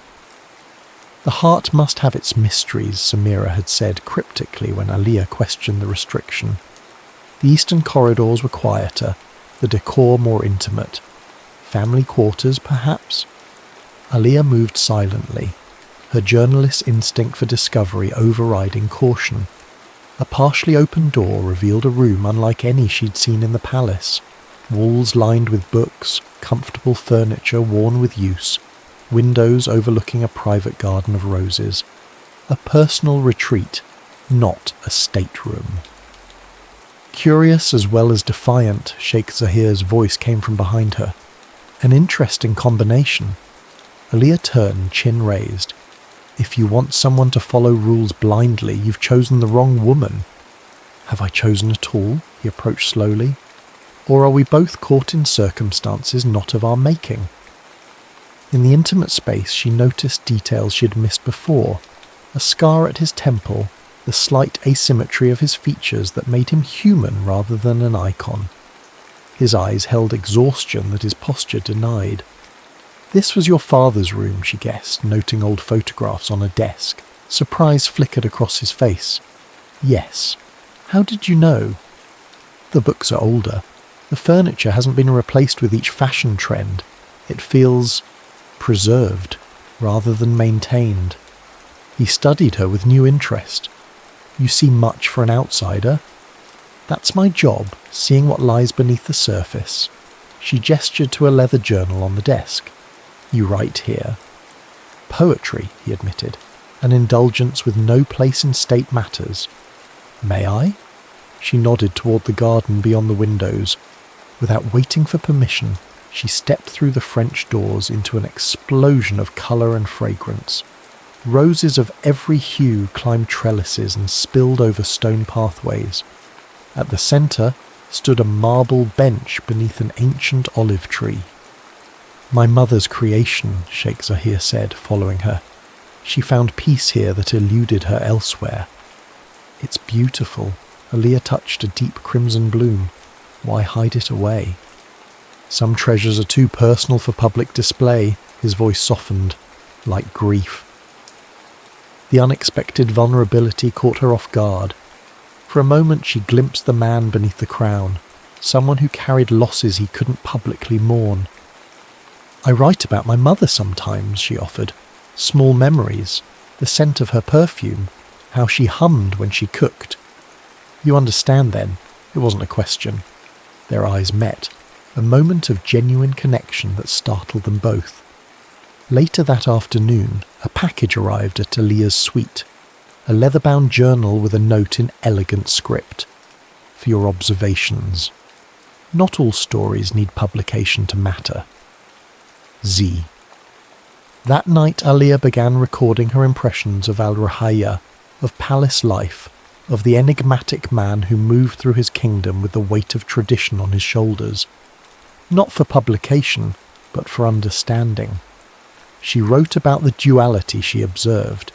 A nation balancing heritage with progress, a ruler caught between duty and desire, her own conflict between independence and connection. The next day brought a sandstorm that painted the sky orange and confined everyone to the palace. Restless, Aliyah ventured to the library, where she found Sheik Zahir reviewing documents. "Miss Rahman," he acknowledged her. "Our meteorologists predict the storm will pass by evening. I apologise for the confinement." "I'm used to waiting out hostile conditions," she replied, browsing the shelves, though usually in less luxurious surroundings. He set aside his papers. "Tell me about your work." To her surprise, he listened attentively as she described her investigations: corporate malfeasance in Southeast Asia, human trafficking networks in Eastern Europe, environmental crimes in South America. He asked thoughtful questions about her methods, her ethics, her boundaries. "You pursue truth regardless of consequence," he observed. "I admire the principle, though I question its practicality in governance." "Truth may be inconvenient, but concealing it only delays the inevitable," she countered. "Like an arranged marriage." His sudden directness surprised her. Exactly like that. She met his gaze steadily. "You need a traditional bride who will uphold your customs without question. I'm not that woman." "What makes you so certain of what I need?" There was genuine curiosity in his voice. Before she could answer, his chief advisor Karim entered with urgent news. Flooding in the northern province required immediate attention. Zahir transformed before her eyes from contemplative man to decisive ruler, issuing clear directives about emergency response and resource allocation. "You'll excuse me," he said to Aliyah as he prepared to leave. "Duty calls." "May I come?" The request surprised them both. "I've covered natural disasters before. I might have useful perspective." He hesitated, then nodded. "If you wish." They spent the next 12 hours in the Crisis Command Centre, where Aliyah observed Zahir working tirelessly, consulting experts, comforting displaced citizens via video calls, allocating resources without bureaucratic delay. He moved between Arabic, English and French as needed, his focus unwavering. Near midnight, when the immediate crisis had stabilised, Aliyah brought him coffee. "Your people trust you," she said. "I can see why." Exhaustion lined his face. Trust is earned daily. One misstep could erase years of work. "Is that why you continue this marriage arrangement? To maintain trust in traditions?" He considered her question carefully. "Partly. But there are political dimensions you don't yet understand. Tribal alliances that keep peace. Expectations I cannot simply dismiss. Even at the cost of your personal happiness. Personal happiness is a luxury for private citizens." He looked at her directly. What about you, Aliyah? You move between worlds, exposing truths, then disappear to your London flat. No roots, no obligations that cannot be postponed for a story. The observation stung with its accuracy. I have freedom. Freedom can be another word for isolation. His voice held no judgment, only recognition. We've chosen different prisons. The statement lingered between them, a truth neither had voiced before. In the days that followed, something shifted. Formal dinners gave way to private meals where they debated philosophy, politics, ethics. He showed her his charitable projects, schools for girls in remote villages, microfinance programs for women entrepreneurs, environmental restoration efforts. She shared her investigative methods, her ethical frameworks, her vision for journalism that created meaningful change. On her 6th night in Al Ruhaya, the palace hosted a diplomatic reception. Aliyah found a traditional gown among the clothes provided, midnight blue embroidered with silver stars, elegant yet modest. She wore it with her grandmother's earrings, a bridge between her worlds. When she entered the grand ballroom, conversations paused. She felt eyes tracking her movement, curiosity, judgment, speculation. The weight of scrutiny made her understand, fleetingly, what Zahir experienced daily. He found her on a terrace seeking respite from the crowded room. "You honour our traditions while remaining distinctly yourself," he said, approaching. "Few can balance that edge so gracefully." Music drifted from inside, a traditional orchestra playing a contemporary arrangement. "Would you dance?" he asked. "Or is that too conventional for an unconventional arrangement?" "I think we've established I'm willing to try new experiences." She accepted his outstretched hand. They moved together with surprising harmony, his formal training complementing her natural rhythm. The diplomatic audience watched with approval. The Sheik and his potential bride, the embodiment of tradition embracing modernity. "They're writing our story already," Aliyah murmured. "Let them write," he replied. "We know the truth is more complex." Her heart quickened at the intimacy in his voice, the warmth of his hand at her waist. This wasn't in her carefully constructed plan for polite rejection. Later that night, sleepless, she wrote in the journal he'd given her, honest reflections about connection, fear, possibility, about a man who carried a kingdom's future while honouring its past, about her own reluctance to belong anywhere or to anyone. What she didn't know was that within hours those private thoughts would become dangerously public. "Zahir, you must address this immediately." Karim's voice carried down the corridor as Aliyah approached the council chamber. She paused, hearing her name. "The British journalist mocks our traditions, our values in writing." Aliyah's blood ran cold. Her journal. But how? She entered without announcement. "What's happening?" The room fell silent. Sheikh Zahir stood at the head of the table, his expression unreadable, a tablet computer before him. Around him, advisors and tribal elders watched her with open hostility. "It seems your observations about Al Ruhaya have found their way to British tabloids," Zahir said, his voice carefully controlled. "Your private assessment of our backward marriage traditions and gilded cage monarchy makes for sensational reading." "That's impossible," she protested. "I haven't published anything." "Yet you wrote it." He turned the tablet toward her. There on the screen were her words, not as she had written them, but selected fragments stripped of context, assembled to create maximum offence. Her nuanced reflections on the complexities of tradition versus progress had been twisted into condemnation. Her private musings about Zahir's isolation beneath his crown now read as mockery. "This isn't... I didn't..." She struggled to find words. "These are from my private journal. They've been edited, taken out of context. A journal you brought into my home, writing observations like some anthropologist studying primitive cultures." The coldness in his voice cut deeper than anger would have.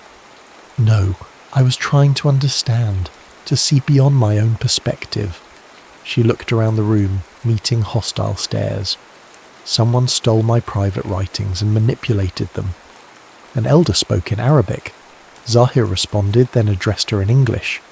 Sheikh Rahman suggests you planted these observations intentionally, that perhaps you came as a journalist first, bride second. The accusation struck with precision. Hadn't she initially approached this arrangement with journalistic detachment, recording, analysing, maintaining emotional distance? I came because I was asked to, she said, her voice steadying. I stayed because I found something worth understanding. Those words were never meant for publication. Yet here they are. Zahir's expression hardened. The damage is done. Social media had already erupted. False bride trended globally. Political opponents called for Zahir to renounce the foreign alliance. Cultural commentators debated whether Aliya's Western upbringing made her fundamentally incapable of respecting Al-Ruhayyan traditions. I need to release a statement, she said. Explain that these were private reflections, taken without consent. What you need, Zahir interrupted, is to leave Al-Ruhayya today. The words landed like physical blows. After everything they had shared, the conversations, the growing trust, the moments of genuine connection, he believed she had betrayed him. Zahir! She used his name without title for the first time. Please, let me explain. There is nothing to explain, Miss Rahman. The formal address created an unbridgeable distance between them. Our arrangement was always contingent on mutual respect. That foundation no longer exists. Pride straightened her spine. She would not beg. As you wish, Your Highness. 3 hours later, Aliya boarded a private jet for London. She left behind the borrowed clothes, the leather journal, and the foolish heart that had begun to imagine a future different from the one she'd planned. Back in her London flat, surrounded by the remnants of her solitary life, Aliya mourned what she'd lost. Not a crown or a kingdom, but the rare connection with someone who had seen her clearly, who had challenged her assumptions while respecting her strength, who had for a brief moment made her question whether freedom and belonging had to be opposing forces. She ignored calls from editors offering exclusive rights to her side of the story. She declined interview requests and speaking engagements about her experience infiltrating a royal palace. She removed herself from social media where strangers debated her motives and character. Instead, she did what she'd always done in moments of crisis. She investigated. Who had access to her journal? Who would benefit from sabotaging the potential alliance? Who moved in both Al-Ruhayyan and British media circles? The trail led to Darius Nazim, cousin to Zahir and next in line for the throne if Zahir failed to produce an heir. Darius maintained residences in both Al-Ruhayya and London, moved in journalistic circles, and stood to gain significantly from Zahir's embarrassment. Phone records showed calls between Darius and the editor who published the leaked journal entries. Aliya compiled her evidence methodically, without emotion. This wasn't about clearing her name or reclaiming what she had lost. This was about truth, the principle she had dedicated her life to serving.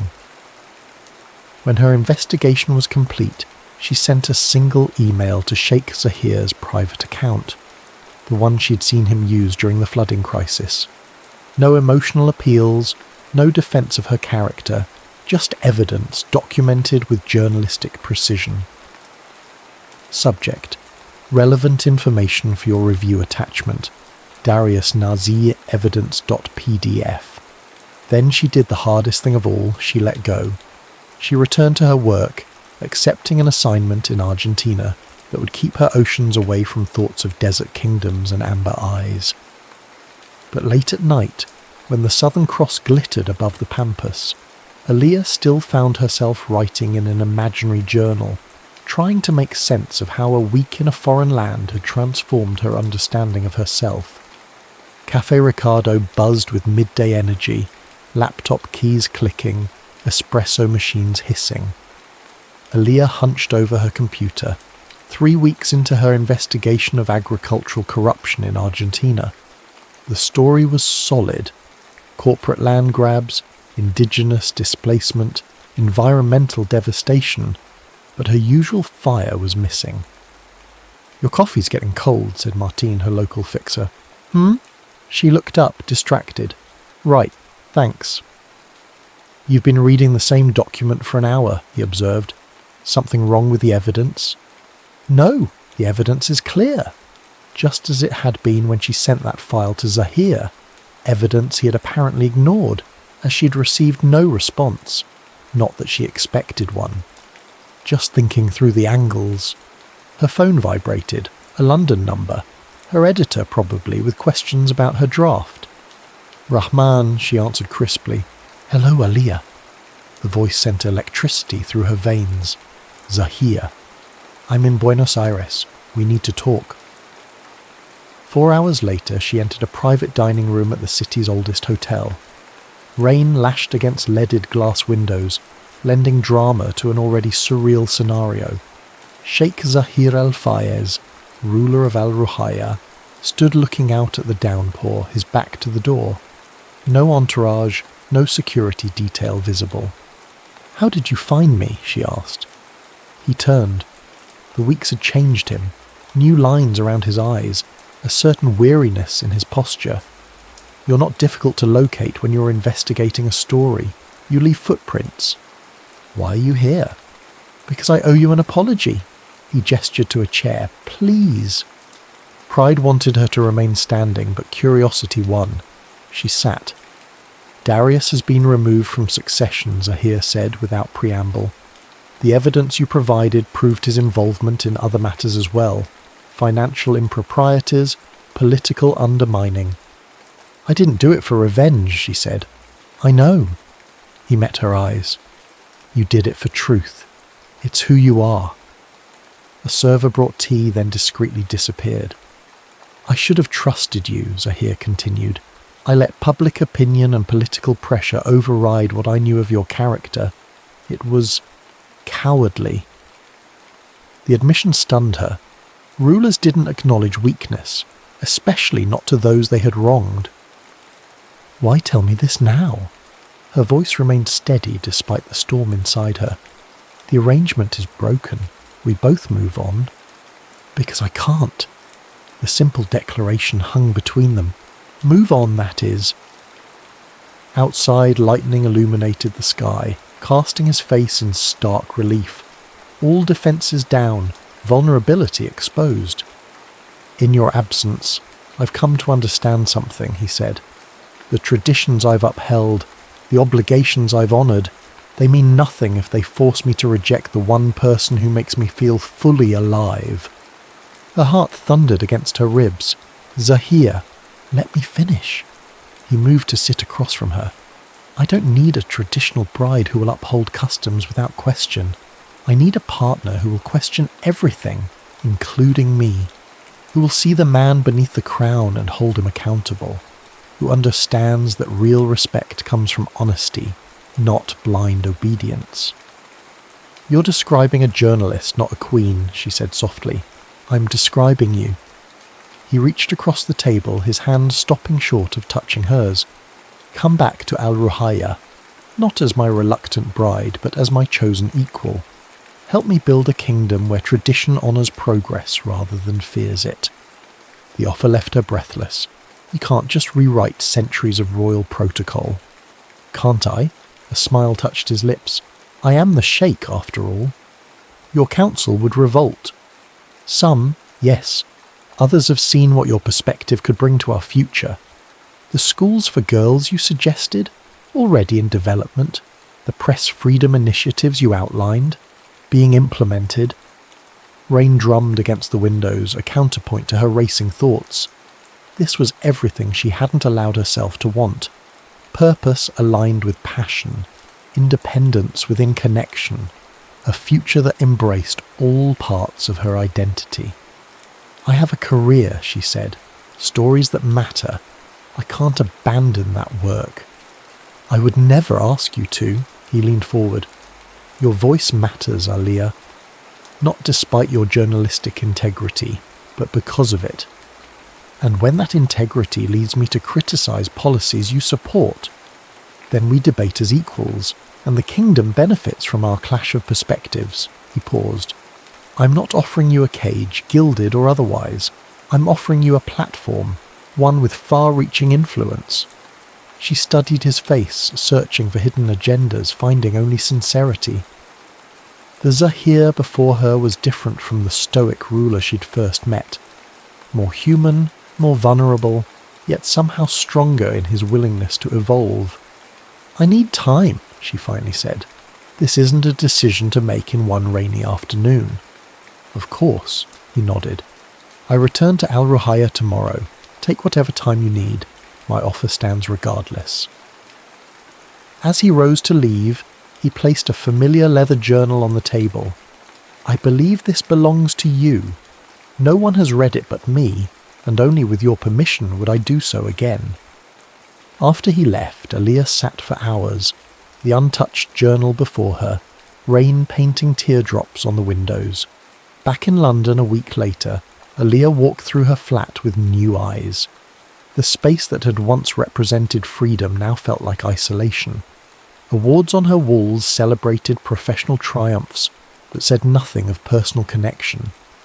Her passport bore stamps from dozens of countries, yet nowhere had felt like home, until a desert kingdom had offered her belonging without demanding surrender. She called her parents, expecting resistance when she explained Zahir's new proposal. Instead, her father said, "You have always formed your own path, Beta. If this man sees your strength as an asset rather than a liability, perhaps he's worthy of you after all." Her mother was more direct. "Does he make your heart beat faster when he enters a room?" "Yes," Aaliyah admitted. "Then the rest can be negotiated." She consulted mentor journalists who had balanced family commitments with demanding careers. She researched royal consorts throughout history who had maintained independent identities while supporting their partners. She drafted a framework for how her dual roles might function, journalist and royal partner, each informing the other without compromise. When clarity finally came, it arrived not as a thunderbolt but as quiet certainty. The woman who had walked away from Al Ruhaya in humiliation would return on her own terms, not as a reluctant bride fulfilling an ancient obligation, but as a partner by choice in building a future that honoured both their worlds. Aaliyah booked a flight to Al Ruhaya, then opened her laptop to compose the most important story of her career, one that began with her own transformation. The royal gardens of Al Ruhaya bloomed with possibility as Aaliyah walked its familiar paths. 1 year had passed since her return, a year of negotiation, adaptation, celebration, and occasional conflict. The transition had not been seamless. Nothing worthwhile ever was. She paused by the rose garden, now open to the public 3 days each week. Children from local schools sketched the flowers, while their teachers explained the garden's history. The royal photographer captured images for next month's feature in Al Ruhaya Today, the independent news magazine Aaliyah had helped establish. Surveying your handiwork, Zahir appeared beside her, dressed casually by royal standards, a simple linen shirt and trousers rather than formal attire. "Our handiwork," she corrected, accepting his kiss. "The children's art program was your idea. Inspired by your insistence that palace treasures belong to the people." He slipped his hand into hers. "The tribal council meeting finished early. Walk with me." They strolled toward the eastern wing, their private refuge still, though now connected to the public areas by pathways rather than walls. "Nervous about tomorrow?" he asked.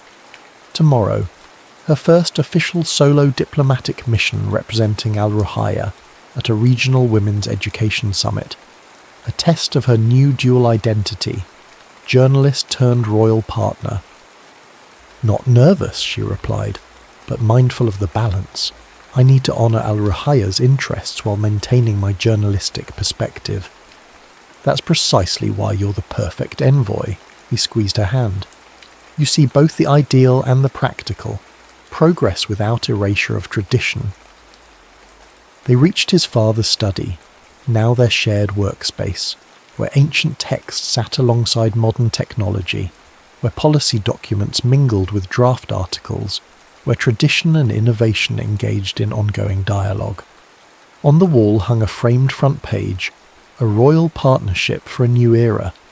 The photograph showed Aliyah and Zahir on their wedding day, she in a gown that blended Western elegance with Eastern embroidery, he gazing at her with undisguised admiration. Not the fairy tale wedding of royal tradition, but something more profound, an alliance of equals. The media summit sent their agenda, Aliyah said, settling into her chair. They've requested I lead the panel on press freedom in transitional societies. Will that create conflicts with your role here? Zahir asked, though they both knew the answer. She smiled. That's precisely why they asked. The world is watching our experiment, a journalist who maintains her independence while partnered with a ruler. And what will you tell them? He sat across from her, eyes warm with curiosity. The truth, she shrugged. That it's messy and difficult and absolutely essential.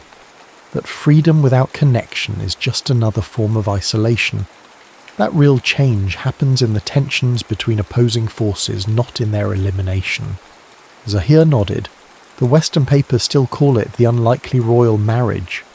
Let them, Aliyah laughed. They expected either my complete assimilation or a dramatic failure. The idea that we could create something new, neither fully traditional nor entirely modern, confounds their narratives. Their partnership had indeed defied all expectations. Aliyah split her time between royal duties and independent journalism, her byline appearing in international publications under her married name, Aliyah Rahman Al-Fayez, a bridge between her identities.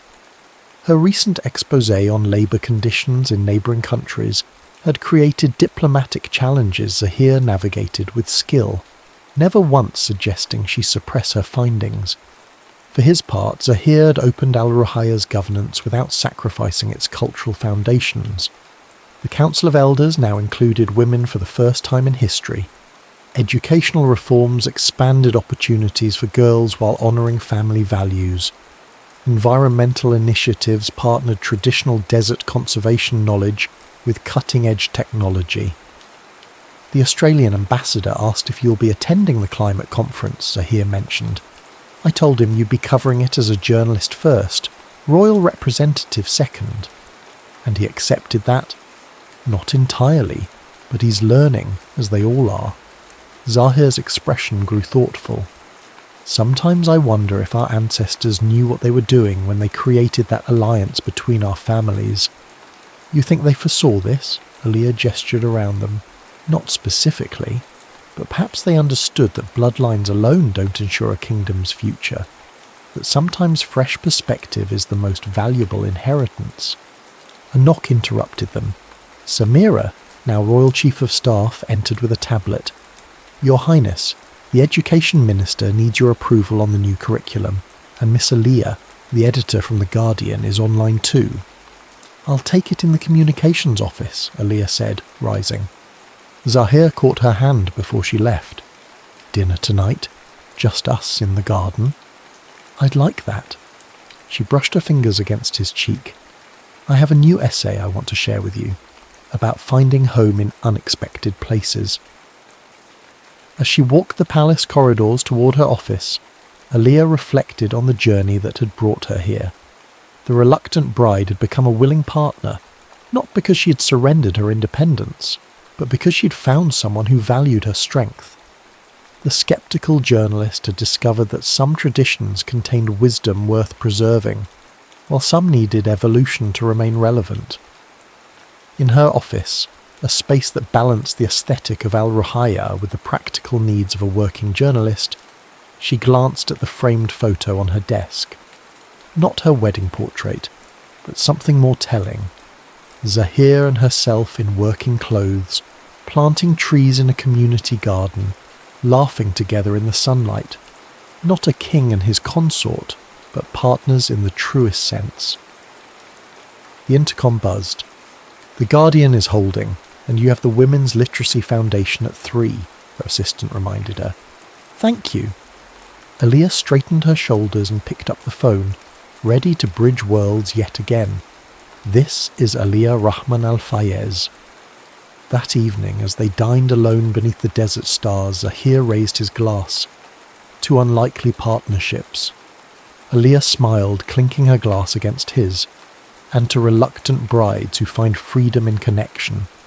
Above them, the moon illuminated the palace, ancient stone embracing modern additions, just as tradition now embraced progress in the kingdom they were building together. Not without conflict, not without compromise, but with the understanding that the most beautiful gardens grow where different elements meet. In her journal that night, Aliyah wrote words she never expected to believe. Sometimes the story you resist becomes the one that defines you, not because fate demands it, but because in fighting against what you fear, you discover what you truly need. The end.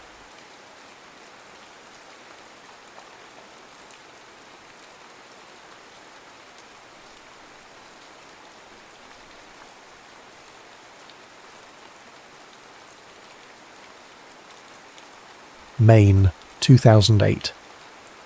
Maggie Foster's fingers betrayed her age only when she tried to open her mail.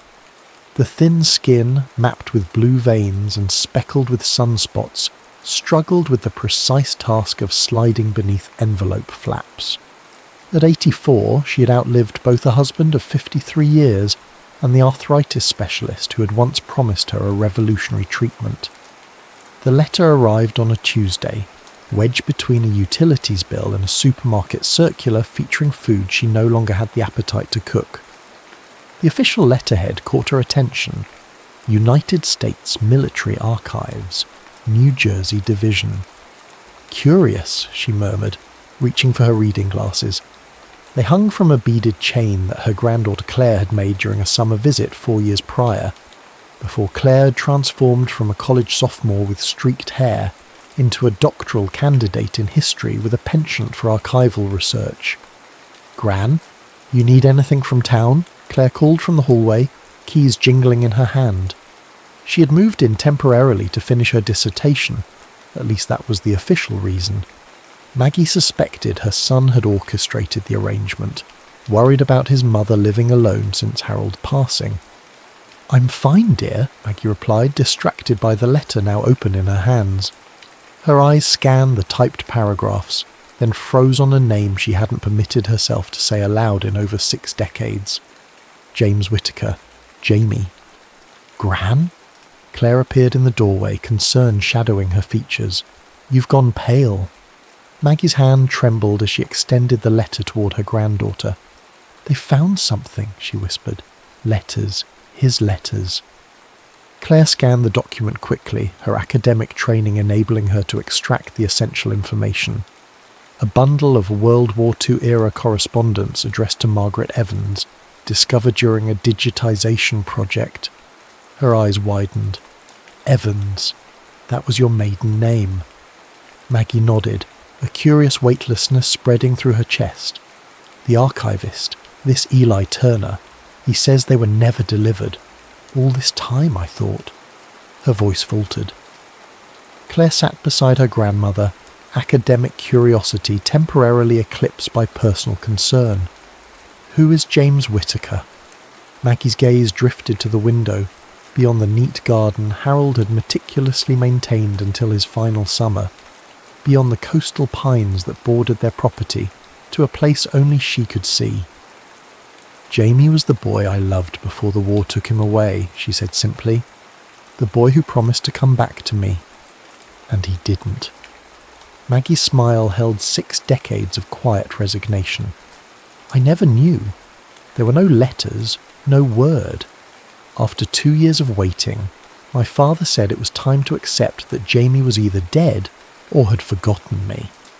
She touched the letter again, as if to verify its solidity.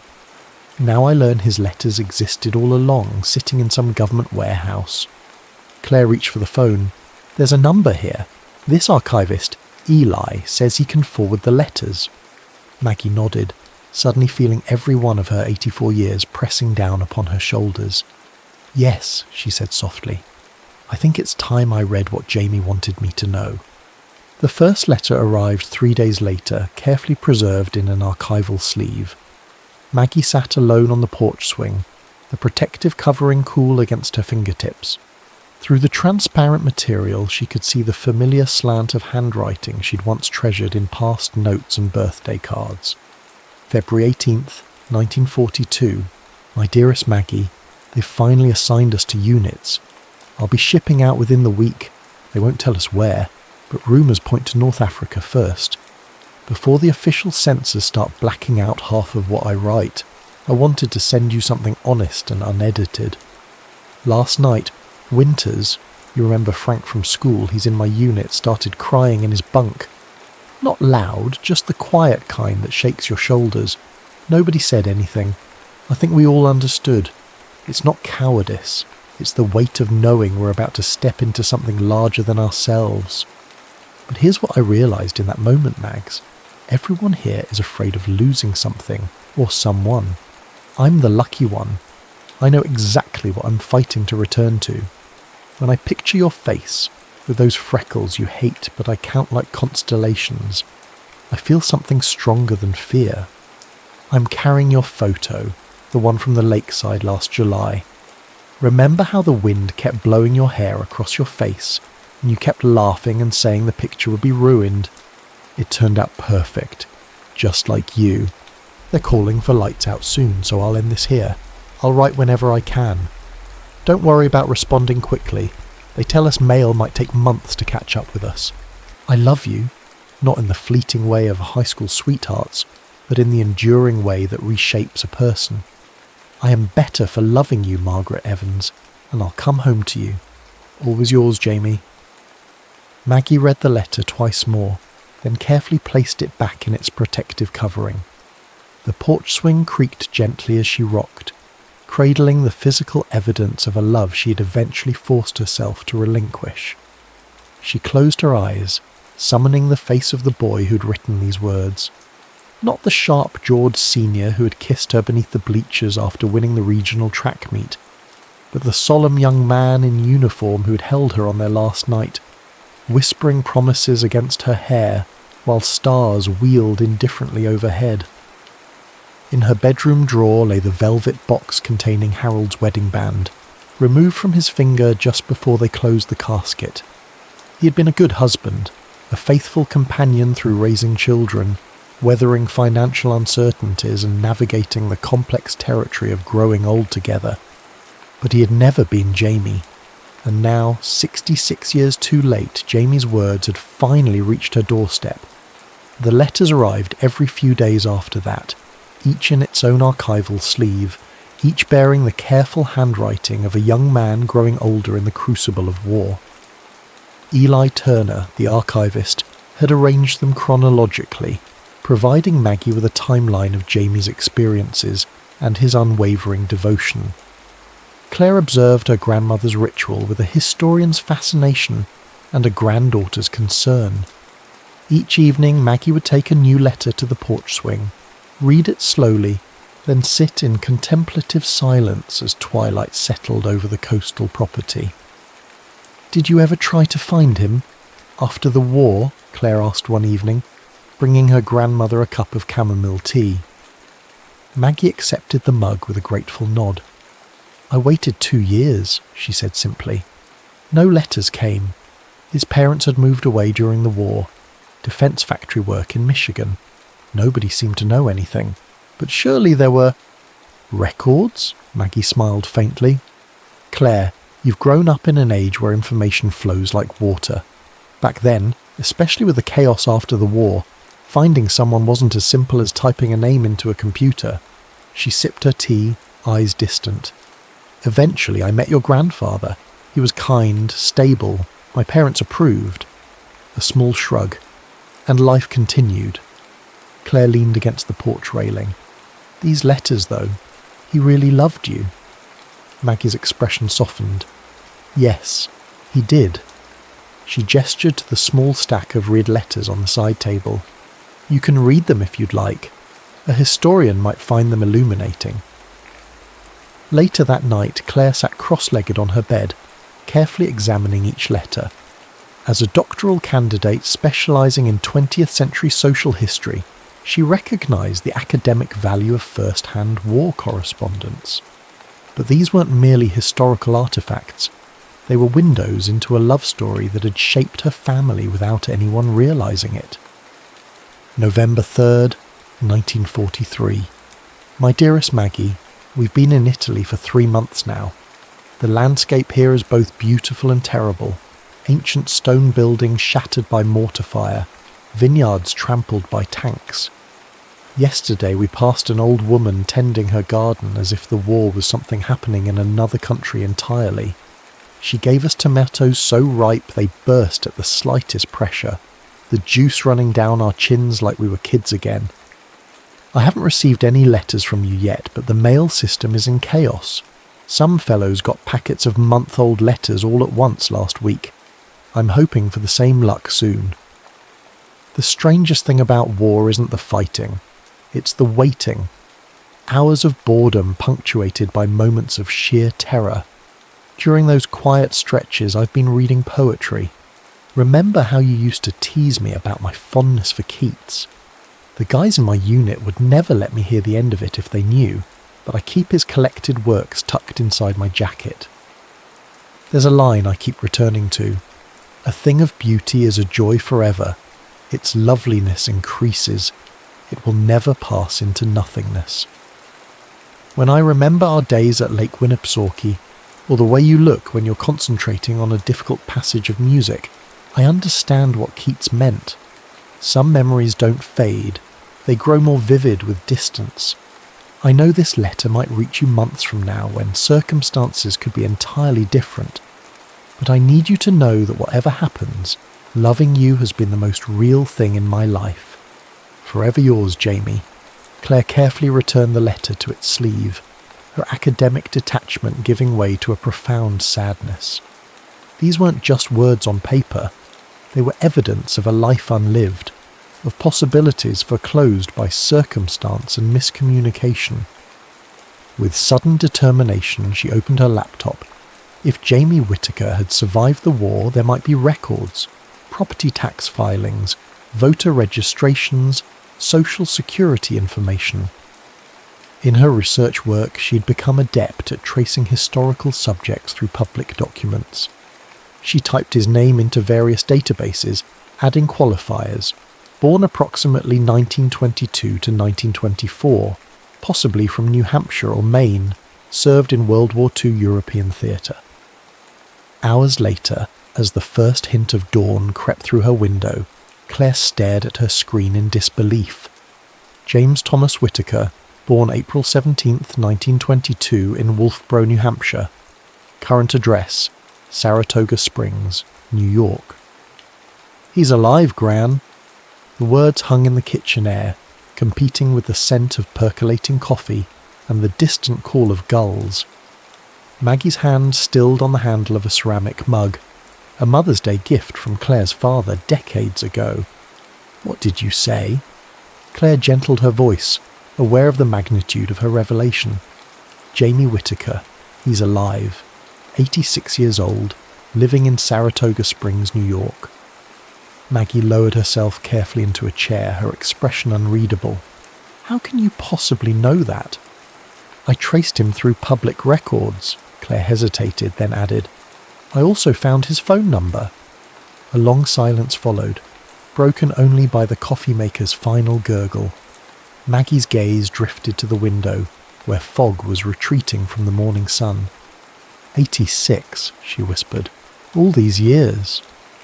Claire sat across from her grandmother, restraining her historian's eagerness in favour of simple compassion. According to the records, he never married. Maggie's eyes snapped back to her granddaughter's face. Never? No children either. He owns a small house that he's lived in since 1950. He was a high school literature teacher until he retired in 1987. Maggie's hands trembled slightly as she reached for the latest letter, dated May 1945, written just after VE Day. In his last letter, He wrote about coming home, about finding me. Her voice caught. But he never did? Perhaps he tried, Claire suggested gently. Remember, your family moved to Portland right after the war. But my father's hardware store was well known. Anyone asking around would have... Maggie trailed off, her mind clearly racing through possibilities long unconsidered. Claire pushed a slip of paper across the table. This is his number. You don't have to use it, but it's yours if you want it. Maggie stared at the sequence of digits as if they formed an incantation with unpredictable consequences. What would I even say? Hello, it's Maggie. I just got your letters from 66 years ago. How have you been? Despite the gravity of the moment, Claire smiled. Actually, that sounds like a pretty good opening. Maggie's laugh was fragile but genuine. Let me finish the letters first, she said, touching the small stack that remained. I need to know everything he wanted to tell me before I decide. The final letter arrived on a Friday afternoon. Unlike the others, this one came without an archival sleeve, accompanied by a note from Eli Turner explaining that this particular letter had been discovered separately, misfiled in a different section of the archives. Maggie recognised immediately that something was different. The handwriting was less steady, the paper of lower quality. She took it to the porch swing, her private reading spot, and unfolded the brittle pages with care. August 10th, 1945. My Maggie, the war is nearly over. The newspapers say Japan can't hold out much longer after the atomic bombs. I don't know what to make of such a weapon, but I'm grateful if it means no more young men will die on either side. I'm writing from a military hospital in England. Don't worry, I'm one of the lucky ones. Shrapnel in my leg from a German artillery shell during the final push into Germany. It's healing well, though the doctors say I'll always have a slight limp. A small price to pay for coming home alive when so many didn't. You haven't replied to any of my letters, and I've tried not to let dark thoughts take root. War changes people. I understand that better than most. If your feelings have changed, I will accept it, though it would be a wound deeper than any I've sustained in combat. But I choose to believe in us, Maggie. In 2 weeks, they're putting me on a hospital ship back to the States. Another month of rehabilitation, and then I'm coming to find you. I don't care if you've moved or if your parents still disapprove of me. I promised I would come back to you, and I keep my promises. I've had a lot of time to think in this hospital bed, about what matters, about the life I want to build. I still see the same future I described in my first letter. A small house near enough to the lake to hear the loons at night. Children with your eyes and stubborn spirit growing old together on a porch swing. Wait for me, Maggie, just a little longer. All my love, always Jamie.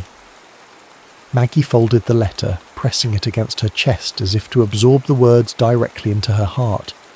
She sat motionless as the afternoon light shifted around her, casting longer shadows across the porch. When Claire found her an hour later, Maggie's eyes were dry but resolute. I'd like to make that call now, she said quietly.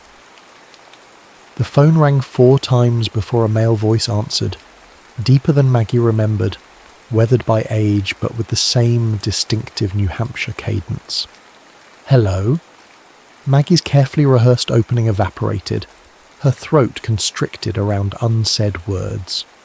Beside her, Claire squeezed her hand encouragingly. Hello? The voice repeated, a touch of impatience colouring the word. Jamie? Maggie finally managed, her own voice sounding foreign to her ears. Jamie Whittaker. A pause, then cautiously, yes, this is James Whittaker. It's Margaret. Another beat of silence, followed by a clarification. Margaret Evans. The silence that followed stretched so long that Maggie wondered if the connection had been lost. Then came a sound, something between a gasp and a sob. Maggie? My Maggie? The possessive pronoun, unchanged by 66 years of separation, brought tears to her eyes. Yes, she whispered. How? His voice faltered. After all this time, how did you find me? Your letters, she replied simply. They've been delivering your letters, Jamie. All of them, from 1942 to 1945.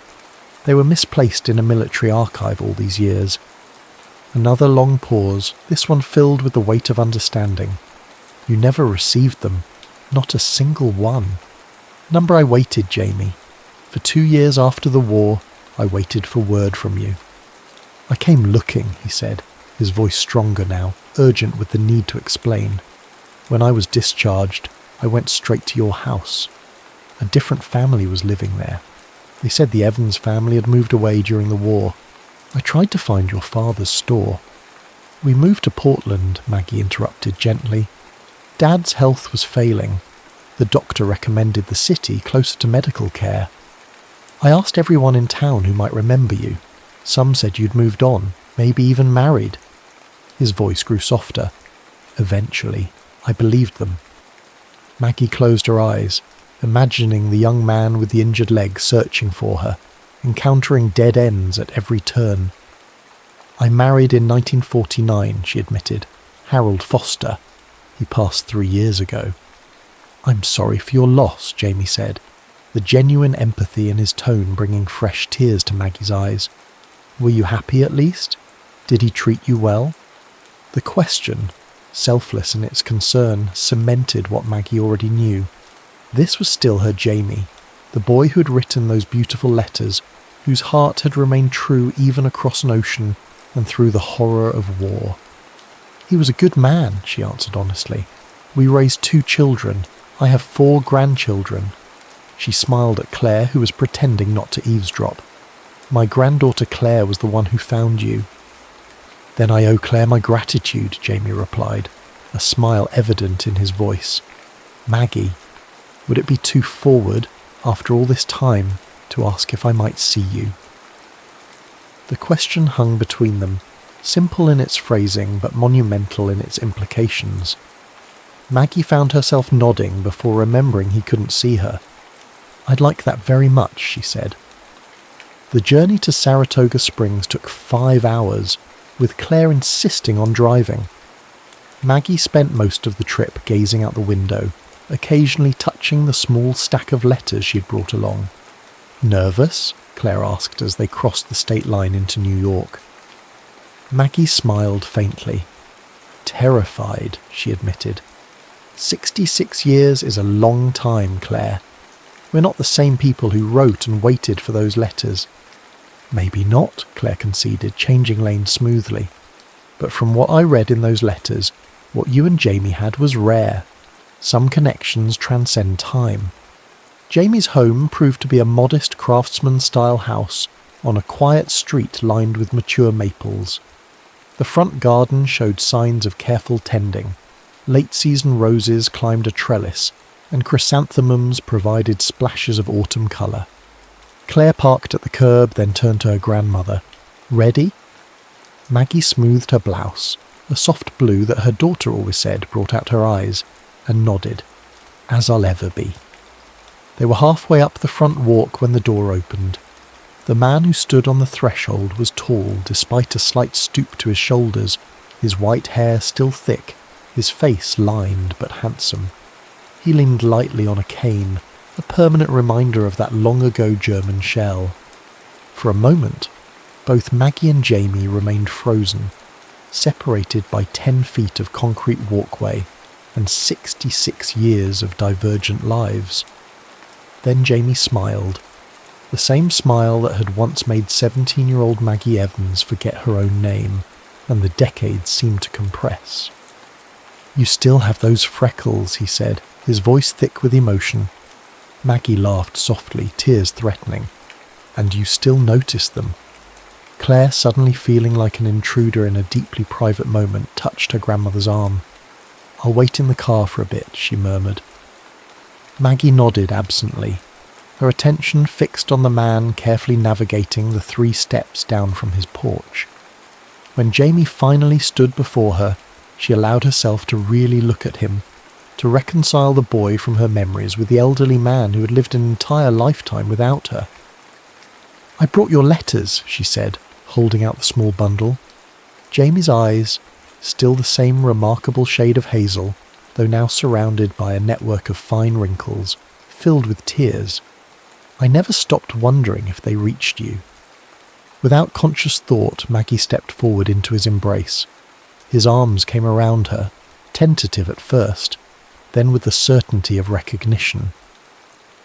They stood that way for a long moment, an elderly couple on a quiet street in Saratoga Springs, holding each other as if making up for thousands of embraces never shared. "Come inside," Jamie said finally, reluctantly releasing her.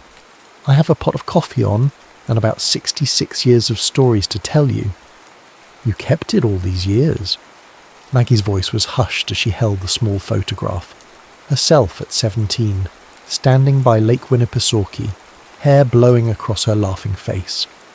The colours had faded to sepia tones, but the image remained clear. On the back, written in faded pencil, "Maggie, July 1941. Jamie nodded, the movement causing sunlight from the window to shift across his features. They sat in his small living room, surrounded by bookshelves that testified to a lifetime of literary appreciation. "It was in my wallet throughout the war," he explained. "I had it laminated in the 70s when it started to wear thin from handling." Claire, who had joined them after a discreet interval, studied the interactions between her grandmother and Jamie with fascination.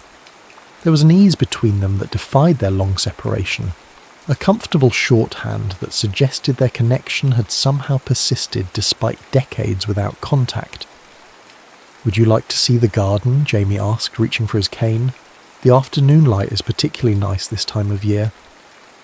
As the elderly couple moved toward the back door, Claire hung back. "I think I'll make some calls," she said. "Take your time." The garden proved to be larger than the front yard had suggested. A thoughtfully designed space with winding paths, a small pond with water lilies, and several comfortable seating areas. Jamie guided Maggie to a wooden bench beneath a maple tree beginning its autumn transformation. "I started gardening after I retired," he explained. "Needed something to fill the days." A self-deprecating smile crossed his face. The literature teacher in me appreciated the metaphors: growth, renewal, patience. Maggie touched a late-blooming rose with gentle fingers. "It's beautiful, Jamie." They sat in companionable silence, the afternoon sun casting dappled shadows through the maple leaves. A slight breeze carried the scent of earth and approaching autumn. "Did you ever marry?" Maggie asked finally, the question she'd been holding since learning he still lived alone. Jamie shook his head. "Came close once in the 50s, a fellow teacher named Eleanor. She was witty, kind." He looked at Maggie directly. "But she wasn't you. Eventually she realised I was still in love with a ghost." The simple admission hung in the air between them. "I don't regret the life I built," Maggie said carefully. "Harold was a devoted husband. My children brought me immeasurable joy. But—" She hesitated, then forged ahead with characteristic directness. "But there was always a Jamie-shaped void in my heart, a space no one else could quite fill." Jamie reached for her hand, his fingers, like hers, mapped with veins and marked by age but still strong. "I used to imagine, all the possible lives we might have had. Sometimes I'd see a young mother with children who had your smile, and I'd wonder." "We can't reclaim those years," Maggie said gently. "No," Jamie agreed, "but perhaps we're being offered something rare, a chance to write a different ending." As the sun began its descent, casting longer shadows across the garden, they shared stories of their separate journeys, of Jamie's years teaching literature to generations of students, of Maggie's work as a piano teacher and later as a volunteer with the Portland Symphony's youth program, of illnesses overcome, of friendships treasured, of the complex joys and sorrows that constitute a fully lived life. "Will you stay in Saratoga Springs tonight?" Jamie asked as they walked slowly back toward the house. "There's a nice hotel downtown. Or—" He hesitated, suddenly seeming younger, almost boyish in his uncertainty. "My guest room is always prepared." Maggie smiled, squeezing his hand. "Claire checked us into the hotel already, but we're not leaving until tomorrow afternoon." Inside, they found Claire curled in an armchair with one of Jamie's first edition poetry collections, looking completely at home. She glanced up as they entered, noting their linked hands with a barely concealed smile. "Everything okay out there?" Maggie nodded, a new lightness in her expression that Claire hadn't seen before. "Yes, dear. Just catching up on a few decades." Later, as they prepared to leave for the hotel, Jamie pressed something into Maggie's hand. A small envelope sealed. "What's this?" she asked. "The letter I never sent," he replied simply. "Written 10 years after the war, when I'd finally accepted you weren't coming back into my life. Read it tonight." Maggie tucked the envelope carefully into her purse. "I will." In the quiet of her hotel room, after Claire had retired to the adjoining room, Maggie opened Jamie's final letter with careful fingers. April 17th, 1955. "My dearest Maggie, you will never read these words. I've accepted that our paths, which once seemed so inevitably entwined, have diverged beyond reconnection. Yet on my 33rd birthday, I find myself needing to write to you one last time. I imagine you married now, perhaps with children. I hope he appreciates the way your eyes crinkle when you're trying not to laugh, or how you unconsciously hum Bach when you're concentrating. I hope he knows how fortunate he is to build a life alongside your particular brightness. As for me, I continue teaching literature to students who largely prefer baseball to Browning. Occasionally, a student will ask why I never married. I simply tell them I haven't found the right person, a half-truth that satisfies their curiosity without revealing that I found her at 17 and lost her to war and circumstance. I don't write this from a place of bitterness or regret. The war taught me that life is too precious for such indulgences. Rather, I write from a place of enduring gratitude. Loving you made me a better man than I might otherwise have become. Even in your absence, you have shaped me. Keats wrote that beauty is truth, truth beauty. That is all you know on earth, and all you need to know. Perhaps he was right. The truth and beauty of what we shared, however briefly, has been sufficient to illuminate my path forward. Be well, Maggie. Be joyful. Know that somewhere in this wide world you're remembered with perfect clarity and endless affection. Always, Jamie." Maggie wiped tears from her cheeks, carefully refolded the letter and returned it to its envelope. Then she reached for the hotel phone and dialed the number Jamie had given her. He answered on the first ring, as if he had been waiting beside the phone. "I read it," she said simply. "And—" Maggie took a deep breath, feeling not like an 84-year-old widow but like the girl who had once promised to wait for a soldier's return. "I was wondering if you might like to have breakfast with me tomorrow, and perhaps the day after that, and the day after that." She paused, then added softly, "For as many days as we have left." Jamie's voice, when he answered, held a joy that transcended time and separation. "I would like nothing better, Margaret Evans, nothing better in this world." 3 months later, Jamie invited Maggie to his garden, now transformed by early summer blooms. He'd arranged a small table beneath the maple tree where they often sat, adorned with a checkered cloth and her favourite wildflowers in a blue ceramic vase. "This is lovely," Maggie said as Jamie pulled out her chair with an old-fashioned gallantry that made her smile. They shared a simple lunch, talking easily about Claire's dissertation progress and Jamie's latest gardening project. As Maggie finished her iced tea, she noticed Jamie seemed uncharacteristically distracted, his fingers tapping a nervous rhythm against the tablecloth. "Is everything all right?" she asked, reaching for his hand to still it. Jamie took a deep breath. "I had planned something more elaborate," he confessed with a self-deprecating smile. "At our age, perhaps that seems foolish. But then I remembered that the most meaningful proposal in literature isn't elaborate at all." He reached into his pocket and withdrew a small velvet box that looked as if it had been waiting patiently for decades. "Mr. Darcy simply says, 'You must allow me to tell you how ardently I admire and love you,'" Jamie quoted, his voice steady despite the emotion evident in his eyes. Jane Austen understood that true feeling needs no embellishment. He opened the box, revealing a vintage sapphire ring surrounded by tiny diamonds. "This was my mother's," he explained. "I've kept it all these years, though I never imagined I'd have the chance to offer it to you." Taking Maggie's hand in his, Jamie said, "I've loved you for 67 years, Margaret Evans. Would you do me the extraordinary honour of becoming my wife, so that I might love you even more completely for whatever time we have left?" Maggie's eyes filled with tears as she looked at this man who had waited a lifetime for her. "Yes," she whispered, her voice strengthening as she repeated, "Yes, Jamie. I've already wasted too many years not being your wife." As he slipped the ring onto her finger, a perfect fit, as if it had always been destined for her hand, Jamie gathered her close, his kiss a promise of the days to come. "I never stopped hoping," he murmured against her hair. Maggie leaned back to look into his face, memorising every line that life had etched there. "Neither did I," she admitted. "I just didn't know what I was hoping for until your letters found me." 1 year later, on a perfect autumn day in Maine, Maggie and Jamie were married in a small garden ceremony. Claire stood as witness, alongside a handful of close friends and family members who had watched with wonder as this improbable love story unfolded. As Jamie slipped a simple gold band onto Maggie's finger, he whispered words from the last letter she had received from the archives. "Wait for me, Maggie, just a little longer." And Maggie, radiating a happiness that belied her 85 years, replied with the words she had waited 67 years to say. "I'm done waiting, Jamie Whittaker.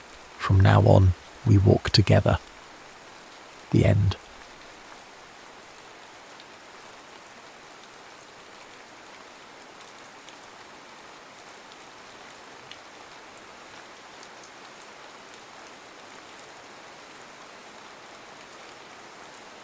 The violin case was heavier than Chiara remembered. Perhaps grief added weight to ordinary things. Rain pelted the water taxi as it carved through the Grand Canal, Venice unfurling before her in watercolour greys. The city seemed to be mourning alongside her, washing itself, clean in quiet tears. 3 days since her mother's funeral, and here she was, returning to the apartment that had housed Emilia Sartori's final breaths. "Just here, Signora," the driver said, guiding the boat to a weathered dock. Chiara paid him and stepped into the drizzle, her mother's vintage umbrella spreading above her like a black flower. The key to the apartment felt foreign in her hand. When she'd last visited, her mother had been the one to open the door, frail but standing, a ghost of the woman who once commanded symphony halls. Now, only stunts greeted her.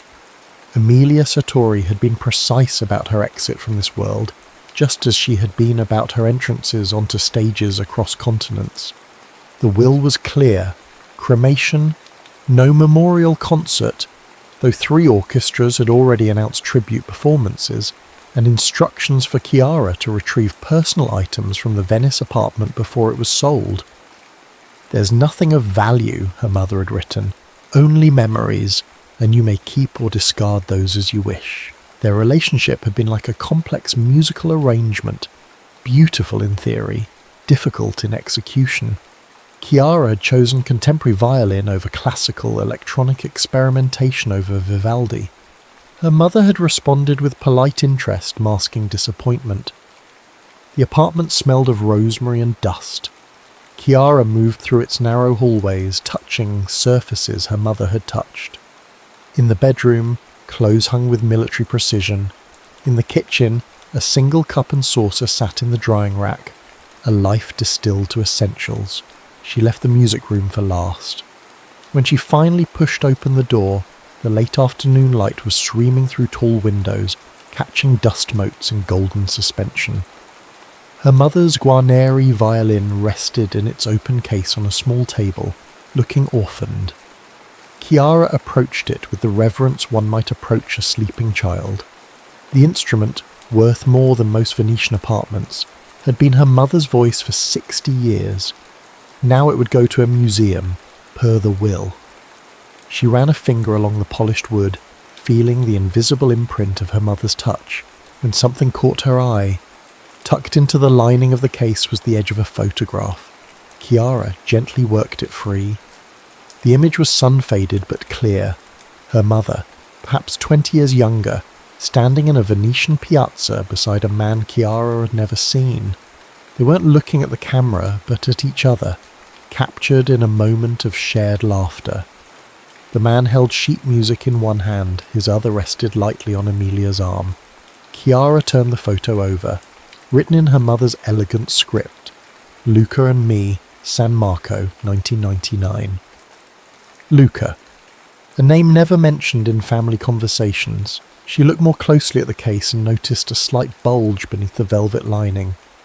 Working her fingers underneath, she extracted a yellowed envelope and a single sheet of handwritten music titled The Last Song in Venice. The envelope contained one page, written in a hand that wasn't her mother's. My dearest Emilia, by the time you read this, you'll be gone from Venice. I understand, you've always been moving towards something while I've been standing still.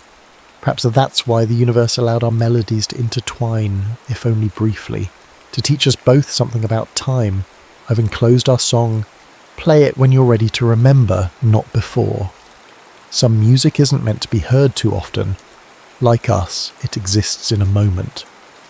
With love that doesn't require forever to be real, Luca Chiara sat on the faded velvet bench, holding the letter to her chest. Who was this man? Why had her mother, so forthcoming about her achievements, so reticent about her heart, kept him hidden? A knock at the door startled her. She wasn't expecting anyone. She opened it to find an elderly woman with sharp eyes and a cane. You must be Chiara, the woman said. Her English carried on in an Italian accent. I'm Sophia Ricci. I lived across from your mother for 15 years. I saw the lights on and thought I should introduce myself. Please come in. Sophia moved slowly into the apartment, her cane tapping a gentle rhythm. Your mother was a private woman, but I think she would want you to understand her life here. Did you know her well? Well enough to bring you this. Sophia reached into her bag and extracted a leather-bound journal. She asked me to give it to you if you came. She said you might have questions. Chiara accepted the journal, her throat tightening. Did you ever hear her mention someone named Luca? She asked. Sophia's expression softened. Ah, so you found him. Who was he?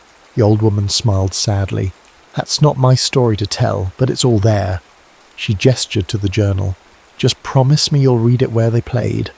At the Piazza della Musica Persa. The Square of Lost Music. It's not on tourist maps, but any local can point the way. After Sophia left, Chiara sat by the window, watching Venice slip into evening, the journal unopened beside her. Outside, a church bell tolled 7 times. She thought of her mother hearing those same bells year after year, keeping whatever secrets this journal held.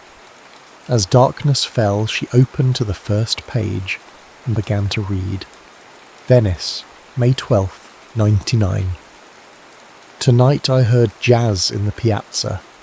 I followed the sound like a woman possessed and found him there. Fingers dancing over keys, creating worlds I've never allowed myself to enter.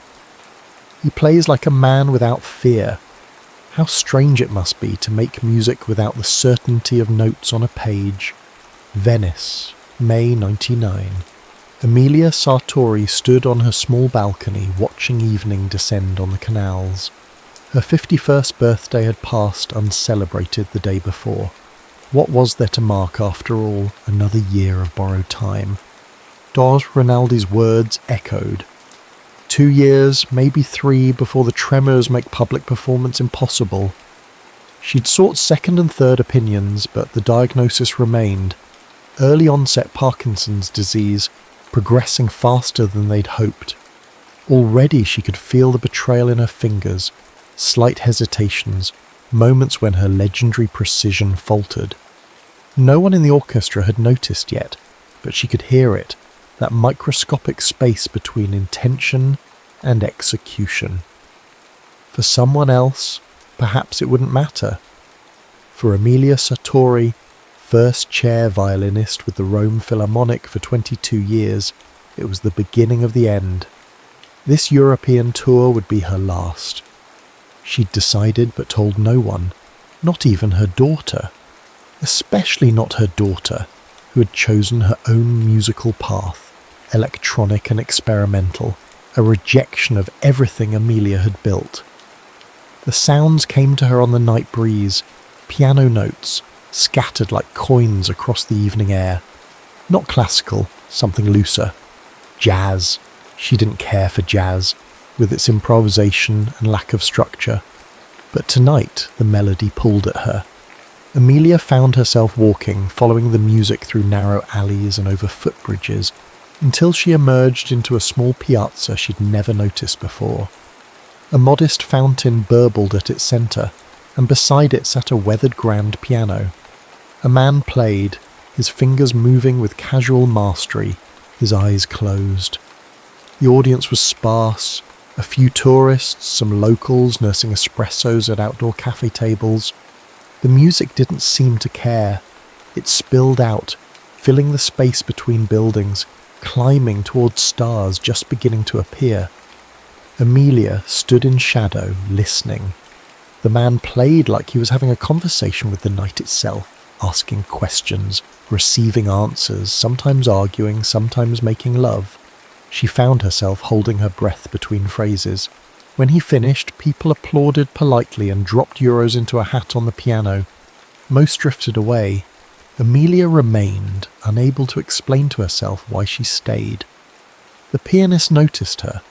He was older than she had first thought, perhaps 50, with silver threading through dark hair and lines etched beside eyes that caught the lamplight. He nodded to her as if they were colleagues, then began another song.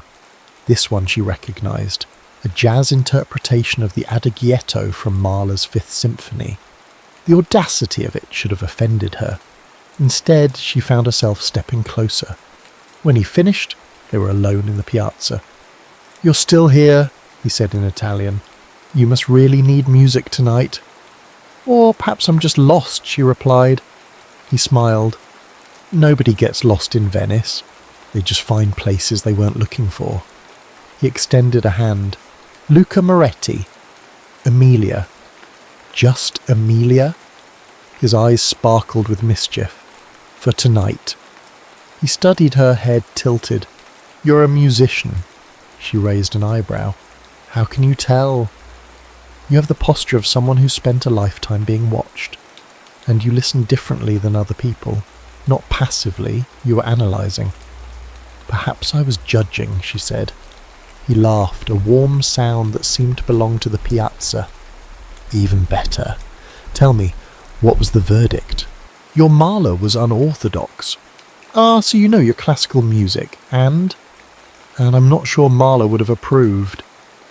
"Mahler is dead. I play for the living."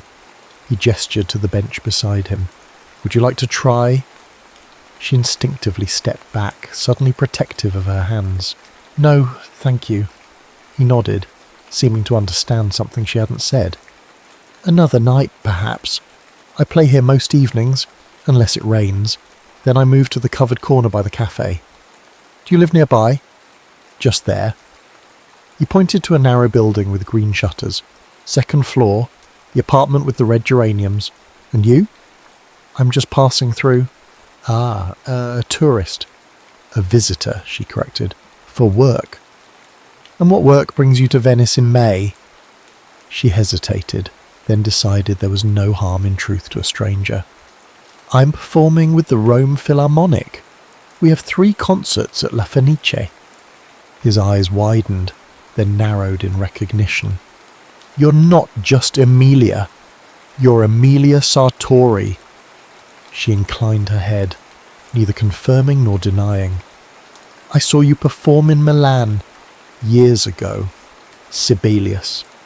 You made the violin sound like it was breaking apart and reforming with each note." Something inside her warmed at the description. Not the usual platitudes about technical precision or emotional control. "Will you come back?" he asked as she turned to leave. "Tomorrow night?" She should have said no. She had rehearsal in the morning, a strict regimen of rest and practice that had governed her days for decades. Perhaps, she said instead. She did return the next night, and the night after. They talked about music, about Venice, about the quality of light on water.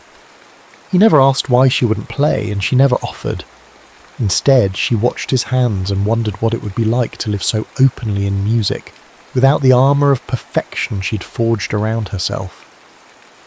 On the fourth night, he wasn't at the piano.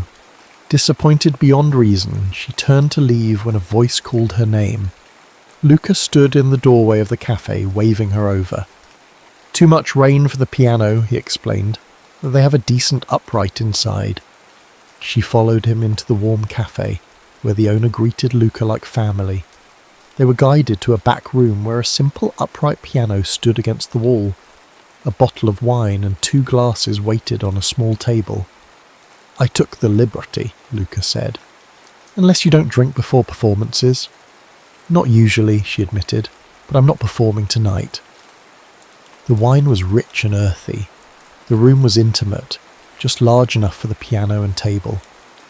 Through a small window she could see rain falling on the canal.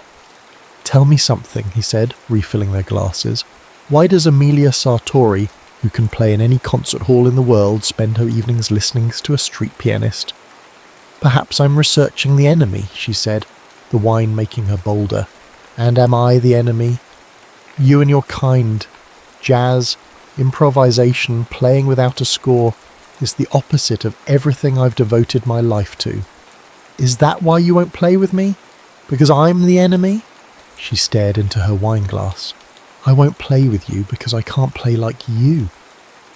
"I don't want you to play like me. I want you to play like you." "And what if—" the word stuck in her throat. "What if I can't play like me anymore either?" Understanding dawned in his eyes. "Your hands." She nodded, not trusting her voice. "Show me," he said gently. She extended her right hand, and he took it in both of his. His skin was warm, fingers calloused from years at the keys. For a long moment he simply held her hand, as if listening to it. "Play with me," he said finally. "Not for an audience, just for us." "I can't." "You can. I'll follow where you lead." "And if I falter?" "Then we'll call it jazz," he said with a smile that reached his eyes. She found herself at the piano bench, Luca beside her, her violin case open, the Guarneri gleaming in the low light. For the first time in her professional life, Emilia Sartori played without a score, without rehearsal, without certainty. Her hands trembled. Notes that should have been crisp blurred at the edges, but Luca followed, his piano weaving around her imperfections, transforming them into intentional deviations. They played for an hour, moving from classical fragments to jazz standards, to things that existed only in that room, on that night. When they finished, she was crying, not from shame or fear, but from something she couldn't name. "See," Luca said softly, "the music doesn't care if you're perfect. It just wants to be played." She looked at him then, really looked at him, and felt something calcified within her begin to crack. In her mother's journal, Chiara found a Venice she'd never known, a city of music-filled nights and sun-drenched mornings, of canal-side conversations and shared wine, of 2 musicians finding in each other what they'd lost in themselves. She read about their first kiss, on a gondola beneath the Bridge of Sighs, tourists above them completely unaware of the world shifting beneath. She read about their nights in his small apartment, how they would play music with the windows open, letting their impromptu duets spill into the piazza below, how crowds began to gather, night after night, to hear the famous violinist and the piazza pianist create something ephemeral and perfect. She read about her mother's hands, how the tremors would come and go, how some nights she couldn't play at all, and how Luca would simply hold her until the frustration passed. And she read about Luca's past, his promising career cut short when his wife fell ill, how he'd chosen love over ambition without regret, how he'd found peace in playing for the moment rather than posterity. By the time Chiara reached the final pages, dawn was breaking over Venice. She closed the journal and went to stand on the balcony, watching the city wake. The same view her mother must have had, 26 years ago when she wrote, "Venice, June 19th, 1999. I leave tomorrow. The tour ends, reality waits. Luca asked me to stay. We can play until the notes run out," he said. I almost said yes, but what would we become, his hand steady while mine fail? How long before resentment replaced love? How long before I couldn't bear to touch my violin at all? Better a perfect memory than an imperfect forever. At least this is what I tell myself as I pack my case. He doesn't know I'm leaving. Cowardice, perhaps, or mercy. For him or for me, I'm not sure anymore. As the sun climbed higher, Chiara made her decision. She would find the Piazza della Musica Persa.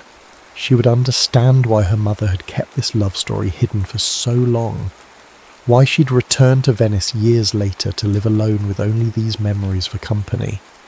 She bathed and dressed, tucking the journal and the sheet music into her bag. Outside, Venice was alive with morning light and the sounds of a city built on water. "Excuse me," she asked a passing fruit vendor. "Could you direct me to the Piazza della Musica Persa?" The man's weathered face softened. "Ah, the Square of Lost Music. For the American pianist and the violinist, yes. Follow the canal to the third bridge, then left through the narrow passage. You'll hear it before you see it." "What do you mean?" He smiled cryptically. Some say music never really leaves a place where it was played with love. Chiara followed his directions, moving through the labyrinth of Venice's back streets. The passage he'd mentioned was barely wide enough for one person, walls close enough to touch on both sides. It opened suddenly onto a small piazza with a central fountain. The square was empty, save for a sleeping cat and an old piano under a weathered tarp. She approached slowly, feeling as if she were walking into the pages of her mother's journal. This was where it happened. Where Emilia Sartori, renowned for her technical perfection, had learned to embrace imperfection. Where she had loved, briefly but completely. A voice startled her. "You must be Chiara." She turned to find an elderly man emerging from the cafe. He moved with the stiffness of age, but had keen eyes that studied her carefully. "Yes, how did you know?" "You look like her." He extended a gnarled hand. "I'm Marco. I own the cafe. I knew your mother. And Luca." "Luca Moretti. Is he still?" "No," Marco said gently. "He passed 5 years ago. Heart quick, they say." Chiara felt a strange grief for a man she'd never met. Did they ever see each other again after she left? Marco gestured to a small table outside the cafe. As they sat, he said, "Not until she moved back to Venice. 10 years ago it was. She came looking for him. By then his health was failing." Did they rekindle their relationship? The old man's smile was sad.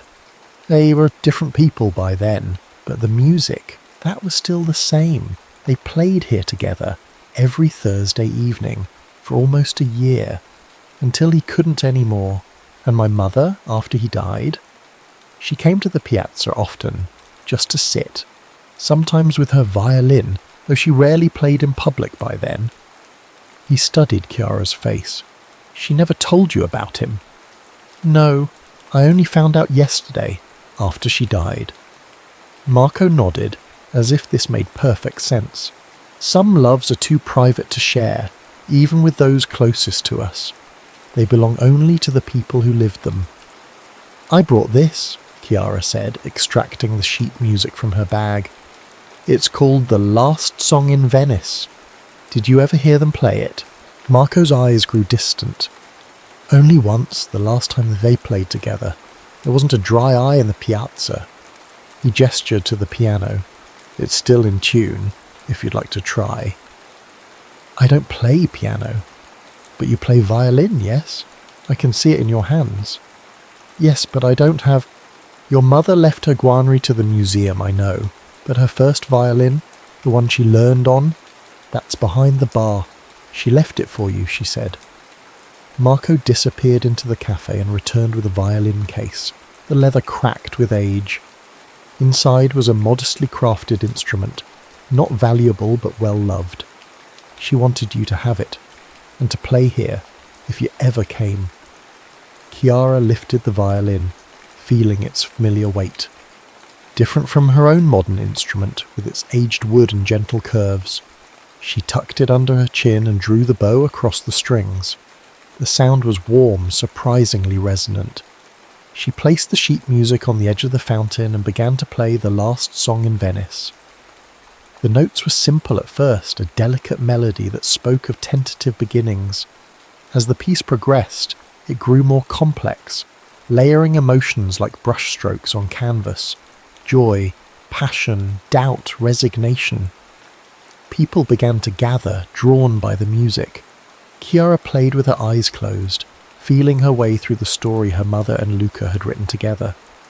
When she reached the final notes, a haunting refrain that seemed to ask a question that couldn't be answered, there was complete silence in the piazza, then applause, gentle at first, then building. When she opened her eyes, the small square was filled with people, many of them wiping away tears. Marco approached, his own eyes glistening. You play like her, but also like yourself. Thank you for this, she said, gesturing to the violin, the piazza, the moment. Don't thank me, thank her. She knew you'd come one day. As the crowd dispersed, Chiara remained, holding the violin that had belonged to her mother. She thought of Emilia Sartori, not as the formidable musician the world had known, but as the woman who had stood in this same spot, finding and losing love, choosing duty over desire, carrying the music of those nights through the rest of her life. In that moment, Chiara understood something about her mother that decades of strained conversations had never revealed, and she began to understand something about herself as well. Present day Venice. Chiara spent the next week immersed in her mother's Venice. She visited La Fenice, where Emilia had performed her final concert with the Rome Philharmonic. She found the gondola stop where, according to the journal, Luca had first told Emilia he loved her. Not despite your hands, but because of everything they've played and everything they still might. She spent evenings in the Piazza della Musica Persa, sometimes playing, sometimes just listening to the ambient sounds of Venice at night. Marco would bring her espresso and tell stories about the summer of '99, when locals and tourists alike would gather to hear the unexpected duets.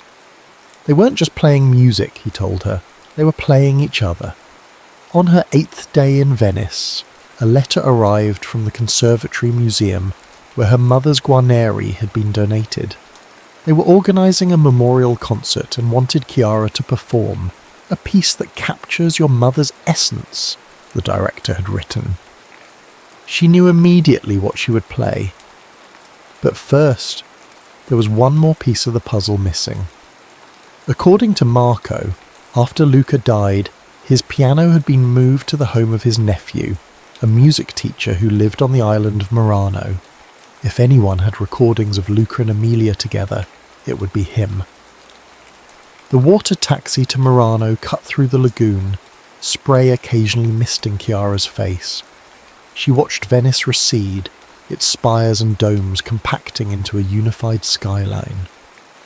Her mother had made this same journey many times during that final year with Luca, according to Marco.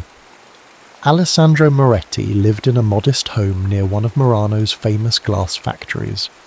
When Chiara introduced herself, his face registered immediate recognition. "I've been expecting you," he said, ushering her inside. Marco called. "He said you've learned about your mother and my uncle." Alessandro was younger than Chiara had expected, perhaps 40, with Luca's dark eyes and expressive hands. His home was filled with music, instruments in various states of repair, shelves of vinyl records and CDs, framed sheet music on the walls. I teach piano to the children of glass blowers, he explained. Not as romantic as playing in piazzas, but it pays the bills.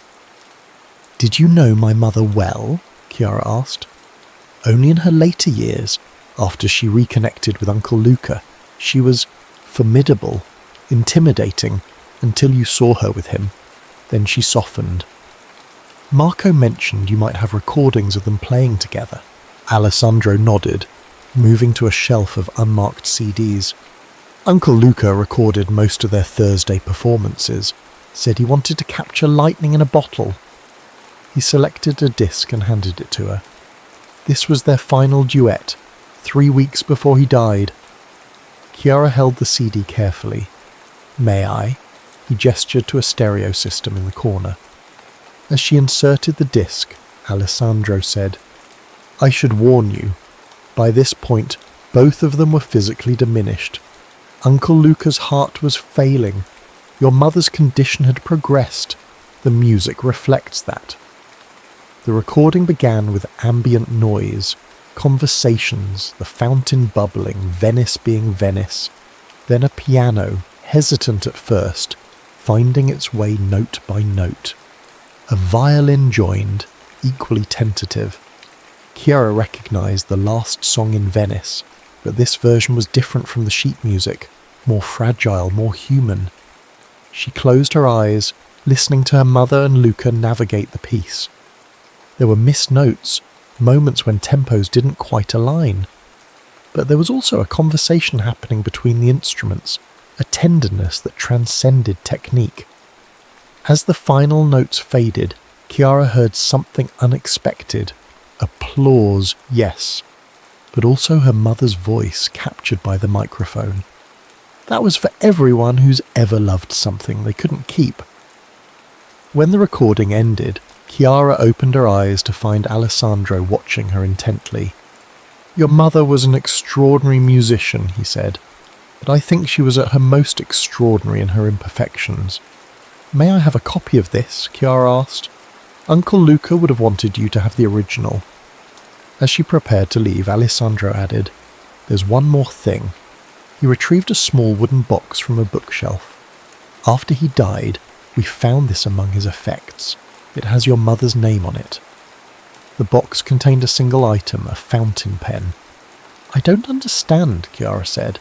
Neither did we at first. Then we realised it was the pen she used to write in her journal the summer they met. She must have left it behind when she departed suddenly. He kept it all those years. Chiara held the pen, imagining her mother's hand gripping it as she recorded her innermost thoughts, her fears about her failing health, her unexpected love, her agonizing decision to leave. Thank you, she said, emotion thickening her voice. On the water taxi back to Venice, Chiara reflected on all she'd learned. Her mother, always so controlled in life, had experienced a brief period of beautiful chaos with Luca. She'd walked away from it, returned to her ordered existence, raised a daughter alone, built a legendary career. But she'd kept the memory close, finally returning to Venice when her performing days were over. Had she regretted her choice? The journal offered no clear answer, but the fact that she'd sought Luca out decades later, that she'd played with him despite her progressed condition, suggested she'd carried him with her all along. Back at the apartment, Chiara sat at her mother's writing desk and began composing a piece to accompany The Last Song in Venice, a daughter's response to a mother's hidden heart. The memorial concert at the Conservatory Museum drew an international audience. Former colleagues, students, admirers of Emilia Sartori's perfectionist brilliance filled the intimate performance space. Chiara, waiting backstage with her mother's first violin, felt oddly calm. The museum director's introduction was brief. Tonight we honour not only a musical legacy, but the woman behind the music. Her daughter, Chiara Sartori, will perform a piece that captures something essential about Emilia that perhaps we never fully understood. Chiara walked onto the stage where behind her, a large photograph of her mother in her prime was projected, Emilia in profile, violin raised, eyes closed in concentration. It was the image the world knew. "Good evening," Chiara began. "My mother was known for her technical precision, her unwavering commitment to the score as written. What many of you don't know is that there was another side to her musicality, one she kept private until the final years of her life." She explained about finding the journal, about discovering Luca Moretti, and the summer of improvised duets in a hidden piazza. "The piece I'll play tonight is called The Last Song in Venice. It was composed by Luca for my mother, capturing their brief but profound connection. I'll be playing it on her first violin, the instrument she used during that Venetian summer." Chiara placed the CD player beside her and pressed play. The recorded piano introduction began, Luca's part, from their final performance together. When the violin would normally enter, Chiara raised her mother's instrument and joined the recording, playing not to the audience but to Luca's phantom piano. The piece unfurled like Venice itself, complex, layered with history, simultaneously melancholy and beautiful. Chiara followed the emotional arc that Luca had composed and that her mother had completed, adding her own interpretations where it felt right. When the final notes faded, there was silence, then gentle weeping from several corners of the hall, then applause, building into a standing ovation. Later, as attendees filtered out, the museum director approached Chiara. "That was unexpected," he said, "and perfect. We would like to include the sheet music and recording in the permanent exhibition alongside the Guarneri." "I think my mother would want that," Chiara said, "to be remembered not just for her perfection." The following morning, Chiara returned to the Piazza della Musica Persa one last time. She'd agreed to sell her mother's apartment, but not before making arrangements with Marco to establish a small music scholarship in Emilia and Luca's names. The piazza was empty except for Marco, who was supervising the installation of a small bronze plaque beside the fountain. "What does it say?" Chiara asked, approaching. Marco stepped back so she could read the inscription. "In this piazza from May to June 99, and again from 2019 to 2020, Emilia Sartori and Luca Moretti created music that exists now only in memory. Some songs are meant to be played just a few times. Some loves are meant to be lived just once, but both echo forever." "It's perfect," Chiara said, tears welling. "Your mother approved the text before she died," Marco revealed. "She knew she wouldn't live to see it installed."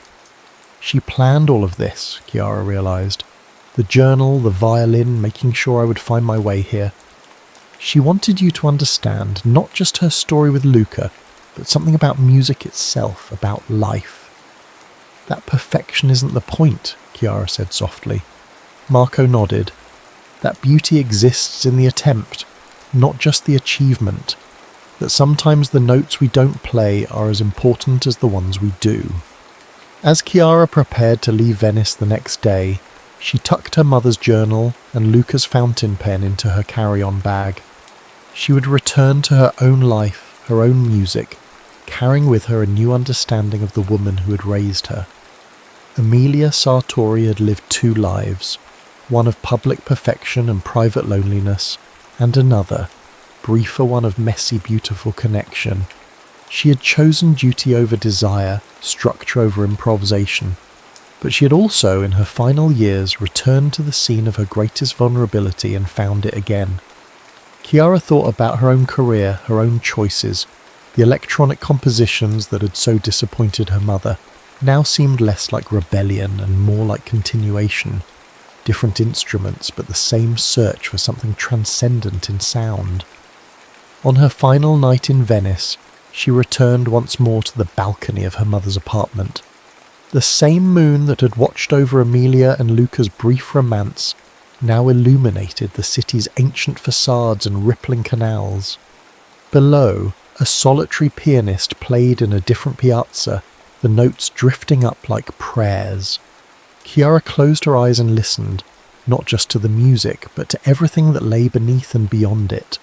The water lapping at stone foundations, distant conversations in multiple languages, the gentle creaking of a city perpetually in dialogue with the sea that both threatens and sustains it. She understood now what her mother had found in Luca's jazz, in his philosophy of musical improvisation. Life itself was improvisation, a constant navigation between structure and spontaneity, between what we plan and what simply happens. The journal's final entry, dated just 3 months before Amelia's death, read, Venice, January 2025. Chiara will come when I'm gone. I've arranged everything. She'll find Luca, or at least his memory, and perhaps understand why I lived as I did, why I left him, why I returned, why I never spoke of him. Don't regret the life I chose. The concert halls, the recordings, the students who now lead orchestras across the world, these matter. But I regret not telling her sooner about those nights in the piazza, about music that existed only in the playing of it. I hope she'll forgive me for keeping this part of myself hidden. I hope she'll understand that some loves aren't meant to be explained or shared, only experienced. And I hope most of all that she finds her own piazza someday, a place where her music can simply be, without judgment, without fear. The tremors are worse now. Some days I cannot hold a pen, let alone a bow, but in my mind I still play our last song perfectly. Memory at least allows for flawless performance. Chiara closed the journal and held it to her chest. In the morning she would leave Venice, carrying with her both versions of her mother, the perfectionist and the improviser, the woman who chose duty and the woman who, however briefly, chose love. But tonight, under a Venetian moon that had witnessed centuries of partings and returns, she allowed herself to simply be her mother's daughter, listening to distant music fading into night, the end.